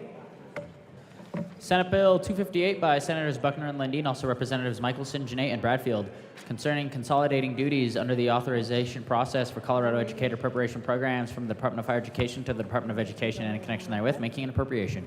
Representative Michelson, Janae. Thank you, Mr. Chair. I move Senate Bill 258 and ask for an aye vote. All right, is there any further discussion on Senate Bill 258? Seeing none. Oh, Representative Michelson, Janae. This bill moves the Educator Preparedness Program out of the Department of Higher Education and into the Department of Education. The reason for this is so that we can be preparing our educators in Colorado very specifically to Colorado standards. We ask for an aye vote. All right, is there any further discussion? Seeing none, the question before us is the passage of Senate Bill 258. All those in favor say aye. Aye. All opposed, no. The ayes have it. Senate Bill 258 is passed. Mr. Shebo, please read the title of Senate Bill 174. Senate Bill 174 by Senators Colker and Gardner, also Representatives Lukens and Winter, concerning access to behavioral health services for Medicaid recipients under 21 years of age. Representative Lukens. Thank you, Mr. Chair. I move Senate Bill 174. All right, to the bill. Thank you, Mr. Chair. Senate Bill 174 is not about wolves. Just wanted to let everyone know. This bill will address the mental health crisis our youth in Colorado have been facing following the COVID-19 pandemic. This bill will provide a comprehensive approach to combating the lack of resources and access. It will require the Department of Healthcare Policy and Finance, HCPF, to expand access to a limited set of behavioral health services to recipients under the age of 21, regardless Members? of... Thank you very much. Representative Lukens. Regardless of whether or not the recipient has a diagnosis. This would impact those covered by Medicaid and school Medicaid. As a high school teacher, ensuring that we are increasing access to behavioral health services is very important to me, and Senate Bill 174 does just that. It will invest in early, prevention-focused solutions to protect and ensure a strong and healthy future for all Colorado children. I ask for a yes vote on Senate Bill 174. Representative Winter. Thank you, Mr. Chair. I urge a yes vote as well. I agree with my colleague. It's going to help all children in Colorado, but once again, I will pitch for rural Colorado. Right now, suicide rates in rural Colorado are a little bit higher than everybody else in the state, and we just want to make sure that we get these kids these services. It removes that barrier, and it also deals with the stigma that we talk about in rural Colorado, where you have these small clinics. Families are afraid to go to these clinics. They're afraid of being seen with their family doctor, so this will allow them to bypass that and get the help they need. Another thing is a lot of these primary doctors, they try to do the right thing, but sometimes they put these kids on meds they don't need to be on because they haven't seen the right professional for the needs that they have. So I urge an aye vote. I think this is really good for all the kids of Colorado, but of course I'm going to advocate for the kids in rural Colorado. So thank you. Thank you. Is there any further discussion on 174? Seeing none, the question before us is the adoption of Senate Bill 174. All those in favor say aye. All opposed, no. The ayes have it. Senate Bill 174 is passed.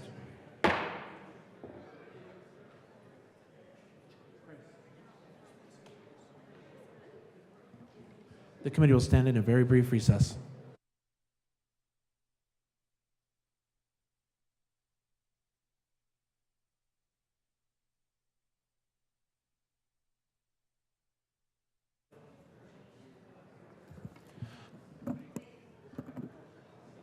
The committee will come back to order. Madam Majority Leader. Thank you, Mr. Chair. I move the committee rise and report. Hearing no objection, the committee will rise and report.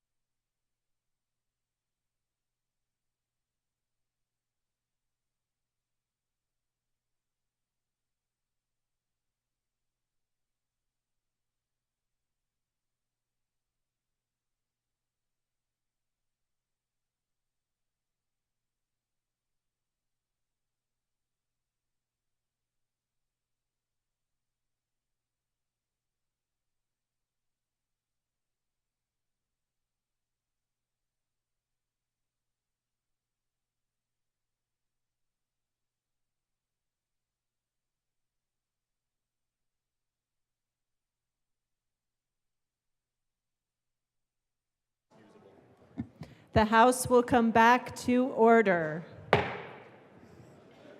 Mr. Schiebel, please read the report of the Committee of the Whole. Madam Speaker, your Committee of the Whole begs leave to report it is under consideration the following attached bills being the second reading thereof and making the following recommendations thereon. House Bill 1020 is amended, 1273 is amended, 1309 is amended, passed on second reading, ordered and grossed to place on the calendar for third reading and final passage. Senate Bill 174, 205, 258, passed on second reading, ordered, revised, to place on the calendar for third reading and final passage. Representative Valdez. Members, you have heard the motion. There are no amendments at the desk. Mr. Schiebel, please open the machine. And the question before us is the adoption of the Committee of the Whole report. Mr. Schiebel, please open the machine and members proceed to vote. Representative Morrow, how do you vote? Yes. Representative Morrow votes yes.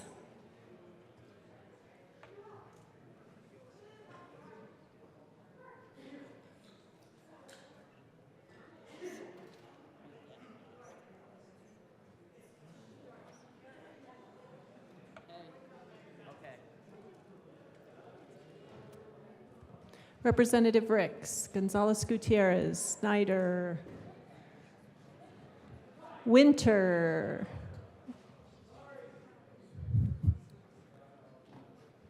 AML Bacon,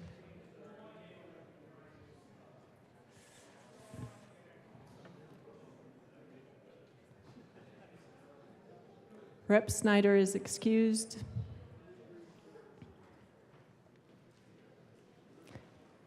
Please close the machine. With 45 aye, 19 no, and 1 excused, the report of the Committee of the Whole is adopted.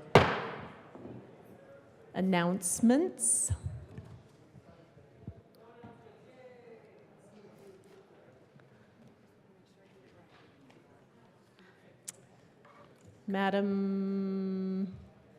Representative Michelson-Jeannet. Thank you, Madam Speaker. Public and Behavioral Health and Human Services, we will meet 5 minutes upon adjournment. 5. Representative Weissman. Thank you. Judiciary members, reminder, we have a lot of work to do. House Committee Room 112, downstairs. 10 minutes after, please be prompt. Representative Froelich. Thank you, Madam Speaker. 10 minutes after, the Transportation, Housing, and Local Government Committee will meet in Old State Library. Thank you. Members, we do have one last piece of business, I believe. Madam Majority Leader. Thank you, Madam Speaker. Give me just a minute. I'd like to proceed out of order for consideration of Senate amendments to House bills. Seeing no objection, we will proceed out of order for consideration of Senate amendments to House bills. Mr. Schiebel, please read the title. Oh, Madam Majority Leader. Thank you, Madam Speaker. I'd like to move HCR 1001 down 2 bills. Seeing no objection, we will move HCR 001 down 2 bills. Mr. Schiebel, please read the title to House Bill 1003. House Bill 1003 by Representative Michelson-Jeannet, also Senator Cutter, concerning the creation of the 6th through 12th grade Mental Health Screening Act and in connection therewith making an appropriation. Representative Michelson-Jeannet. Thank you, Madam Speaker. I move to concur with Senate amendments to House Bill 1003. Please proceed. In the Senate, they made some changes that included the departments and how the departments were laid out, and also notification to the parents and how notification to the parents would be communicated. I ask for an aye vote. The motion before us is to concur with Senate amendments to House Bill 1003.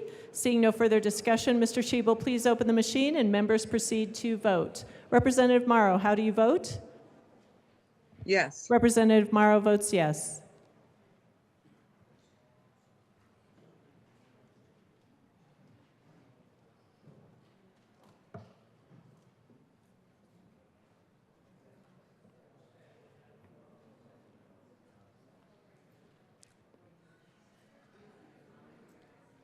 Representatives Holtorf, Luck, Valdez, Weissman.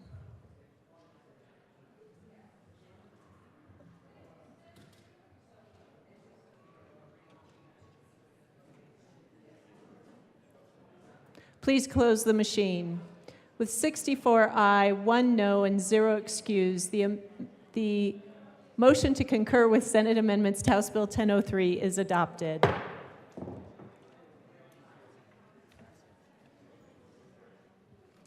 Madam Majority Leader. Madam Speaker, I move for the repassage of House Bill 10003 as amended. The motion before us is the repassage of House Bill 1003 as amended. Mr. Schiebel, please open the machine and members proceed to vote. Representative Morrow, how do you vote? Yes. Representative Morrow votes yes.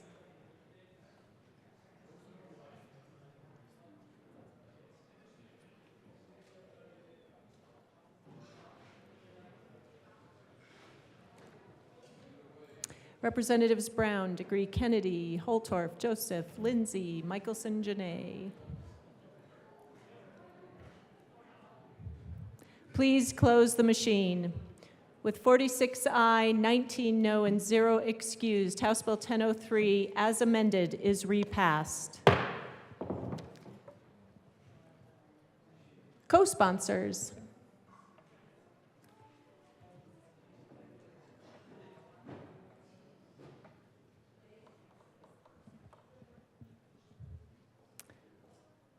Please close the machine. Mr. Schiebel, please read the title to House Bill 1019. House Bill 1019 by Representatives Weissman and Lynch, also Senators Gardner and Gonzalez, concerning judicial discipline and in connection therewith, ensuring complainant rights in judicial discipline proceedings and making an appropriation. Representative Weissman. Thank you, Madam Speaker. We move to reject the Senate amendments that were made to House Bill 1019 and request a conference committee be formed. Please proceed. So, members, as a reminder, this is the companion bill to the concurrent resolution that we're going to come to next concerning reforms to our judicial discipline processes arising out of last summer's interim committee. The scope of differences isn't that big, fortunately, but it is fundamental. It goes to the composition of the rulemaking committee. We have already been having conversations and think that we can land on a good solution, but procedurally we do need to do that by way of a conference committee, and we ask for your support in doing that, and we further ask for permission to go beyond the scope of differences. Minority Leader Lynch. Apparently nothing to add. Nope, nothing to add. Great. The motion before us is not to concur with the Senate amendments to House Bill 1019 and request for a conference committee to be appointed to go beyond the scope of differences.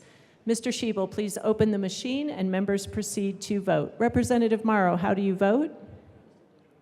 Yes. Representative Morrow votes yes.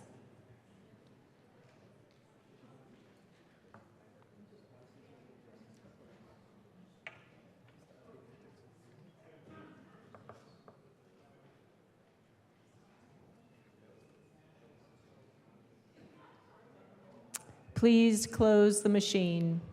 With 64 aye, 1 no, and 0 excused, the motion to not concur is adopted.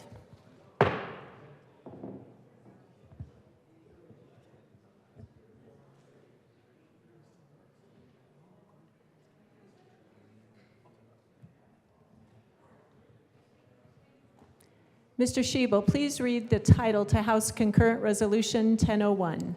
House Concurrent Resolution 1001 by Representatives Weissman and Lynch, also Senators Gardner and Gonzalez, submitting to the registered electors of the state of Colorado an amendment to the Colorado Constitution concerning judicial discipline and in connection therewith, establishing an independent judicial discipline adjudicative board, setting standards for judicial discipline of a discipline case, and clarifying when discipline proceedings become public. Representative Weissman. Thank you, Madam Speaker, and thank you, Mr. Schiebel, for the long title. As before, we move to reject Senate amendments made to House Concurrent Resolution 1001 and ask that a conference committee be formed with permission to go beyond the scope of differences. Minority Leader Lynch is good. Yep, Great. good. Any more to explain, Representative Weissman? Sure. Just for the record, very similar substance, essentially. Sorry for the metaphor. 1001, the CR is the motorcycle. 1019 is the sidecar. We need to address the same issue in both, which is composition of the rulemaking committee that will adopt rules to guide both the work of the commission and the adjudicative board. balanced, appropriate composition there is really, really, really important, especially where we are constitutionalizing anything. Again, we have confidence we can get there. We just need a conference committee to get there. So we ask for permission for a conference committee and to go beyond the scope. Thank you. Seeing no further discussion, the question before us is not to concur with Senate amendments to House Concurrent Resolution 1001 and to form a conference committee and go beyond the scope of differences. Mr. Schiebel, please open the machine and members proceed to vote. Representative Morrow, how do you vote? Yes. Representative Morrow votes yes.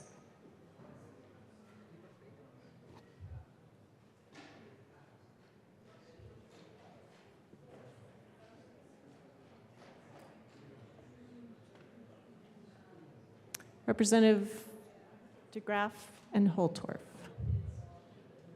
Please close the machine. With 64 aye, 1 no, and 0 excused, the motion to not concur with Senate amendments is adopted. Mr. Schiebel, please read the title to House Bill 1074. House Bill 1074 by Representatives Dixon and Amabile, also Senator Marchman, concerning a study regarding workforce transitions to other industries and in connection therewith making an appropriation. Representative Dixon.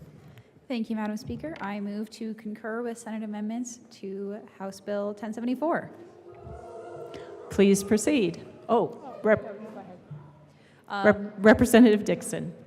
Thank you, Madam Speaker. So the Senate made a couple of amendments to our bill. One is that they changed a erroneous statutory citation that needed to be to somewhere else, and also they removed a part of the bill that was not quite so crucial to the bill functioning. So we asked for, we were cool with the concurrence. Representative Mabile. I'll just say, good bill. The Senate amendments were good. Vote yes, and then vote yes again. Seeing no further discussion, the motion before us is to concur with Senate amendments to House Bill 1074. Mr. Schiebel, please open the machine and members proceed to vote. Representative Morrow, how do you vote? Yes. Representative Morrow votes yes.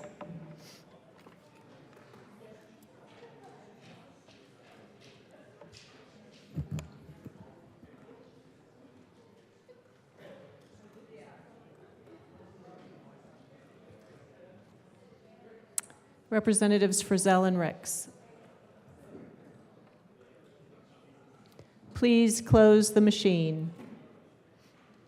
With 49 ayes, 16 no, and 0 excused, the motion to concur with Senate amendments to House Bill 1074 is adopted. Madam Majority Leader. Madam Speaker, I move for the repassage of House Bill 1074 as amended. The motion before us is for the repassage of House Bill 1074 as amended. Mr. Schiebel, please open the machine and members proceed to vote. Representative Morrow, how do you vote? Yes. Representative Morrow votes yes.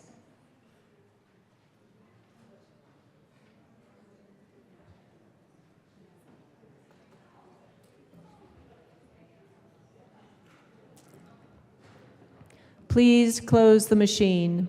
With 46 aye, 19 no, and 0 excused, House Bill 1074 as amended is repassed. Co-sponsors.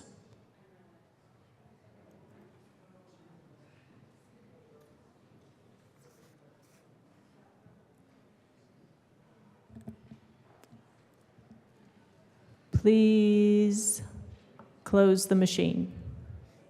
Madam Majority Leader. Madam Speaker, I move to lay over House Bill 1105 until tomorrow.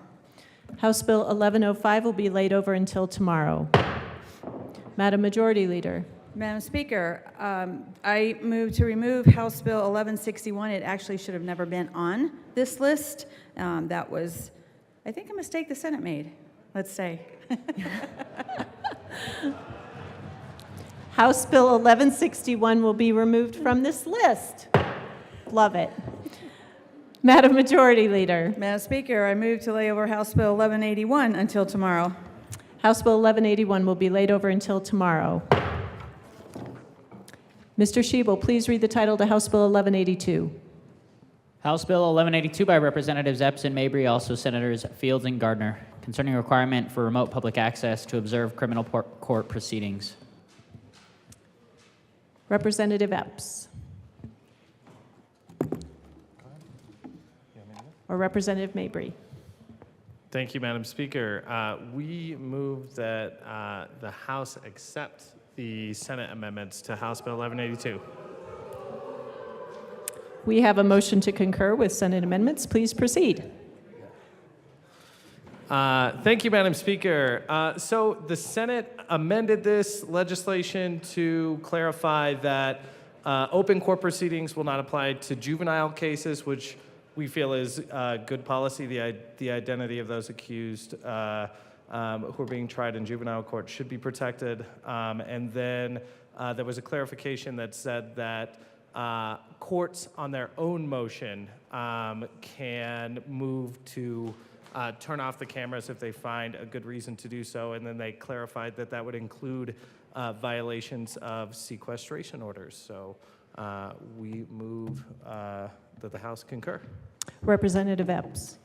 So, thank you, Madam Speaker. And for those of us old enough to know what TLDR means, the TLDR version of that is none of these amendments were necessary, but they're perfectly fine, and we'll take them.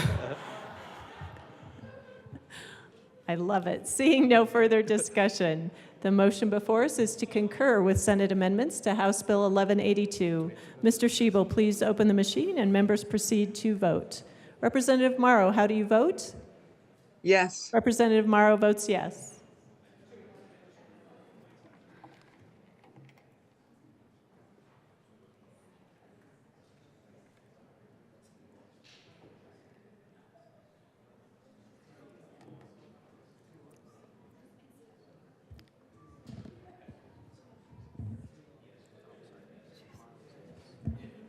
Please close the machine.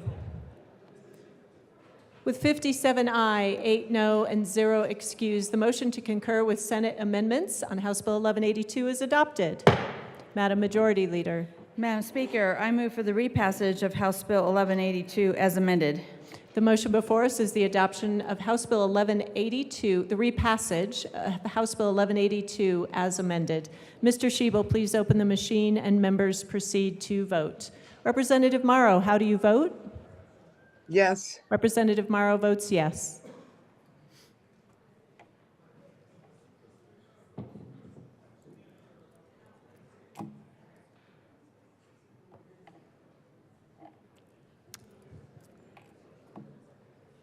Please close the machine.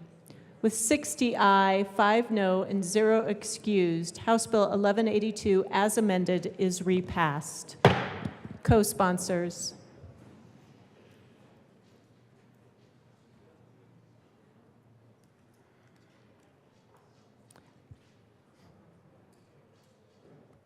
Please close the machine. Madam Majority Leader. Madam Speaker, I move to lay over House Bill 1205 until tomorrow. House Bill 1205 will be laid over until tomorrow. Mr. Schiebel, please read the title to House Bill 1227. House Bill 1227 by Representatives Judah and Ortiz, also Senators Will and Hawkins Lewis, concerning the enforcement of requirements imposed on pharmacy benefit managers and in connection therewith making an appropriation. Representative Judah. Thank you, Madam Speaker. I move that the House concur with Senate amendments for House Bill 1227. Lots of gobbling. Please proceed. Thank you, Madam Chair. It was a simple amendment. We just made it copacetic with the charge that PBMs have to pay in other states. Seeing no further discussion, the motion before us is to concur with Senate amendments to House Bill 1227. Mr. Schiebel, please open the machine and members proceed to vote. Representative Morrow, how do you vote? Yes. Representative Morrow votes yes.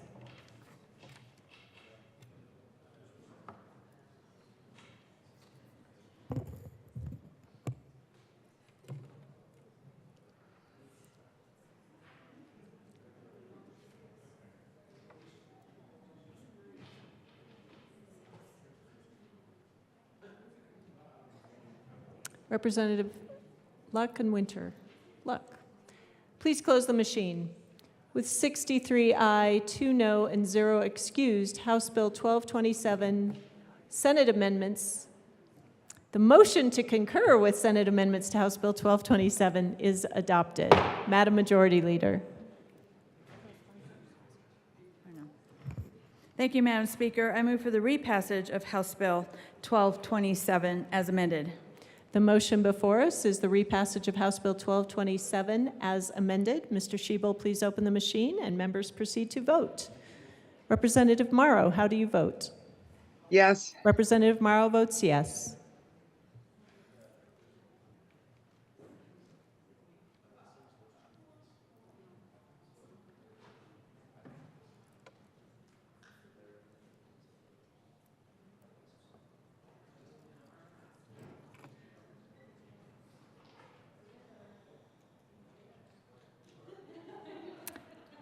Please close the machine.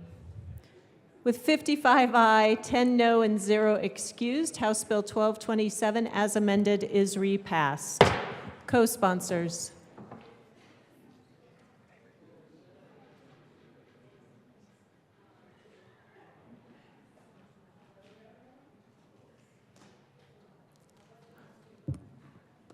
Please close the machine.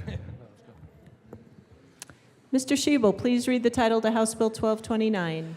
House Bill 1229 by Representatives Weissman and Mabry, also Senator Gonzalez, concerning changes to consumer lending laws to limit charges to consumers. Representative Weissman. Thank you, Madam Speaker. We move to concur in Senate amendments to House Bill 1229. Please proceed. All right, members, as a reminder, this was a bill about consumer lending. The House version did two things. We changed some statutes about what are called alternative charge loans. Senate didn't change that because we negotiated to all of that. Also, we had a provision concerning opting out from the 1980 Depository Institutions Deregulation and Monetary Control Act, which is the longest name for federal legislation you've ever heard. We were really trying to address issues concerning installment lending with that part of the bill. What arose in the Senate is some conversation about the applicability of that law and opting out from it to revolving, basically, credit card debt. That was not really what we intended to try to capture, so we did agree to some amendments concerning language for credit cards in our lending statutes and a delayed effective date for those provisions as well. So those are things we agreed to, and we ask for support and concurrence. Representative Mabry. Thank you, Madam Speaker. Members, because the Senate did not meddle to the extent that the bill does not do what we originally intended, we guess we'll ask you all to vote to concur. The motion before us is to concur with Senate amendments to House Bill 1229. Mr. Schiebel, please open the machine and members proceed to vote. Representative Morrow, how do you vote? Yes. Representative Morrow votes yes.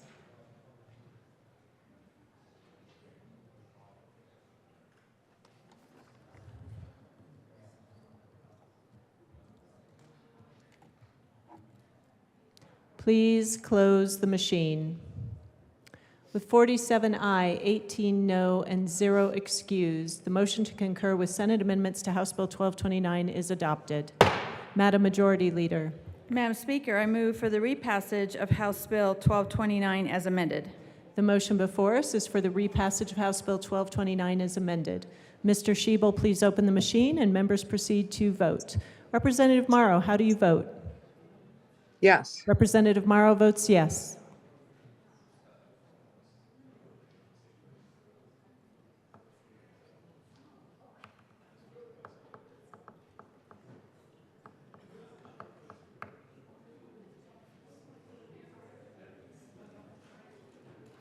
Please close the machine. With 46 aye, 19 no, and 0 excused, House Bill 1229 as amended is repassed. Co-sponsors.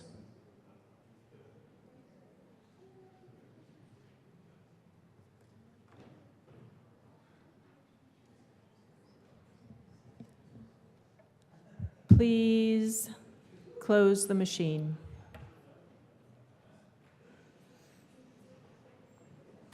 Mr. Schiebel, please read the title to House Bill 1231.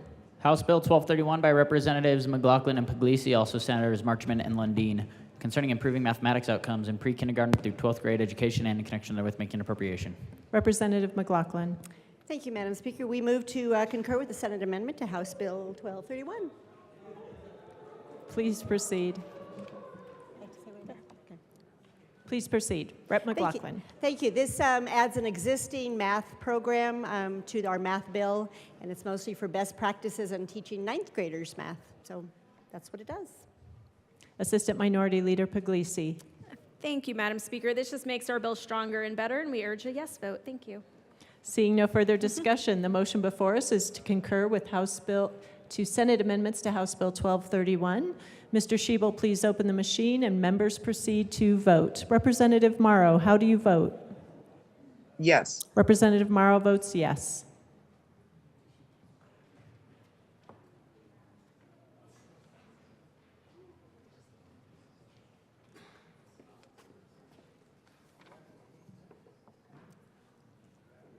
Representative Brown. Please close the machine. With 59 ayes, 6 noes, 0 excused, the motion to concur with Senate amendments to House Bill 1231 is adopted. Madam Majority Leader. Madam Speaker, I move for the repassage of House Bill 1231 as amended. The motion before us is the repassage of House Bill 1231 as amended.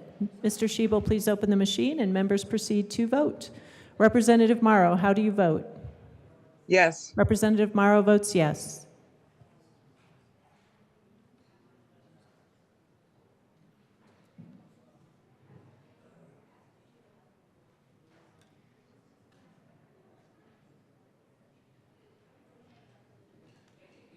Please close the machine. With 54 aye, 11 no, 0 excused, House Bill 1231 as amended is repassed. Co-sponsors.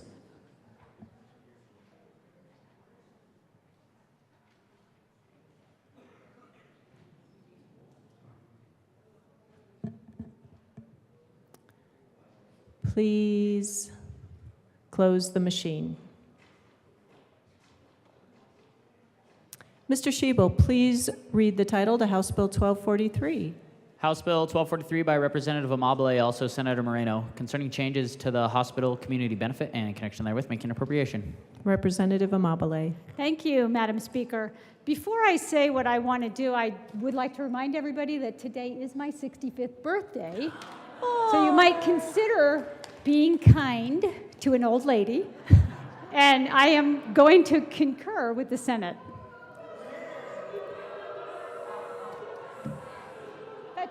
This is outrageous. This is an outrage.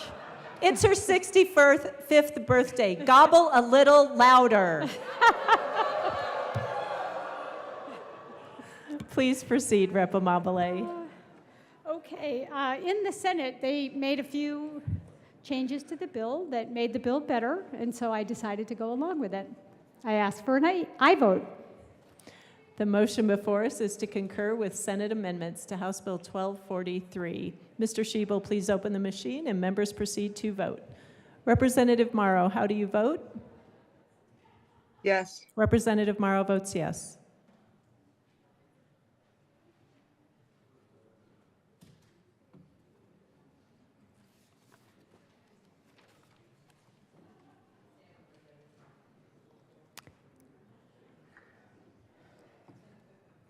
Representative Catlin and Winter. Please close the machine. With 53 aye, 12 no, and 0 excused, the motion to concur with Senate amendments to House Bill 1243 is adopted. Madam Majority Leader. Madam Speaker, I move for the repassage of House Bill 1243 as amended. The motion before us is the repassage of House Bill 1243 as amended. Mr. Schiebel, please open the machine and members proceed to vote. Representative Morrow, how do you vote? Yes. Representative Morrow votes yes.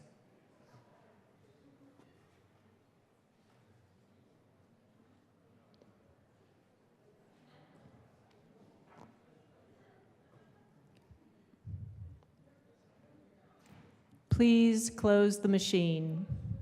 With 49 ayes, 16 no, and 0 excused, House Bill 1243, as amended, is repassed. Mr. Schiebel, please read the... Oh, co-sponsors. Go, co-sponsors.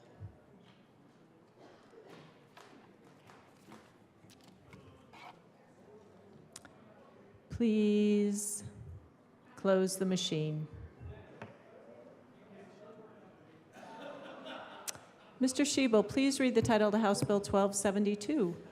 House Bill 1272 by Representatives Weissman and Joseph, also Senators Fenberg and Cutter, concerning tax policy that advances decarbonization and in connection therewith, extending tax credits for the purchase or lease of electric vehicles, creating tax credits for industrial facilities to implement greenhouse gas emissions reduction improvements, and for expenditures made in connection with geothermal energy projects for production of geothermal electricity generation, for the deployment of heat pump technology, for retail sales of electric bicycles, and for construction of sustainable aviation fuel production facilities, creating a temporary specific ownership tax rate reduction on a portion of the sale of electric medium and heavy-duty trucks, temporarily decreasing the severance tax credit for oil and gas production, requiring the revenue that is attributable to the decrease be deposited in the Decarbonization Tax Credit Administration Cash Fund, and creating the cash fund and making an appropriation.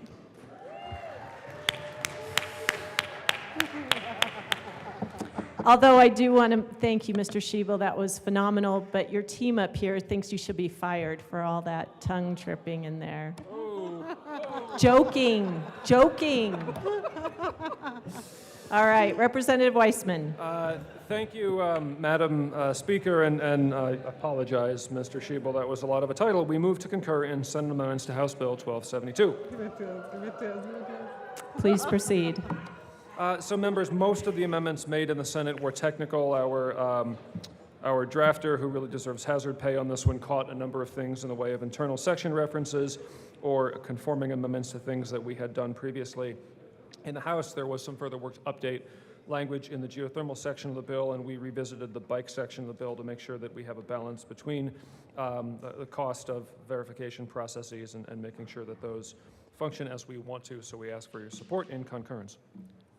Seeing no further discussion, the motion before us is to concur with Senate amendments to House Bill 1272. Mr. Schiebel, please open the machine and members proceed to vote. Representative Morrow, how do you vote? Yes. Representative Morrow votes yes.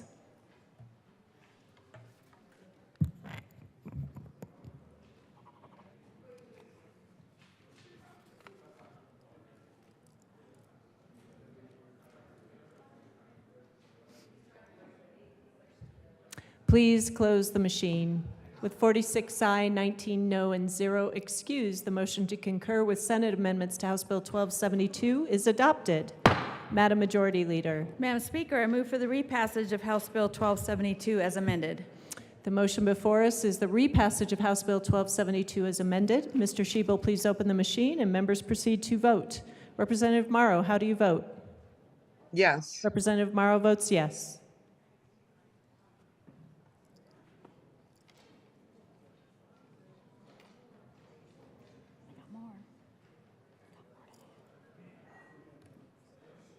Representative Lindsay and Story.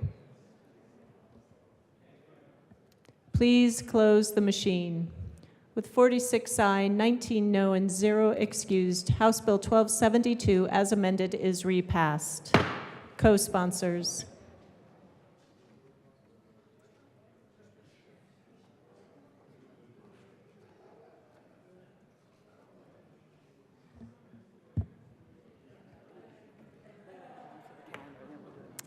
Please close the machine. Madam Majority Leader. Thank you, Madam Speaker. I move to lay over the balance of the calendar until tomorrow. The balance of the calendar will be laid over until tomorrow. Representative Weissman. Thank you again, Madam Speaker. Members, I got a little bit ahead of some additional floor business. Obviously, Judiciary did not start meeting at 2:10. We will start at 2:40 down in 112. Please be prompt. Thank you. It looks like Rep. Froelich also has an announcement. The Transportation, Housing, and Local Government Committee 235. Members, I have two conference committees to report. House Concurrent Resolution 1001. The conference committee conferees are Chair Weissman, Representative AML Bacon, and Minority Leader Lynch. And on House Bill 1019 Conference Committee, the chair is Rep. Weissman, AML Bacon, and Minority Leader Lynch as conferees. Seeing no further